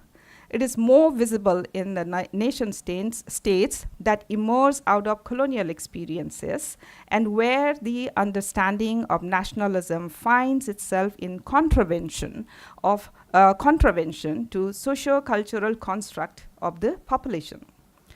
As a historian, I would like to bring illustration from the 19th century European experience in the West, very briefly, or the Japanese experience in the East. By the way, I teach Japanese history, so that's why I always try to compare, the conditioning of India with other sort of Asian countries also.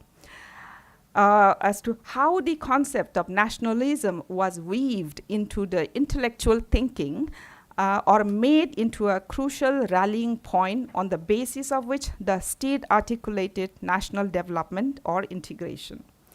This, however, does not mean that approach and method of realizing nationalism was same. The meaning too was understood in their regionalized local contexts. So it is perhaps possible to say that in these East and West settings, the Kantian concept on social contract theory, which we heard in the inaugural session by Professor Mrudul, who talked about public policy, social policy, where he brought in the concept of social contract by Hobbes and others. It's useful to understand the method and process of realizing a unitary nation. Understandably, it fits well to explain the application of it in the Western context, where an individual has the freedom as an autonomous being and responsible or accountable to no one but the state. But when we look at the Japanese experience, for instance, its relevance lies in the way the autonomy of an individual is tied with the larger society, which has the social authority to judge and regulate the way a member acts as a national being. In both the experiences, the role of the state remains central, but the nature of its relationship with the individual is concomitant to the nature and structure of the society. Such an explanation, however, seems valid only when we are limiting our analysis of nation building to more advantageous nations of having either a long history of shared commonality and goal or have undergone extraordinarily transformative phase in the course of their national history.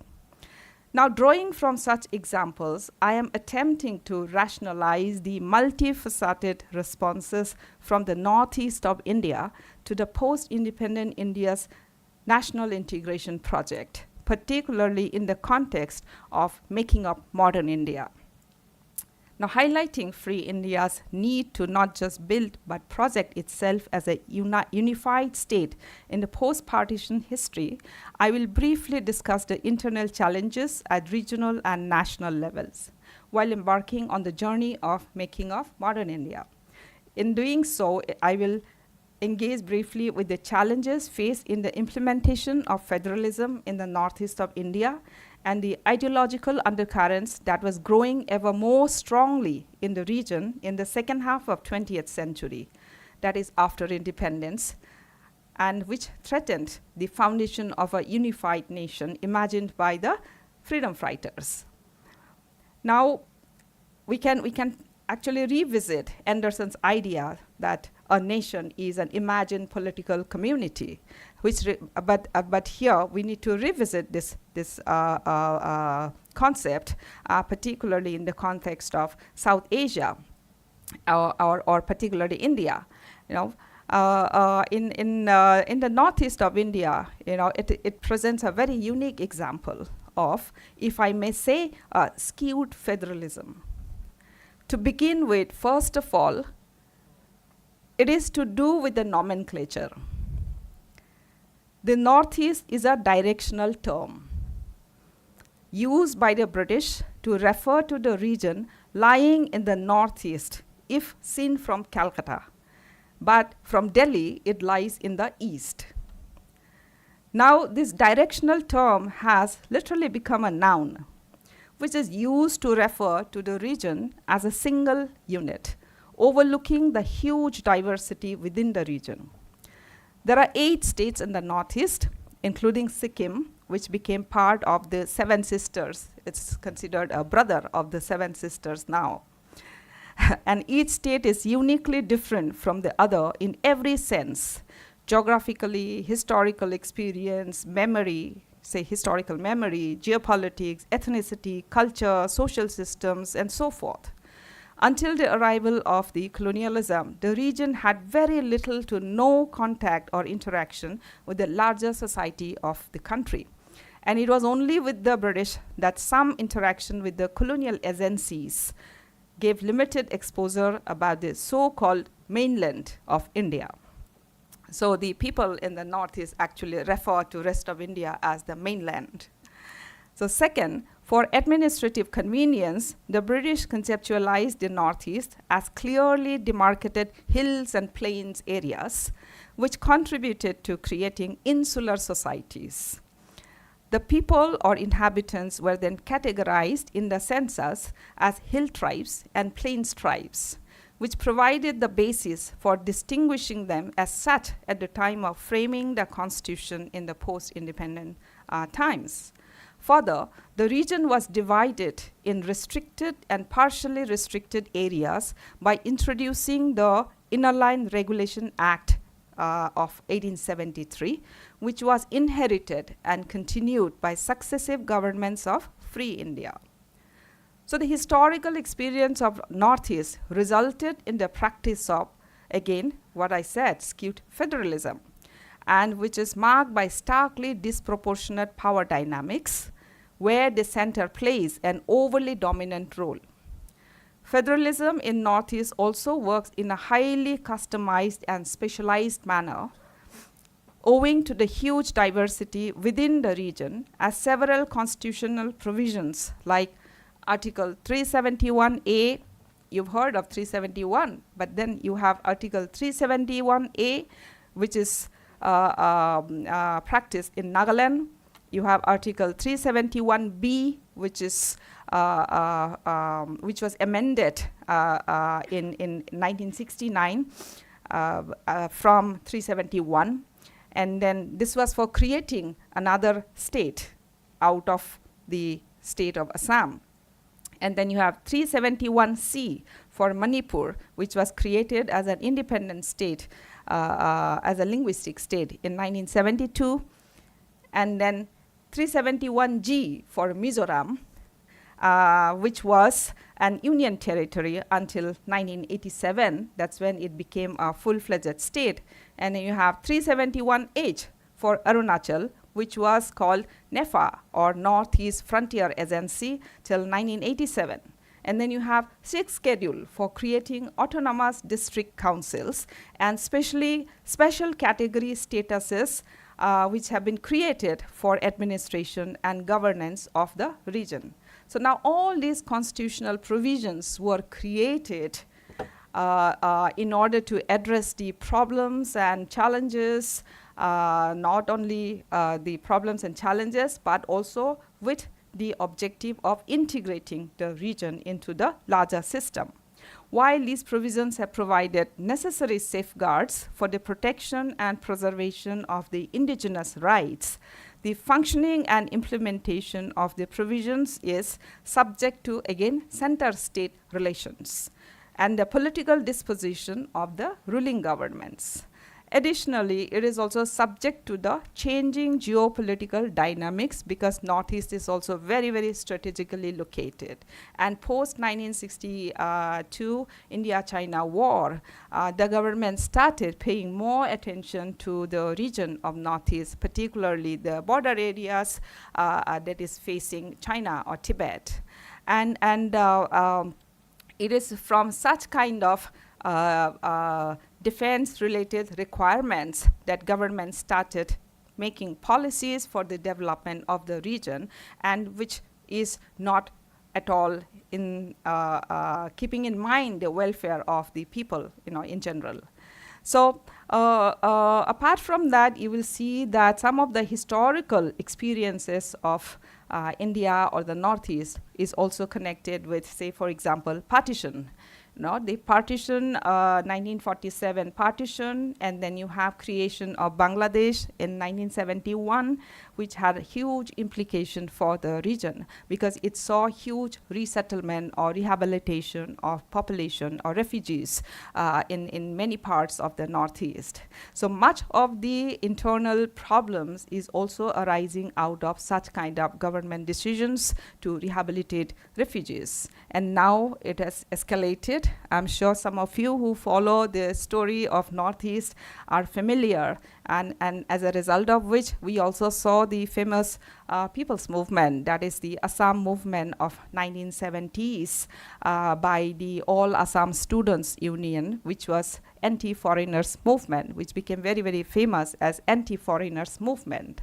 So while there was this effort of integration, on the other hand, in the process of making of modern India, how the Northeast, making of the Northeast was also simultaneously happening.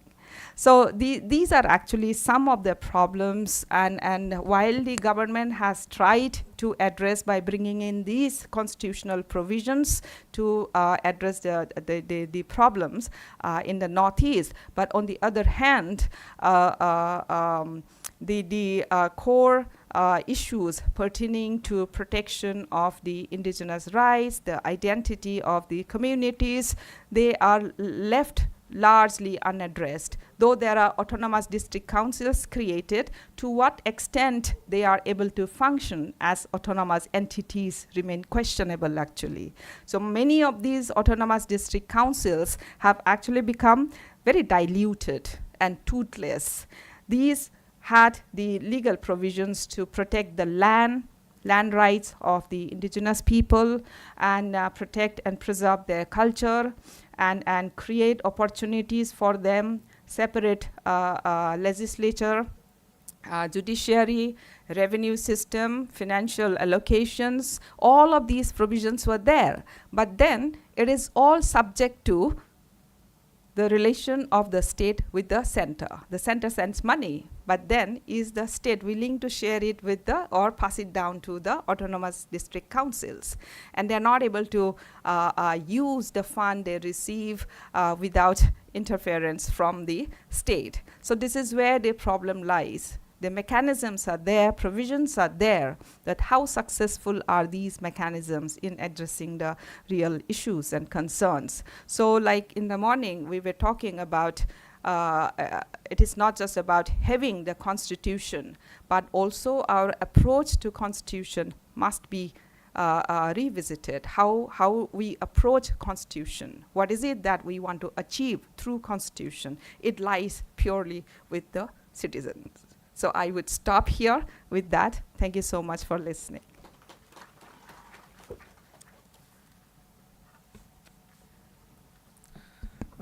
Thank you madam. इस समानांतर सत्र के दूसरे chairman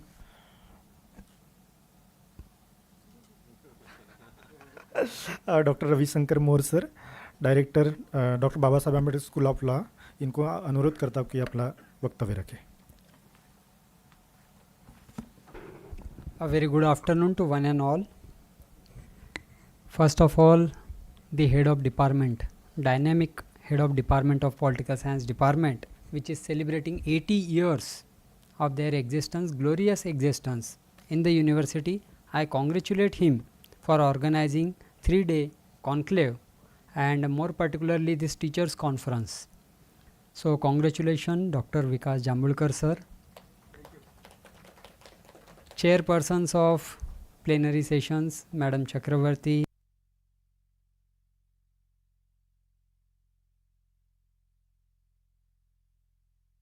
departments, presenters for this session, dear participants and dear friends. This is really nice to see that we are organizing teachers conference on 75 years of Republic of India. So being a teacher of law, I would like to start from the Constitution of India, which designated and nominated, characterized India as a Republic of India.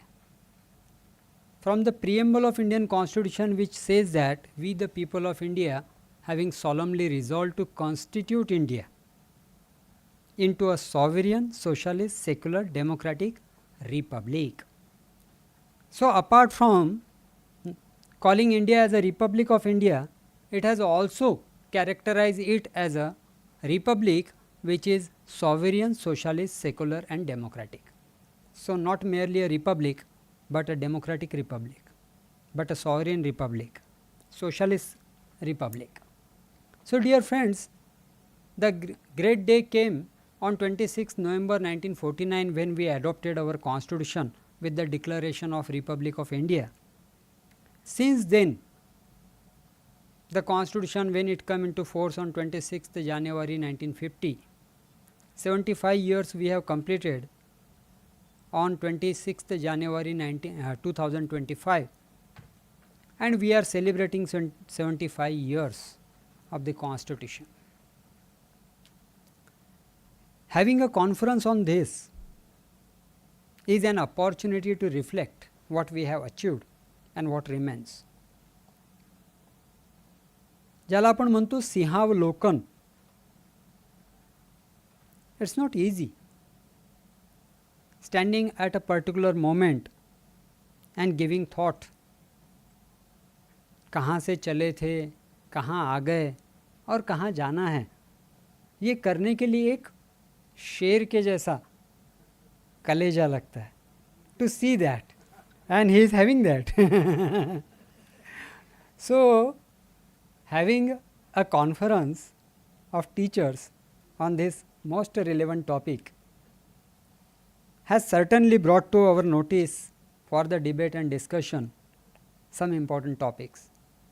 Looking at the presentation by 4 presenters, the presentations were dominated by the thought of social inequality. One paper was titled as Constitutional Equality to Social Inequality. I would like to correct the presenter saying that it's not a movement from constitutional equality to social inequality. It's not a movement like that. We wanted to have social equality as well.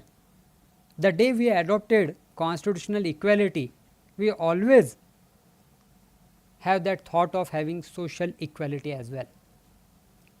In fact, Dr. Babasaheb Ambedkar, in his last speech in the Constitutional Assembly on 25th November, he himself says that tomorrow we are going to enter into an era of contradiction. On the one hand, we shall be having the democracy, we shall be having a constitutional equality.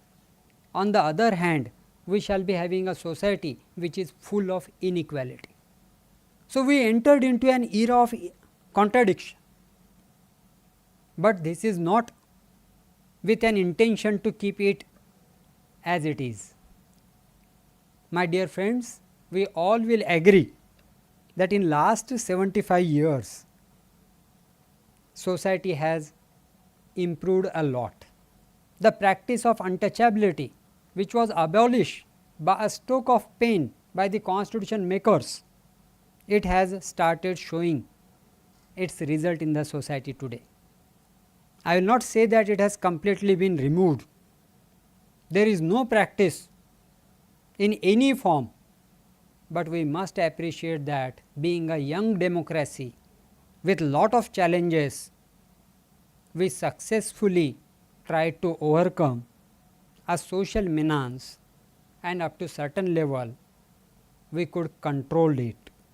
I will not say that eradicate, but we have taken a march in a right direction.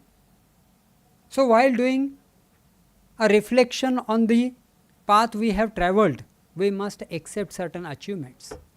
I would like to share with you that how does we got our independence, what was there in our coffers? A huge population, illiteracy, poverty, social inequality, social divide because of partition. So this was the baggage with which we got our independence. And the constitution makers were asked to frame a constitution for a country which is unique in its composition. Look at India. In north you will see that snow-cladded mountains, world's highest mountains we are having on one side, deepest sea in the south, in the west deserts, in the east dense forest. They are not only geographical conditions, they do affect the population, inhabitants of the geographical location. They have their food, they have their own language, and the constitution makers were asked to frame a constitution whereby the issues of different food, language, culture, that has to be taken care of. And rightly said by one of the presenters that secularism was the concept which was underneath as a thread to connect all these varieties which were prevailing and are prevailing in India today. I will not say that there are differences.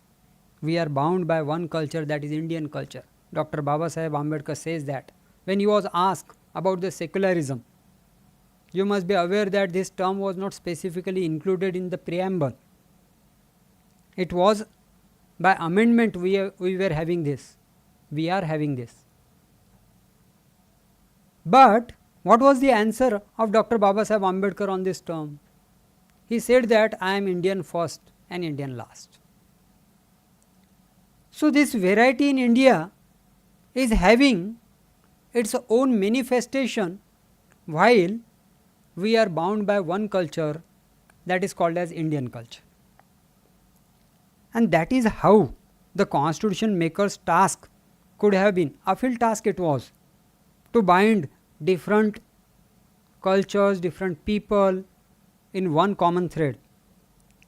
So when they designated India as a republic in the preamble itself, in the body of law, you will see that the articles like equality 14, 15, 16, 17, 18, they are all dedicated to establish social equality.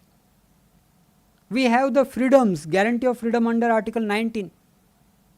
Article 21 speaks about freedom of liberty and right to life. And these are not excluded independent articles, they form the cluster of articles. 14, 19 and 21 read together, it creates a golden triangle whereby we see that all the social problems are taken care of by the constitution makers. So we have had our own challenges, our difficulties. Along with those challenges and difficulties, the constitution makers have created a platform, law of the land, supreme law of the land, with the provisions whereby we can see that all these challenges could be met effectively. And that has happened. I'll say that we are marching, though slowly, but in the right direction. It is said that whether you are marching fast, super fast, it hardly matters till the time you are marching in a right direction. So our growth, our progress might be slow. Being young generation and the country of young population, you may feel that क्या बहुत हो गया, कब तक राह देखेंगे, change क्यों नहीं आ रहा, बदलाव क्यों नहीं आ रहा, why everybody is not rich. समय लगता है, things happen. Young generation, Gen Z, Generation Z, they are so impatient. They want everything quick. अभी ऑर्डर किया 2 मिनट में डिलीवरी, blink it. कि before I blink my eyes, my product should be there at doorstep. This will not happen, my dear friends, in the life of a country with the population which is highest in the world. We have our own challenges. Poverty is at the root of everything. Once we are getting rid of that, the things will start falling with larger or with more quicker pace. And therefore we should be patient enough. We should keep marching in the right direction. Dear friend, it was said that the constitution provides for Article 141, 142 and 143. 142, the law laid down by the Supreme Court shall be binding on all the inferior courts. 141, inherent power of the Supreme Court to meet the justice. 143, advisory jurisdiction to the Constitution, Supreme Court. Why judiciary has been empowered with such kind of special powers in the Constitution? To meet the justice. So whatever has not been said, what could not have been covered specifically, the powers are left with the judiciary. That judicial mind, while protecting the Constitution, will deliver the judgments. They will not shred off the responsibility of giving their verdict on any difficult issue, but at the same time they shall not venture into the exclusive areas for the legislature and the executive. We should take this note of caution. Howsoever good the judiciary may be, howsoever good a person may be, but extremity of anything is bad. आपण मराठीत म्हणतो ना की अतिरेक कोणत्याही गोष्टीचा असला की तो बरा नसतो, किती चांगल्या गोष्टीचा. म्हणजे साखर गोड असली म्हणून नुसती साखरच खात बसलात तुम्ही तर त्याचे परिणाम गोड होणार आहे का? And therefore judiciary has been given, it has been empowered, rather they are under the responsibility, duty to do justice, to protect the Constitution, but at the same time there is a note of caution that they should not start legislating on anything and everything. They should not start passing the administrative order on anything and everything. So certain areas are earmarked for the executive, legislature and judiciary. So also we have seen about a paper on the gig economy. That is really a new modern challenge before entire world. Everywhere you will see that a kind of movement is going on. These laborers which are underpaid, they are challenging this, saying that we have not been secured properly. But my dear friends, recently in the labor code, as madam herself has suggested, that security measures have been taken.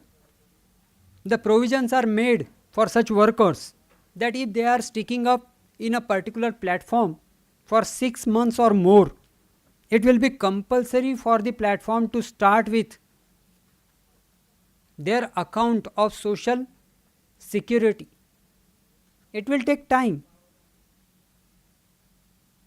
Nothing can happen with the movement of a magic wand. Nothing. If you are saying that large number of people are entering into this field, gig workers, because we have large population.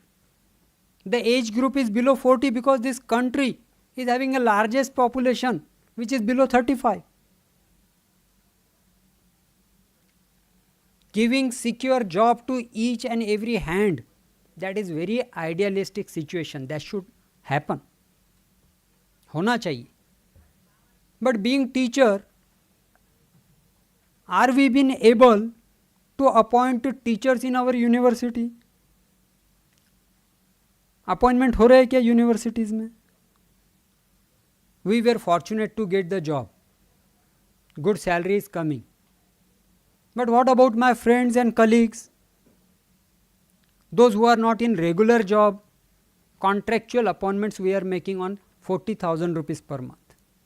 So it is a harsh reality. We cannot provide the jobs to all the hands in the country.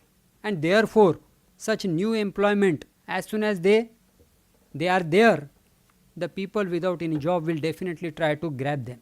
And therefore, large number of workers are there in the gig economy. Government has to work upon it. They cannot say that we don't have enough resources. I am absolutely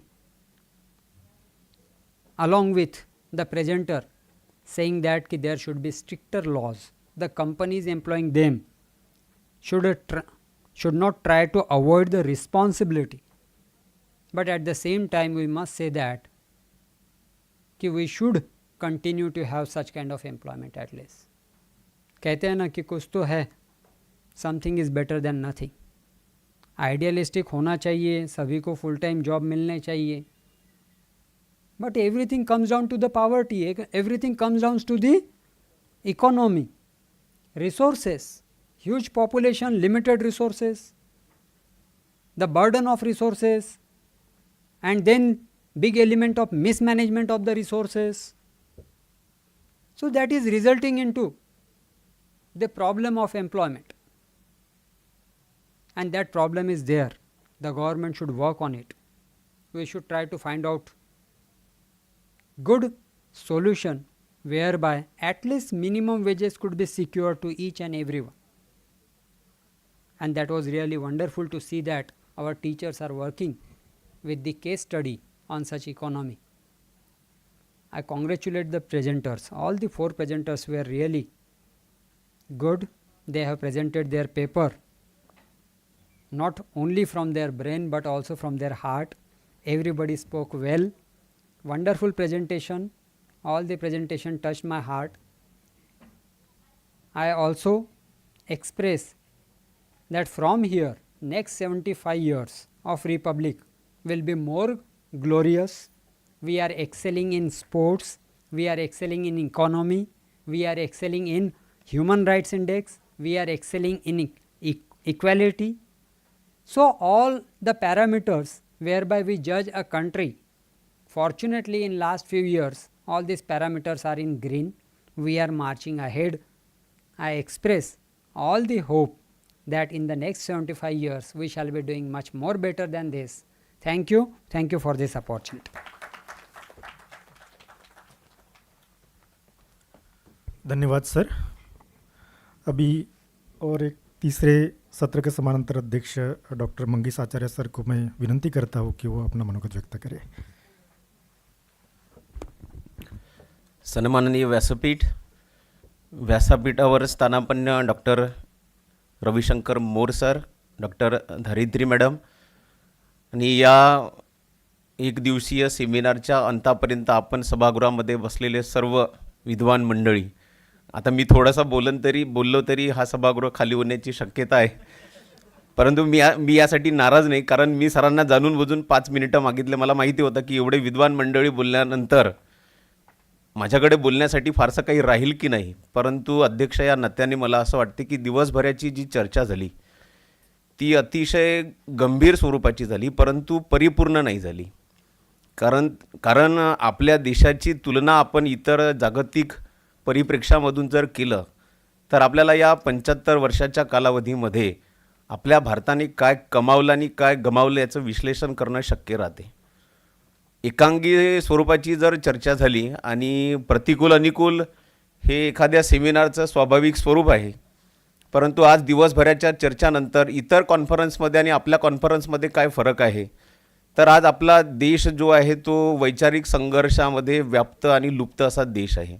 एकीकडे सगळं कमावलं असताना आपण विनाकारण अशी नकारात्मकता आपण आपल्या देशाच्या समोर उभी करू पाहतो आहे की आपण आता या 75 वर्षाच्या कालावधीमध्ये फारसं काही कमावलं नाही आणि आपली जी गणतंत्र आहे ते गणतंत्र आज अशा एका पायंडावर, एका पायरीवर उभा आहे जेणेकरून आज कोसळेल की काय. पण मला म्हणजे माझा जेवढा थोडासा अल्पबुद्धीचा विचार आहे, मला त्या अनुषंगाने असं म्हणावंसं वाटतं की 75 वर्षाच्या या कालावधीमध्ये भारतानं जितकं कमावलं तेवढं जगाच्या पाठीवर कदाचित कोणत्याच देशाने कमावलेलं नसेल.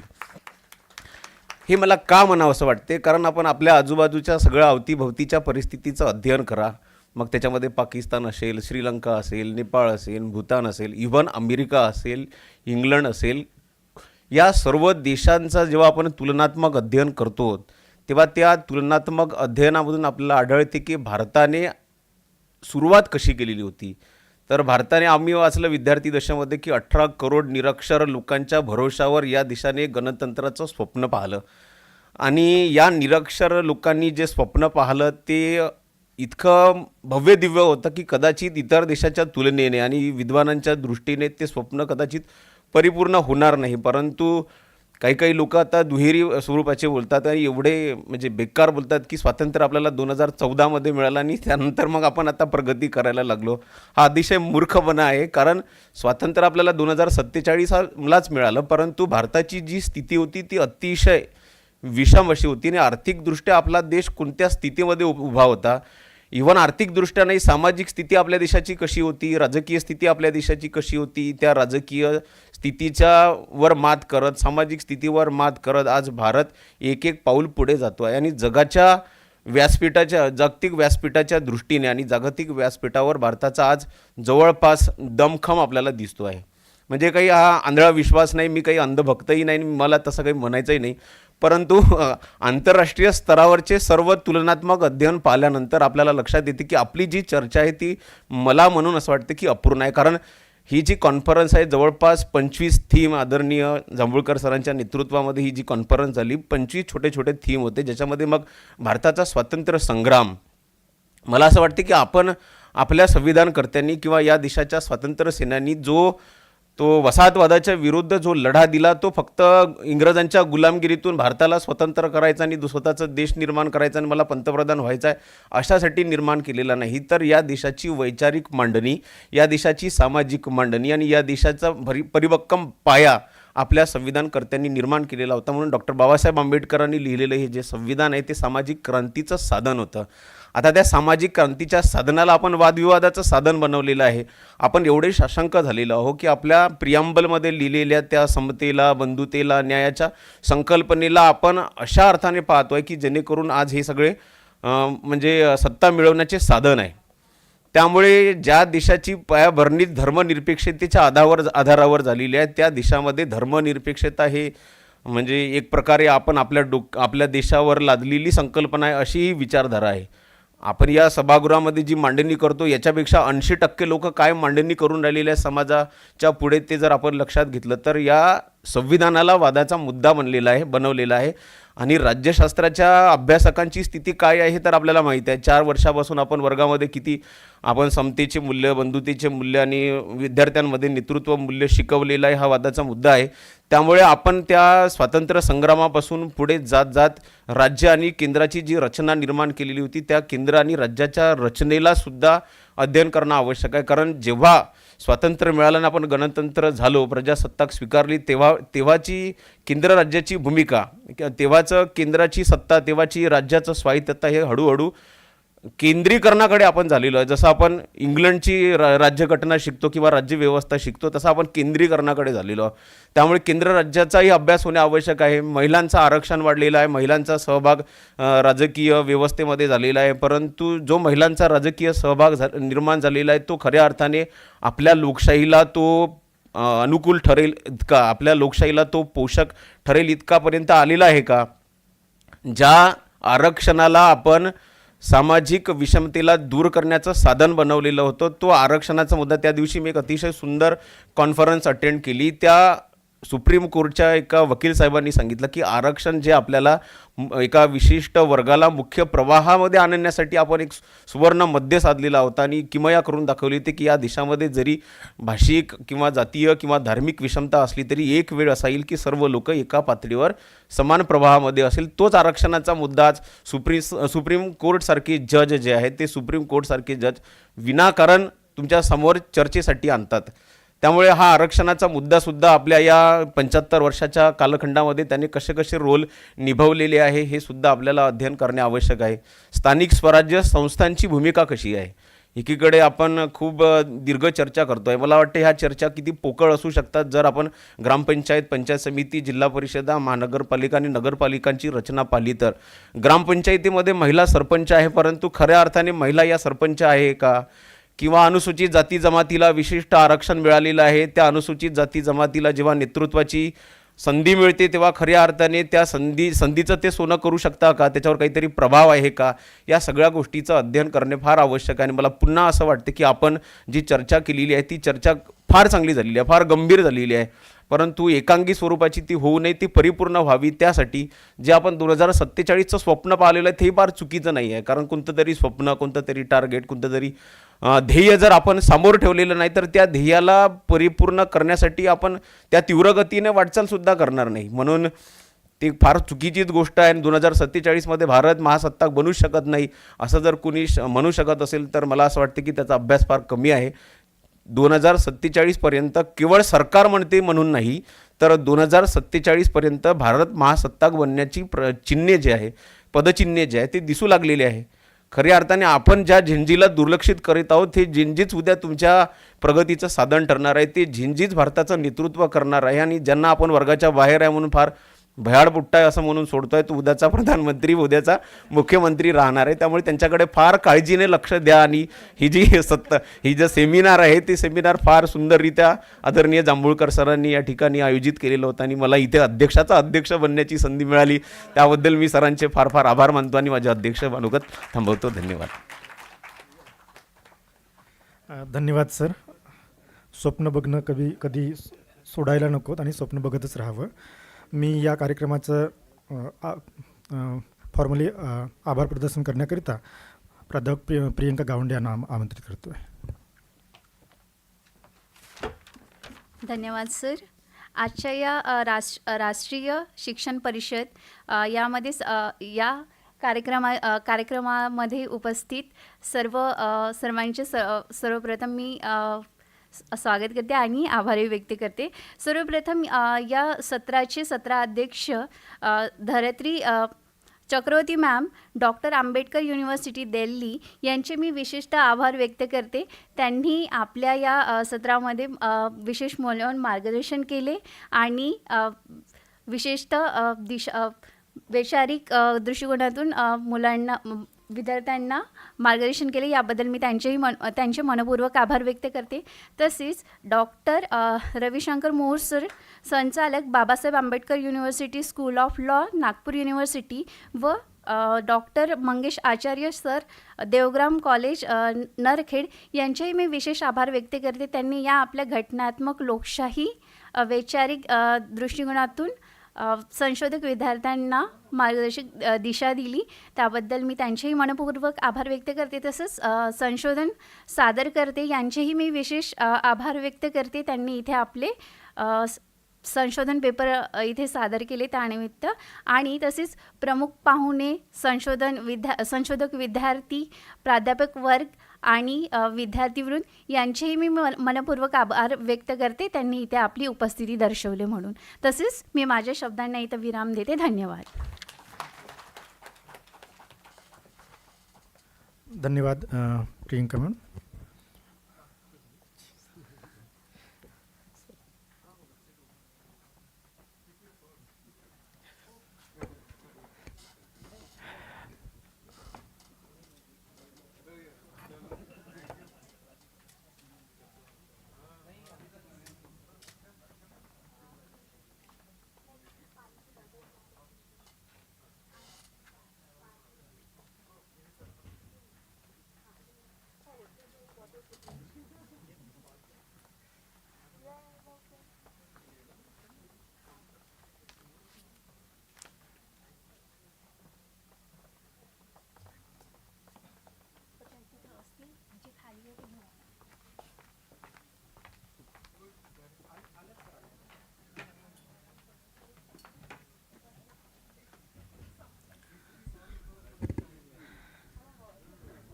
इस एक दिवसीय राष्ट्रीय परिषद के समारोपीय सत्र में आप सभी का स्वागत है.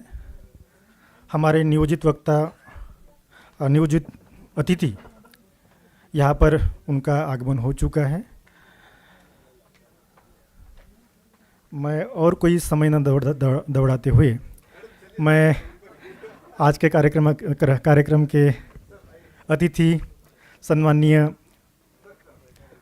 Rajshree Vaishnav ma'am, dean faculty of interdisciplinary, साथ ही doctor Pravin Bhagadikar sir, chairman board of study Nagpur university, साथ ही साथ डॉक्टर वासनिक सर, लोक प्रशासन विभाग प्रमुख, साथ ही इस कार्यक्रम के अध्यक्ष डॉक्टर विकास जामुड़कर, इनका सभी का मंच पर आगमन हो चुका है. मैं आज के अतिथि डॉक्टर वैष्णव मैडम का स्वागत के लिए मैं अमर बोंद्रे सर को विनंती करता हूँ कि डॉक्टर वैष्णव मैडम का स्वागत करें.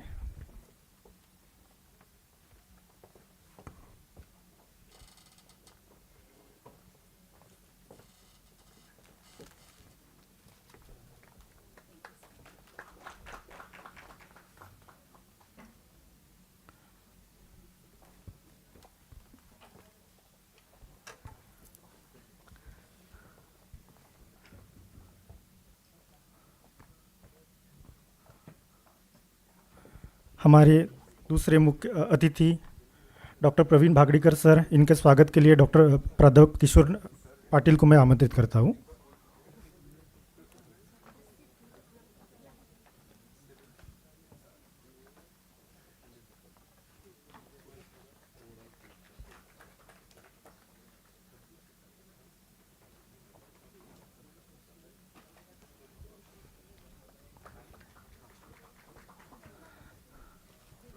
डॉक्टर जितेंद्र वासनिक सर के स्वागत के लिए मैं आमंत्रित करता हूँ डॉक्टर नारायण महाजन सर को.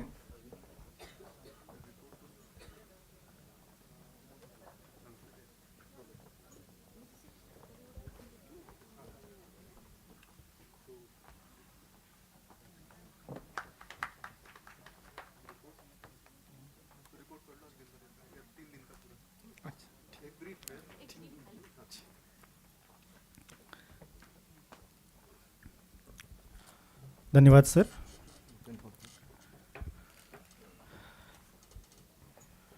डॉक्टर जांभूळकर सर या कार्यक्रमाचे अध्यक्ष, यांच्या स्वागताकरिता मी आमंत्रित करतो आहे डॉक्टर भूपेंद्र खरत सर.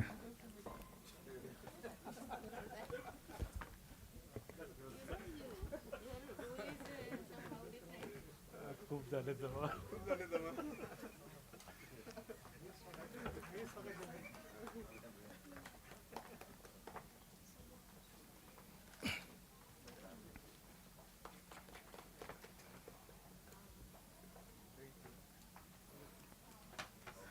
राज्यशास्त्र विभाग आपल्या 80 वर्ष पूर्ण करत असताना सातत्याने 2025-26मध्ये विविध कार्यक्रमाचे आयोजन करत आहेत. त्या कार्यक्रमाच्या आयोजनाच्या ज्यांनी सहकार्य केलं त्या या ठिकाणी मॅडम उपस्थित आहेत. मी त्यांचा आभार मानतो आहे की त्यांच्या सहकार्यानेच आणि त्यांच्याच अमूलाग्र प्रयत्नाने विद्यापीठाने या कार्यक्रमाकरिता 10 लाख रुपये असा इतका निधी मंजूर करून दिला. त्याच्यामुळे मी विभागाच्या वतीने विद्यापीठाचा आभार व्यक्त करतो आहे. त्याच्यामुळे 12 जानेवारी 2026ला या 80 वर्षाच्या उद्घाटन कार्यक्रमाचं आम्ही रीतसर उद्घाटन केलेलं होतं. त्याचे दुसरी कडी म्हणजे 14 फेब्रुवारीला आम्ही डॉक्टर हरीश वानखेडे प्राध्यापक जवाहरलाल नेहरू युनिव्हर्सिटी यांचं एक व्याख्यान विभागामध्ये आयोजित केलं. आणि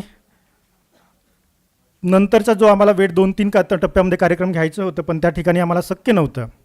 त्यामुळे आम्ही 3 दिवस सलग एक नॅशनल स्टुडंट कॉन्क्लेव्ह त्याच्यामध्ये 3 कार्यक्रमाचं आयोजन केलेलं होतं. एक तर यूथ पार्लमेंट आणि डिबेट कॉम्पिटिशन जे काल झालं आणि त्याच्या आदल्या दिवशी नॅशनल रिसर्च कॉन्फरन्स असे या ठिकाणी पार पडलं. पहिल्या दिवशी या कार्यक्रमाला उपस्थित मुख्य वक्ता म्हणून डॉक्टर चौसाळकर सरांनी विस्तृत असं मार्गदर्शन केलं आणि त्यांनी 75 वर्षाचा प्रवास आणि याच्या पुढील काही धोके आहेत याच्याबद्दल आपलं विवेचन केलेलं होतं. सोबतच त्या कार्यक्रमाला उपस्थित दुसरे व्यवस्थापन परिषद सदस्य वामनजी तुर्के सर यांनीही निवडणुका आणि राजकारणाचा किती संबंध जवळचा असतो आणि राज्यशास्त्र विभागाने ते सातत्याने करावं असं आपल्या वक्तव्यातून व्यक्त केलेलं होतं. काल साधारणतः 2 स्पर्धा या ठिकाणी पार पडल्या. त्या पहिल्या स्पर्धेला म्हणजे यूथ पार्लमेंटला अधिसभा सदस्य विष्णूजी चांगदे हे उपस्थित होते आणि त्यांनी सांगितलं की अशा प्रकारच्या स्पर्धा सातत्याने विभागाने या ठिकाणी आयोजित कराव्यात आणि त्यांनी एक आश्वासन दिलं की पुढील वर्षी हा मोठ्या लेवलवरती अशा प्रकारची स्पर्धा आपण आयोजित करावी. त्याकरिता विद्यापीठाच्या वतीने काही तुम्हाला लागतं की किती अनुदान लागेल याच्याबद्दलचं मिळवून देण्याची जबाबदारी पण त्यांनी घेतली. सोबतच त्यांनी असं एक आम्हाला शब्द दिला की याच्यानंतरची जी काही स्पर्धा होईल ती स्पर्धा इथं न होता आपण नागपुरामध्ये विधान परिषदेचं सभागृह आहे त्या सभागृहामध्ये आपण घेण्याचा सातत्याने प्रयत्न करू आणि त्यांनी म्हटलं की ही माझी जबाबदारी असेल. मी विभागाच्या वतीने त्यांचे आभार व्यक्त करतो आहे. सोबतच तिथे उपस्थित डॉक्टर माहोरे सर यांनी पण आम्हाला मार्गदर्शन केलं. मी त्यांचेही आभार व्यक्त करतो. डिबेट कॉम्पिटिशनला मुख्य अतिथी म्हणून आम्हाला लाभलेले डॉक्टर अजयजी चव्हाण सर मी त्यांचंही विशेष करून आभार याकरिता मानतो की त्यांनी ते 10 लाख रुपये मंजूर करण्याकरिता त्यांनी आम्हाला सहकार्य केलं आणि या सगळ्या कार्यक्रमाच्या चौकटीमध्ये कशा प्रकारे कार्यक्रम घ्यायचे नाही घ्यायचे असं ठरवण्यामध्ये सातत्याने त्यांनी मार्गदर्शन केलं. सोबतच त्या ठिकाणी अधिसभा सदस्य प्रथमेश फुलेकर जी होती त्यांनी आम्हाला मार्गदर्शन केलं आणि या संपूर्ण या जी कमिटी होती की ज्या माजी कुलगुरू डॉक्टर खोडे मॅडम यांनी जी स्थापन केलेली होती त्या समितीचे अध्यक्ष डॉक्टर समयजी बनसोड यांनी प्रत्येक मीटिंगला उपस्थित राहून आम्हाला मार्गदर्शन केलं आणि कशाची तुम्हाला कोणत्या प्रकारचं त्या मदत हवी आहे त्यांनी आम्हाला सातत्याने विचारण्याचा प्रयत्न केला आणि या संपूर्ण कमिटीचे ते चेअरमन होते. मी विद्यापीठाच्या वतीने त्यांचं आभार व्यक्त करतो आणि विभागाच्या वतीने विशेष आभार व्यक्त करतो की त्यांनी आम्हाला मार्गदर्शन केलं. आज दिवसभर राष्ट्रीय परिषदेमध्ये पहिल्या सत्रामध्ये ICCRचे माजी संचालक गुप्ता सर हे उपस्थित होते. त्यांनी आम्हाला साधारणतः देशाचा वाटचाल कशी असेल आणि पुढील काळामध्ये जे संशोधक विद्यार्थी आहेत त्या संशोधक विद्यार्थ्यांनी ICCRच्या माध्यमातून कोणकोणते प्रोजेक्ट घेतले पाहिजे काय केलं पाहिजे याच्यावरती मार्गदर्शन केलं. बीजभाषक म्हणून आम्हाला उपस्थित असलेले डॉक्टर मृदुल निडे सर यांनी साधारणतः आता देशाच्या पुढील प्रवासामध्ये कशा प्रकारे पॉलिसीज हवी आहेत याच्याबद्दलचे मार्गदर्शन केलं. मी त्यांचंही फार आभार मानतो.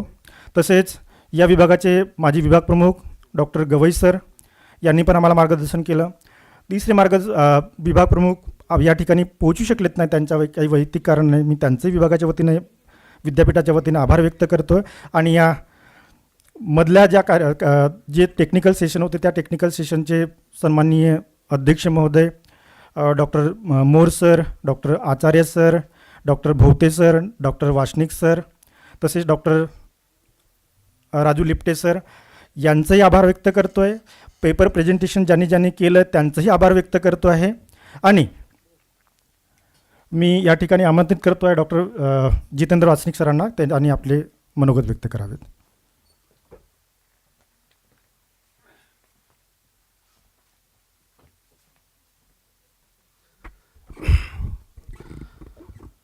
Good evening, all of you.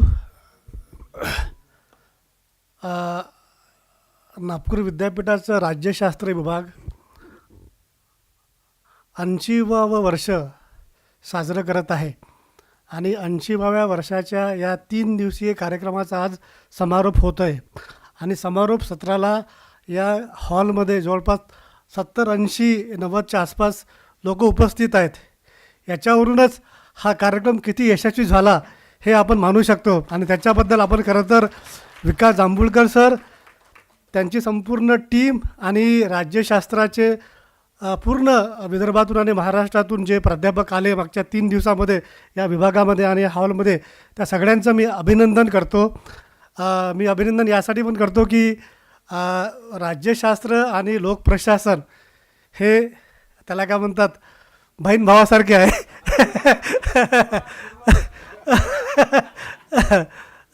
ते मोठे भाऊ आहेत, आम्ही छोटी बहीण आहे.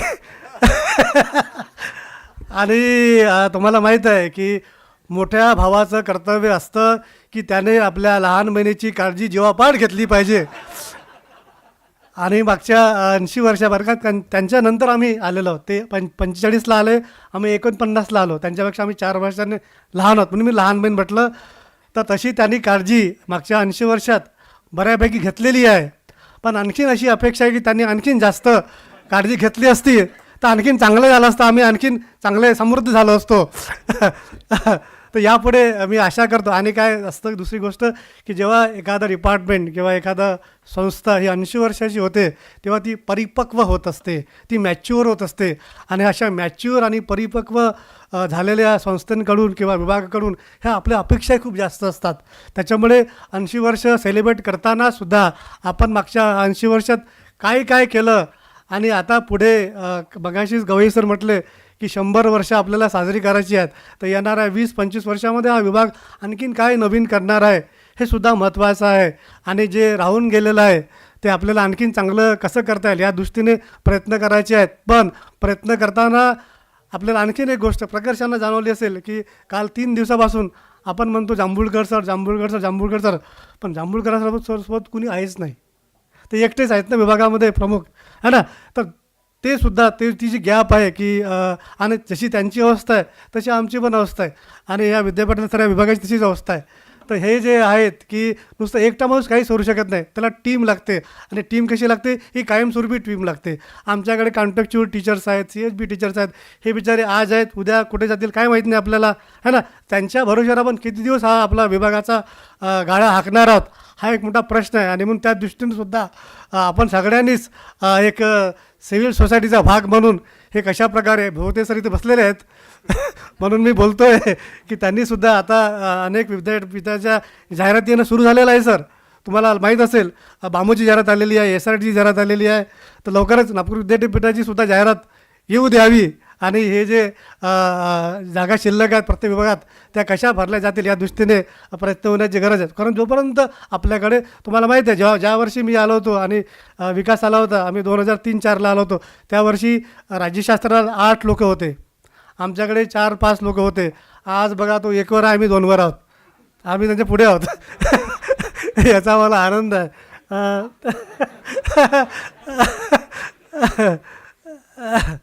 तर म्हणून या गोष्टीकडे सुद्धा फार लक्ष देण्याची गरज आहे. आपला जो विषय आहे फार महत्त्वाचा विषय आहे. ह्या विषयावर खूप लोकांनी आपण चर्चा केलेली आहे.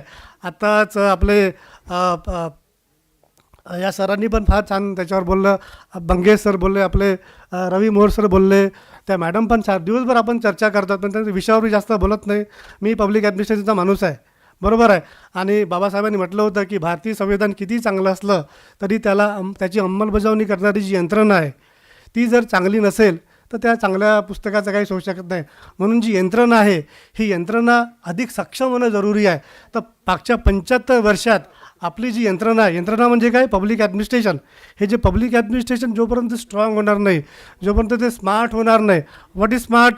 स्मार्ट म्हणजे simple, right, moral, transparent, accountable and responsible. जोपर्यंत ते होणार नाही तोपर्यंत आपण किती चांगल्या पॉलिसीज तयार केल्या पण त्या पॉलिसीचं काहीच होणार नाही. म्हणून मी नेहमी म्हणतो की आपल्या देशाने जे काही प्रगती केलेली आहे, जे काही आपण विकासाचे जे काही ध्येय साध्य केलेले आहेत, हे that is because of public administration.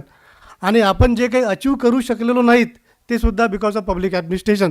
तर जसं यश पब्लिक ॲडमिनिस्ट्रेशनचं आहे तसंच अपयशसुद्धा पब्लिक ॲडमिनिस्ट्रेशनचं आहे. आणि म्हणून संविधान आणि आपलं शासन आणि सगळ्या आपल्या संस्था आणि आपला विकास हे सगळ्याला पुढे जायचं असेल तर पब्लिक ॲडमिनिस्ट्रेशन ही जी यंत्रणा आहे, ज्याला आपण म्हणतो स्टील फ्रेम है ना, जे सरदार पटेल म्हटलं होतं की स्टील फ्रेम ऑफ इंडिया आहे. ही स्टील फ्रेम जोपर्यंत त्याच्यामध्ये मानवी संवेदना येणार नाहीत तोपर्यंत ती स्टील फ्रेम आपल्याला तोडून आणि जे सर्वसामान्य लोक आहेत, आपण त्याला इन्क्लुझिव्ह ग्रोथ म्हणतो, इन्क्लुझिव्ह डेव्हलपमेंट म्हणतो, आणि सर्वसामान्यांचा विकास जोपर्यंत होणार नाही तोपर्यंत आपण किती असे 75 वर्ष येतील, 100 वर्ष, किती वर्ष येतील, पण हेच प्रश्न आपण पुन्हा पुन्हा चर्चा करणार आहोत. आणि हे सगळे प्रश्न पुन्हा पुन्हा चर्चा करणे हे काय फार चांगली गोष्ट नाही आहे. म्हणजे 75 वर्षाच्या नंतरसुद्धा आज आपल्याला शिक्षणाची चर्चा करावी लागते की शिक्षणामध्ये आपण राहिलेलो आहे. आज आपल्याला त्याला काय म्हणतात की आमचा सामाजिक विकास झाला नाही ह्या चर्चा करावी लागते. आमची गरिबी दूर झाली नाही हा आपल्याला आज प्रश्न आहे. आमच्याकडे सामाजिक समता निर्माण करू शकलो नाही हा प्रश्न आहे. हे प्रश्न आपण 75 वर्षानंतरसुद्धा चर्चा करतो. हे आपलं यश नक्कीच नाही आहे, हे आपलं अपयश आहे. आणि या दृष्टीनेसुद्धा आपण सगळ्यांनीच आपण एक अभ्यासक किंवा विद्यार्थी म्हणून राज्यशास्त्राचे आणि प्रशासनाचे याच्यावर चिंतन, मनन आणि पुढे कशाप्रकारे आपल्याला वाटचाल करून याच्यातून मार्ग काढता येईल त्या दृष्टीने खऱ्या अर्थाने काम करण्याची गरज आहे. मला या प्रसंगी आपण मला संधी दिली, माझा यशस्वी सन्मान केला, त्याच्याबद्दल मी आपले आभार मानतो. आणि विभागाला अशीच प्रगतिशील वाटचाल विभागाने करावी अशी शुभेच्छा देतो. थांबतो. धन्यवाद. धन्यवाद सर. प्रश्न पडत असतील आणि प्रश्न पडत असल्यामुळेच विद्यापीठ आहेत आणि विद्यापीठ असल्यामुळेच प्राध्यापक आहेत आणि सातत्याने प्रश्न पडायला पाहिजे असं मी अपेक्षा व्यक्त करतो आहे. आमचे आजच्या कार्यक्रमाचे अतिथी डॉक्टर प्रवीण भागडीकर सर यांना विनंती करतो आहे की त्यांनी मार्गदर्शन करावं.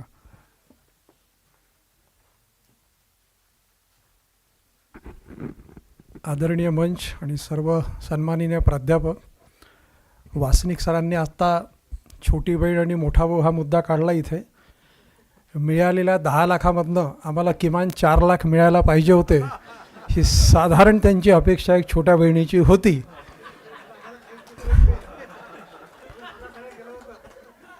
आता मोठ्या भावांनी ती अपेक्षा पूर्ण करावी की नाही हे आता मोठ्या भावाच्या ह्याच्यात आहे.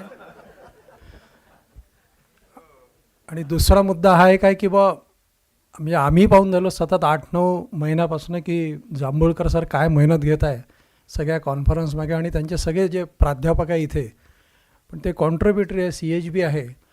आणि या परिषदा जर यशस्वी करायच्या असेल असे चांगले विषय आणून आणि मोठ्या प्रमाणात करायचं असेल तर प्राध्यापक भरती ही किती काळाची गरज आहे हे किमान आम्हाला 3 दिवसात समजलेलं आहे आणि शासन ती इच्छा पूर्ण करो ही एक साधारण अपेक्षा.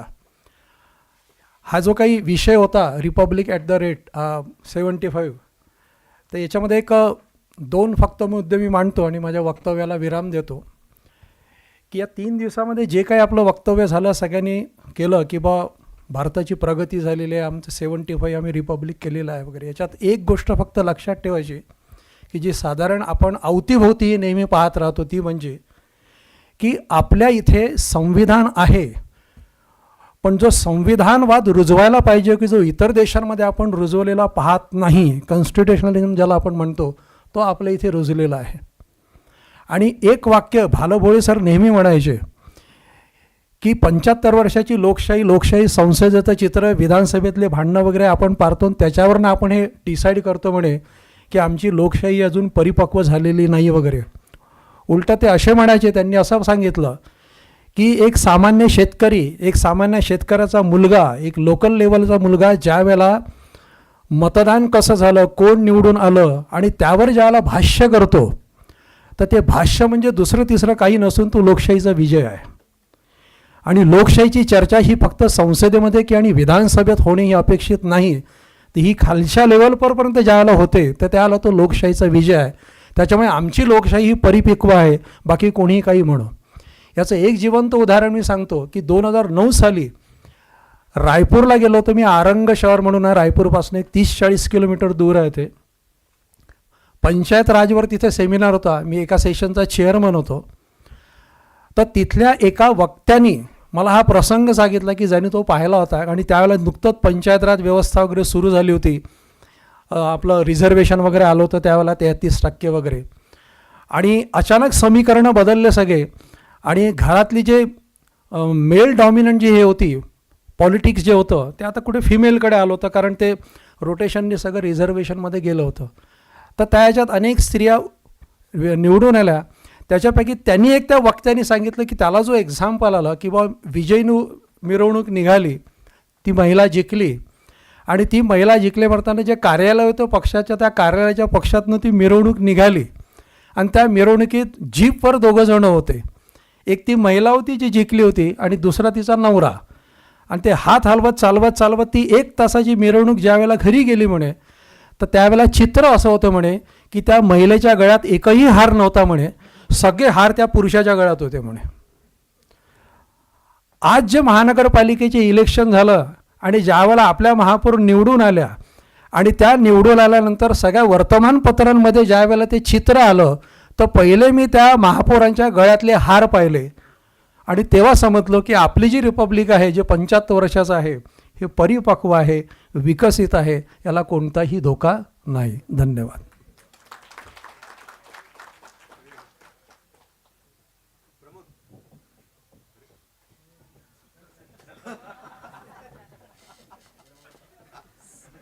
धन्यवाद sir. Sorry.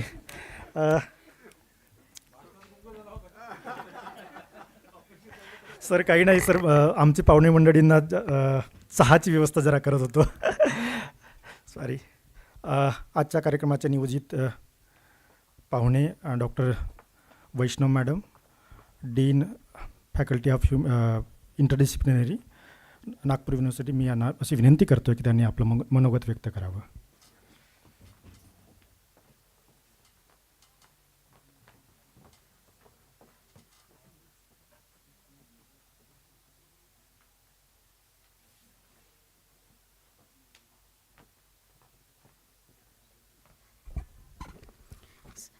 Good evening to all. Why I'm saying good evening? Because you are sitting right from the morning and seeing your enthusiasm, it's really great. इस विभाग के विभाग प्रमुख डॉक्टर जाम्बुलकर, इस नेशनल कॉन्क्लेव के ऑर्गेनाइज़र एंड 80 इयर्स कंप्लीट करने वाला विभाग, आज के कार्यक्रम के लिए मुख्य रूप से उपस्थित doctor Wasnik sir, board of studies के chairman बागड़ीकर sir,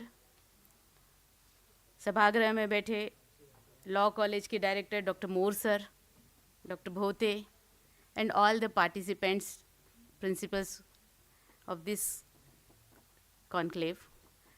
See, when Jambulkar sir called me and he told me that the program is on Saturday and it will be the valedictory, I thought, oh my God, how many people will be there in the program? Because on Saturday we have a mentality, the next day is the Sunday, so we'll enjoy our Sunday. So still we come in the holiday mood on Saturday itself. But really it's a great that you are sitting right now here. It is more than 5:45. So thank you for your gracious presence. As the Jambulkar sir has given an ideal topic for how much we have achieved in the last 75 years after our independence. Really, if I look our achievement, I find across the world we have lot of achievements. We are the highest higher education system in the world. highest number of colleges in our in country. So this is a great achievement. The more important that we have so many people aspiring for the higher education. This is also one of the great achievement of our country. And as far as the political aspect is concerned, I always believe that our country is the country which gives maximum freedom to its citizens. If I say maximum freedom to its citizen, the very simple meaning, though we are not following the norms, still we are not caught. कितना भी हम रास्ते के square break करें, कितना भी हम करें, हमें कभी भी बहुत ज़्यादा पनिशमेंट नहीं होता. The same thing if you go to the western country, एक छोटा सा भी हमने कुछ किया तो कहीं ना कहीं हमें तकलीफ़ हो जाती है. तो इसीलिए, और ये कारण है कि हम डेमोक्रेटिक कंट्री में हैं, जहाँ पर हर व्यक्ति को अपने अधिकार हैं, हर व्यक्ति के अपने कर्तव्य और हर व्यक्ति को फ्रीली रहने की आज़ादी है. तो ये सबसे बड़ा हमारा अचीवमेंट है. एक चीज़ जो हमें, अब मुझे लगता है कि 75 इयर्स कंप्लीट हो रहे हैं, तो एक चीज़ पर हमें सोचने की ज़रूरत है. कहीं ना कहीं इन 75 सालों में वी लॉस्ट आवर वैल्यूज़. क्योंकि यदि मैं आज के, बिकॉज यू नो, विभाग ने 80 साल पूरे किए हैं और मैं भी 60 साल की हो रही हूँ, तो तो मुझे लगता है कि जो मेरे 60 साल के अनुभव हैं और एकेडमिक्स के 40 साल के जो मेरे अनुभव हैं, उसके आधार पर मुझे लगता है कि जब मैं पढ़ती थी तब जो वैल्यूज़ हम लोगों के बीच में हुआ करती थी वो कहीं ना कहीं अभी हमारी कम हो रही है. बिकॉज अभी हमारे बीच में बहुत ज़्यादा कंपटीशन हो गई है. हम पहली क्लास में पढ़ने वाले बच्चे से उम्मीद करते हैं कि वो आगे कैसे बढ़ेगा, वो अपने साथी से आगे कैसे निकलेगा, जबकि आज के 40 साल पहले, 50 साल पहले, और during my childhood days, we never compete with our fellow students, we never compete with our friends. So there is a need to change this attitude, because ultimately we all are human beings, and cohesion, living with the cooperation is the main need of a human society. So मुझे लगता है कि जो समाज है इसके अंदर सबसे ज़्यादा ज़रूरत है कि हम एक दूसरे के बीच में कोहेसिव रूप से रहें, कंपटीशन के बदले सपोर्ट की फीलिंग रखें, और यही फीलिंग कंपटीशन, इसके साथ साथ एक दूसरे के साथ सहयोग की जो भावना होती है वो हमें आगे बढ़ने में मदद करती है. तो जो कि अभी सर ने बोला कि 75 इयर्स में हमने क्या किया, हमने बहुत कुछ अचीव किया, लेकिन हमने बहुत सारी चीज़ें खोई. तो खोने में सबसे ज़्यादा जो खोया है वो हमारे मूल्य खोए हैं. इसके साथ ही हमने कहीं ना कहीं हमारे कल्चर को भी ख़त्म करने की थोड़ा सा हो रहा है, क्योंकि हम यदि, because you know I am an educationist, and from so many years I am working on Indian knowledge system, Indian literature, along with the present situation. So if I look my old knowledge, Indian knowledge system, Indian literature, I'll find everywhere there is a aspect related with development of values among the citizens. So वो जो कहीं ना कहीं values का निर्माण करने की जो ज़रूरत है वो आज के समय में है. अभी राष्ट्रीय शिक्षा नीति आई, इस नीति में भी बहुत अच्छी बात की कि citizen should feel proud of to be an Indian. तो ये एक, हम भारतीय हैं तो भारतीय होने के प्राउड के साथ साथ हमारे भारतीय की जो सांस्कृतिक मूल्य हैं और कोहेशन की भावना है वो सबसे महत्वपूर्ण है. क्योंकि जब तक हम बिकॉज हमारा ये है, ये एक मानना है भारतीय ज्ञान परंपरा में या इंडियन कल्चर में कि सभी लोग एक समान हैं. हम कभी भी किसी में डिफ्रेंशिएशन नहीं करें. अतिथि देवो भव, प्लस हम खुद भी अपने आप को एक अच्छा सिटीजन, एक अच्छा, मतलब सेम सोल मानते हैं कि जिस तरीके से अहम ब्रह्मास्मि तत्वतीमसि, मतलब मैं ब्रह्म हूँ तो मेरे साथ में जो सामने वाला है वो भी ब्रह्म है. What does it mean? If I am a pure person, the person who is sitting with me is also a pure soul. So ये जो कॉन्सेप्ट है, ये कॉन्सेप्ट हमारी कल्चर का महत्वपूर्ण है. तो फिर हम क्यों कॉम्पीट करें? हर एक व्यक्ति की अपनी कैलिबर है, हर एक व्यक्ति की अपनी संभावनाएं हैं. तो उस संभावनाओं के हिसाब से हर व्यक्ति इस समय में हमारे सामने बात करता है, परफॉर्म करता है. So I just request to all, because political science department का बहुत बड़ा रोल है. उस दिन मैं सर के पास एक प्रोग्राम में गई थी. Unfortunately I could not attend the programme, but मैंने सर से यही डिस्कशन किया कि आने वाले समय में पॉलिटिकल साइंस का बहुत महत्व होगा. सर ये मत मानिएगा कि लोक प्रशासन कम है, लेकिन हाँ, पॉलिटिकल साइंस और लोक प्रशासन दोनों एक दूसरे के साथ चलेंगे. और मुझे ऐसे लगता है कि जैसे हम बोल रहे हैं हमारे डेमोक्रेटिक वैल्यूज़ को बचाए रखना है, हमारे मूल्यों को बचाए रखना है, तो हमने देखा राजनीति में वैल्यूज़ कहीं तो भी कम हो रही हैं। तो उन वैल्यूज़ को बढ़ाने के लिए किसका रोल होगा? ऑफ कोर्स जो पॉलिटिकल साइंस डिपार्टमेंट के लीडर्स बनेंगे आगे चल करके, किसी पॉलिटिकल साइंस डिपार्टमेंट को आई नेवर इमेजिन कि वो नौकरी करे। They should work as a leader to the society, कुछ ना कुछ ऐसा रोल प्ले करें जिससे आपका आने वाले समय में आप इस समाज को बदलने और इसमें मूल्यों के विकास में महत्वपूर्ण भूमिका निभाएं। So I feel so happy that sir has given me an opportunity to be with you. ज़्यादा नहीं बोलूँगी क्योंकि आपकी भी एग्जॉस्ट हो गए हैं सुबह से। So thank you so much for patient hearing and giving me an opportunity. Thank you sir. धन्यवाद मॅडम. या कार्यक्रमाचे अध्यक्ष डॉक्टर विकास जांभूळकर सर यांना अशी विनंती करतो की त्यांनी आपले अध्यक्ष मनोगत व्यक्त करावेत. थँक्यू प्रमोद. मला वाटतं की आता मनोगत व्यक्त करण्याकरता काही उरलेलं नाही आहे आणि आता खरंच अध्यक्षांनी वोट ऑफ थँक्स करायला पाहिजेत. So it had been a wonderful 3 days and most of the people who have been coming here had been taking the head of the department's name for organizing all of this. But to be very frank, head of the department supervisory role में है, execution के role में सारा जो हमारे पास में चाहे वो contractual teacher हो या हमारे पास में आवर बेसिस पे क्लॉक आवर बेसिस पर का जो टीचर है वो अपने रेगुलर क्षमता और जो उनकी कार्य जिसको हम लोग कहते हैं कि आवर्स ऑफ वर्क हैं उसके बियॉन्ड जाकर यहाँ पर काम किया है. एक्चुअली ये सारा श्रेय जो है ये उन सभी टीचर्स को जाना चाहिए जो इस विभाग के अंदर में है.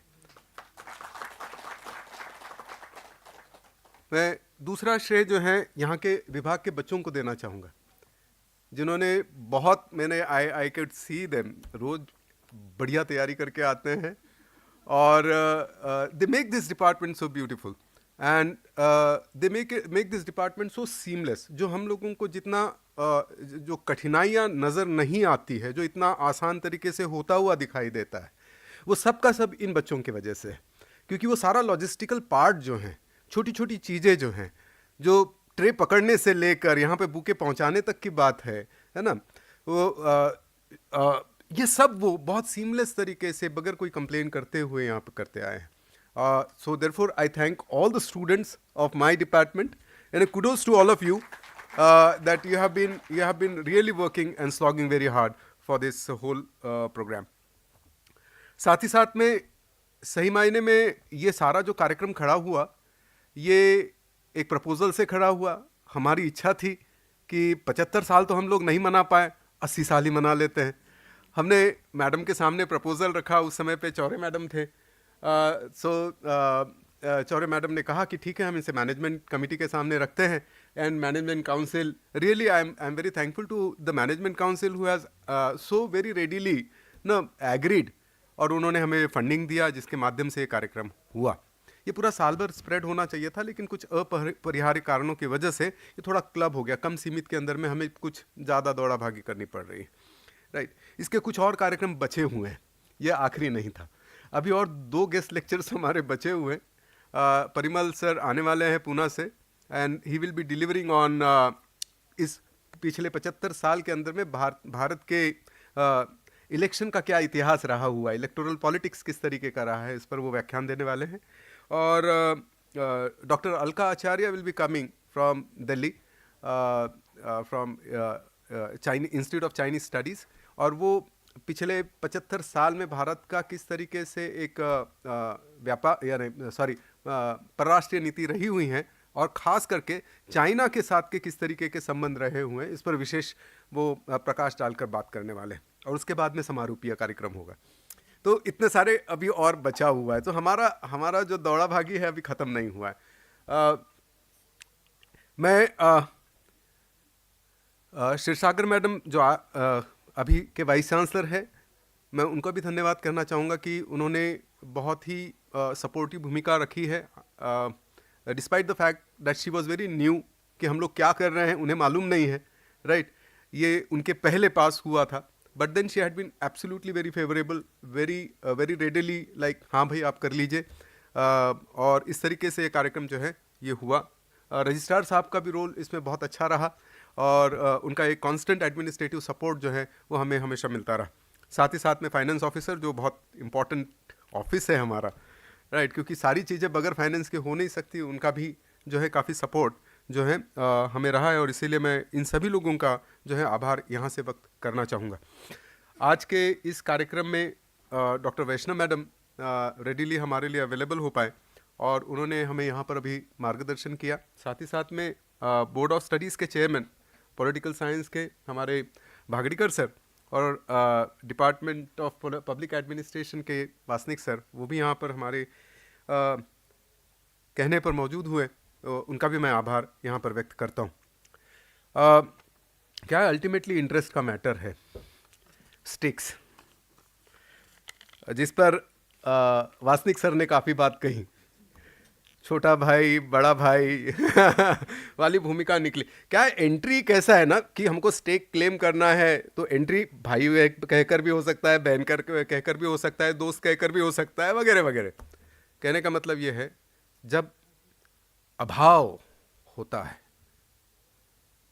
तो ये स्टेक्स और भी इम्पोर्टेंट होने शुरू हो जाते हैं, और ये बड़ा इम्पोर्टेंट मामला है. उन्होंने लास्ट ईयर ही कुछ अपना प्रोग्राम्स किया था, but despite that I still feel कि जिस प्रकार से हम पिछले कई सालों से एक तरीके से कमी महसूस कर रहे थे कि there has not been enough programmes, there has not been enough interaction, academic interactions, ये हम लोग थोड़ा सा कमी महसूस कर रहे थे.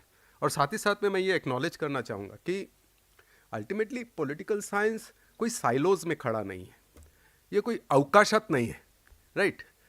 We are not the only discipline, we work across disciplines, all disciplines work across disciplines, right. यानी we are almost like interdisciplinary. यानी अगर कॉन्स्टिट्यूशन जैसे कहा कि कॉन्स्टिट्यूशन जर राबवायचं असेल तर उसकी यंत्रणा ही नहीं होगी, तो क्या कॉन्स्टिट्यूशन हम लोग चला लेंगे, क्या देश चला लेंगे, right. So it always need some kind of an administration, right. अगर अर्थनीति की अगर समझ ही नहीं है तो पॉलिटिक्स में उसकी भाषा कैसे तैयार होगी, किस तरीके का हम लोग जो है एलोकेशंस कर पाएंगे, किस तरीके से उसको एक पॉलिटिकल फ्रेम के अंदर में डाल सकेंगे. अगर सोसाइटी का अंदाज़ा नहीं है तो सोशल प्रॉब्लम्स की तरफ में किस तरीके से पॉलिसीज़ बना पाएंगे. So we all work in a very interdisciplinary framework, and that is what I guess the future of all disciplines are all about. Even आज की तारीख में जब हम एल्गोरिदम के बारे में बात कर रहे हैं, एआई के बारे में बात कर रहे हैं, हम तो सोच रहे हैं कि भाई पॉलिटिक्स और एआई के लेकर अभी प्रोग्राम आना चाहिए, कोर्सेस इंट्रोड्यूस किए जाने चाहिए, क्योंकि आज एआई जो है, जो कि बहुत ही टेक्निकल फील्ड है, लेकिन सोशल साइंसेस को अफेक्ट करने लगा है, राइट, और हमारे आउटकम्स को असर करने लगा है. So these are all the things that are really very important, and I do really acknowledge कि this interdisciplinarity between disciplines has to be maintained. देखिए साइंस जो है, and this will be the last I promise, science जो है problem based काम करता है, right. You have to have a problem to solve it.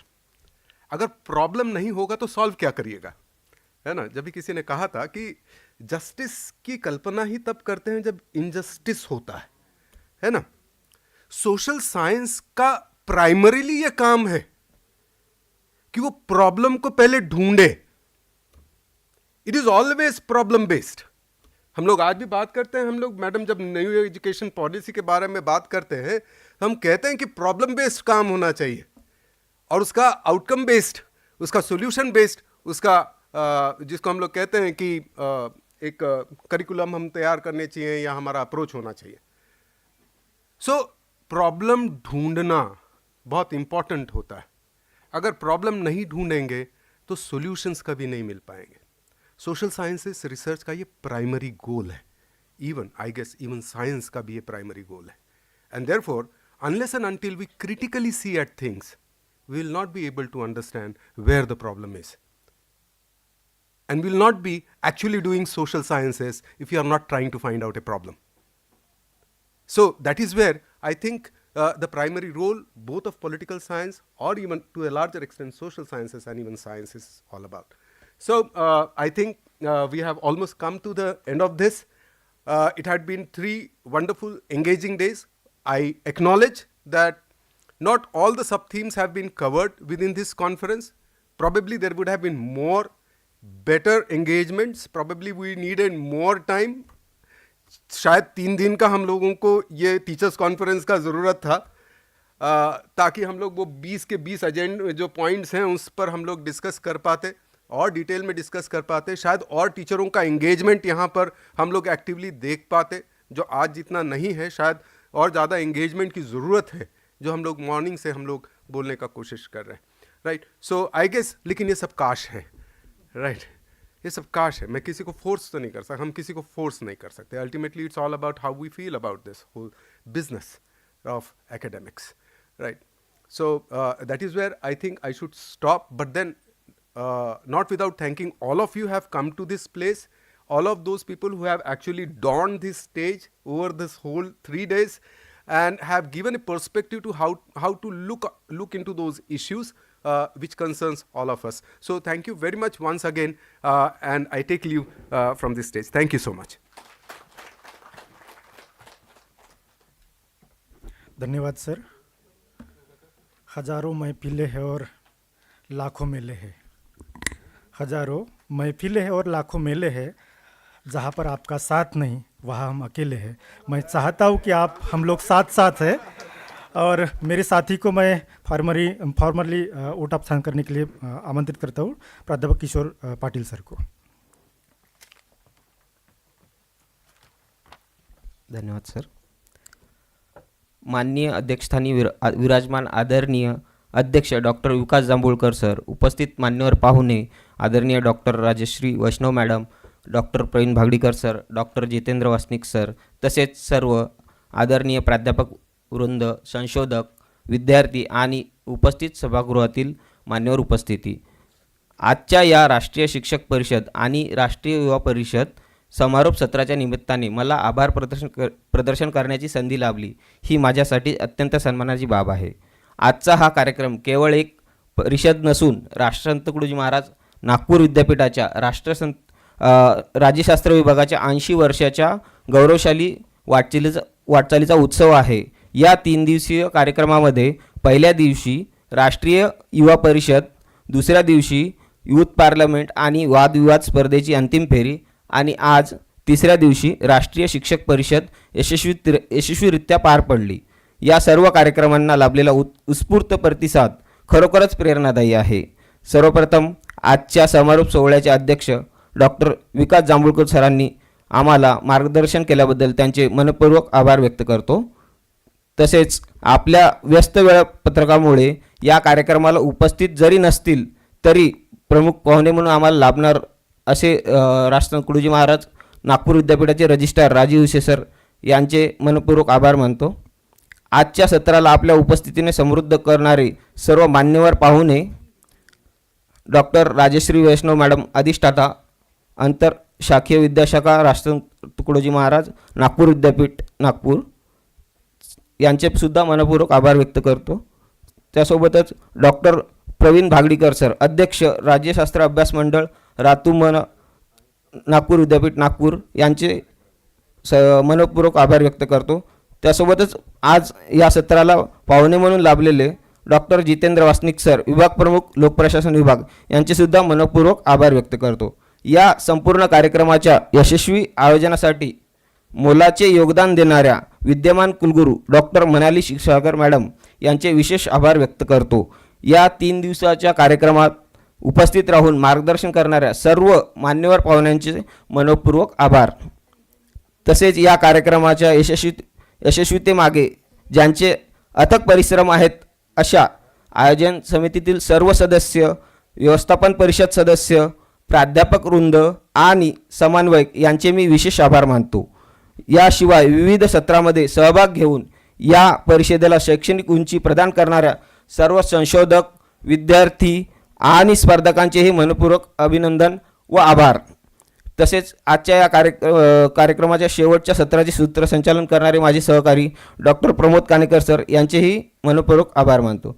कार्यक्रमाच्या यशस्वीतेत मोलाची भूमिका बजावणाऱ्या सर्व स्वयंसेवक तांत्रिक विभाग, नोंदणी समिती आणि पडद्यामागील प्रत्येक सहकार्याचे मनपूर्वक आभार. आपल्या सर्वांच्या सहकार्यामुळे हा संपूर्ण 3 दिवसीय सोहळा अत्यंत यशस्वीरित्या पार पाडला. याबद्दल पुन्हा एकदा सर्वांचे मनपूर्वक धन्यवाद, आभार. याच शब्दासह मी माझे आभार प्रदर्शन समाप्त करतो. धन्यवाद. सर्वांनी राष्ट्रगीतासाठी उभे राहावे.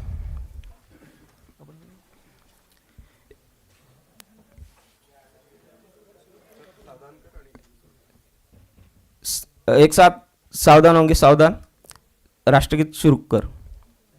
नमन अधिनायक जय हे भारत भाग्य विधाता, पंजाब सिंध गुजरात मराठा द्राविड उच्चल बंग, विंध हिमाचल यमुना गंगा उच्चल जलधि तरंग.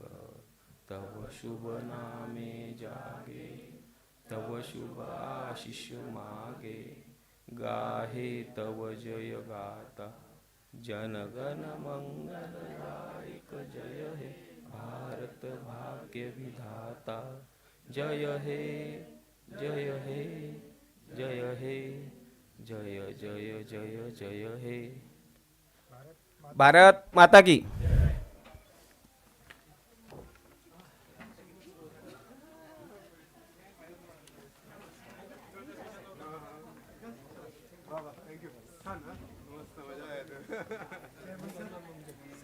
पत्र मिळालं त्यासोबत अमोल सरांचं पत्र होतं. त्यांना सांगितलं. चलिए बढ़िया. कम लोगों से ही बहुत अच्छा हो जाता है. हाँ एक्चुअली होता है. हाँ.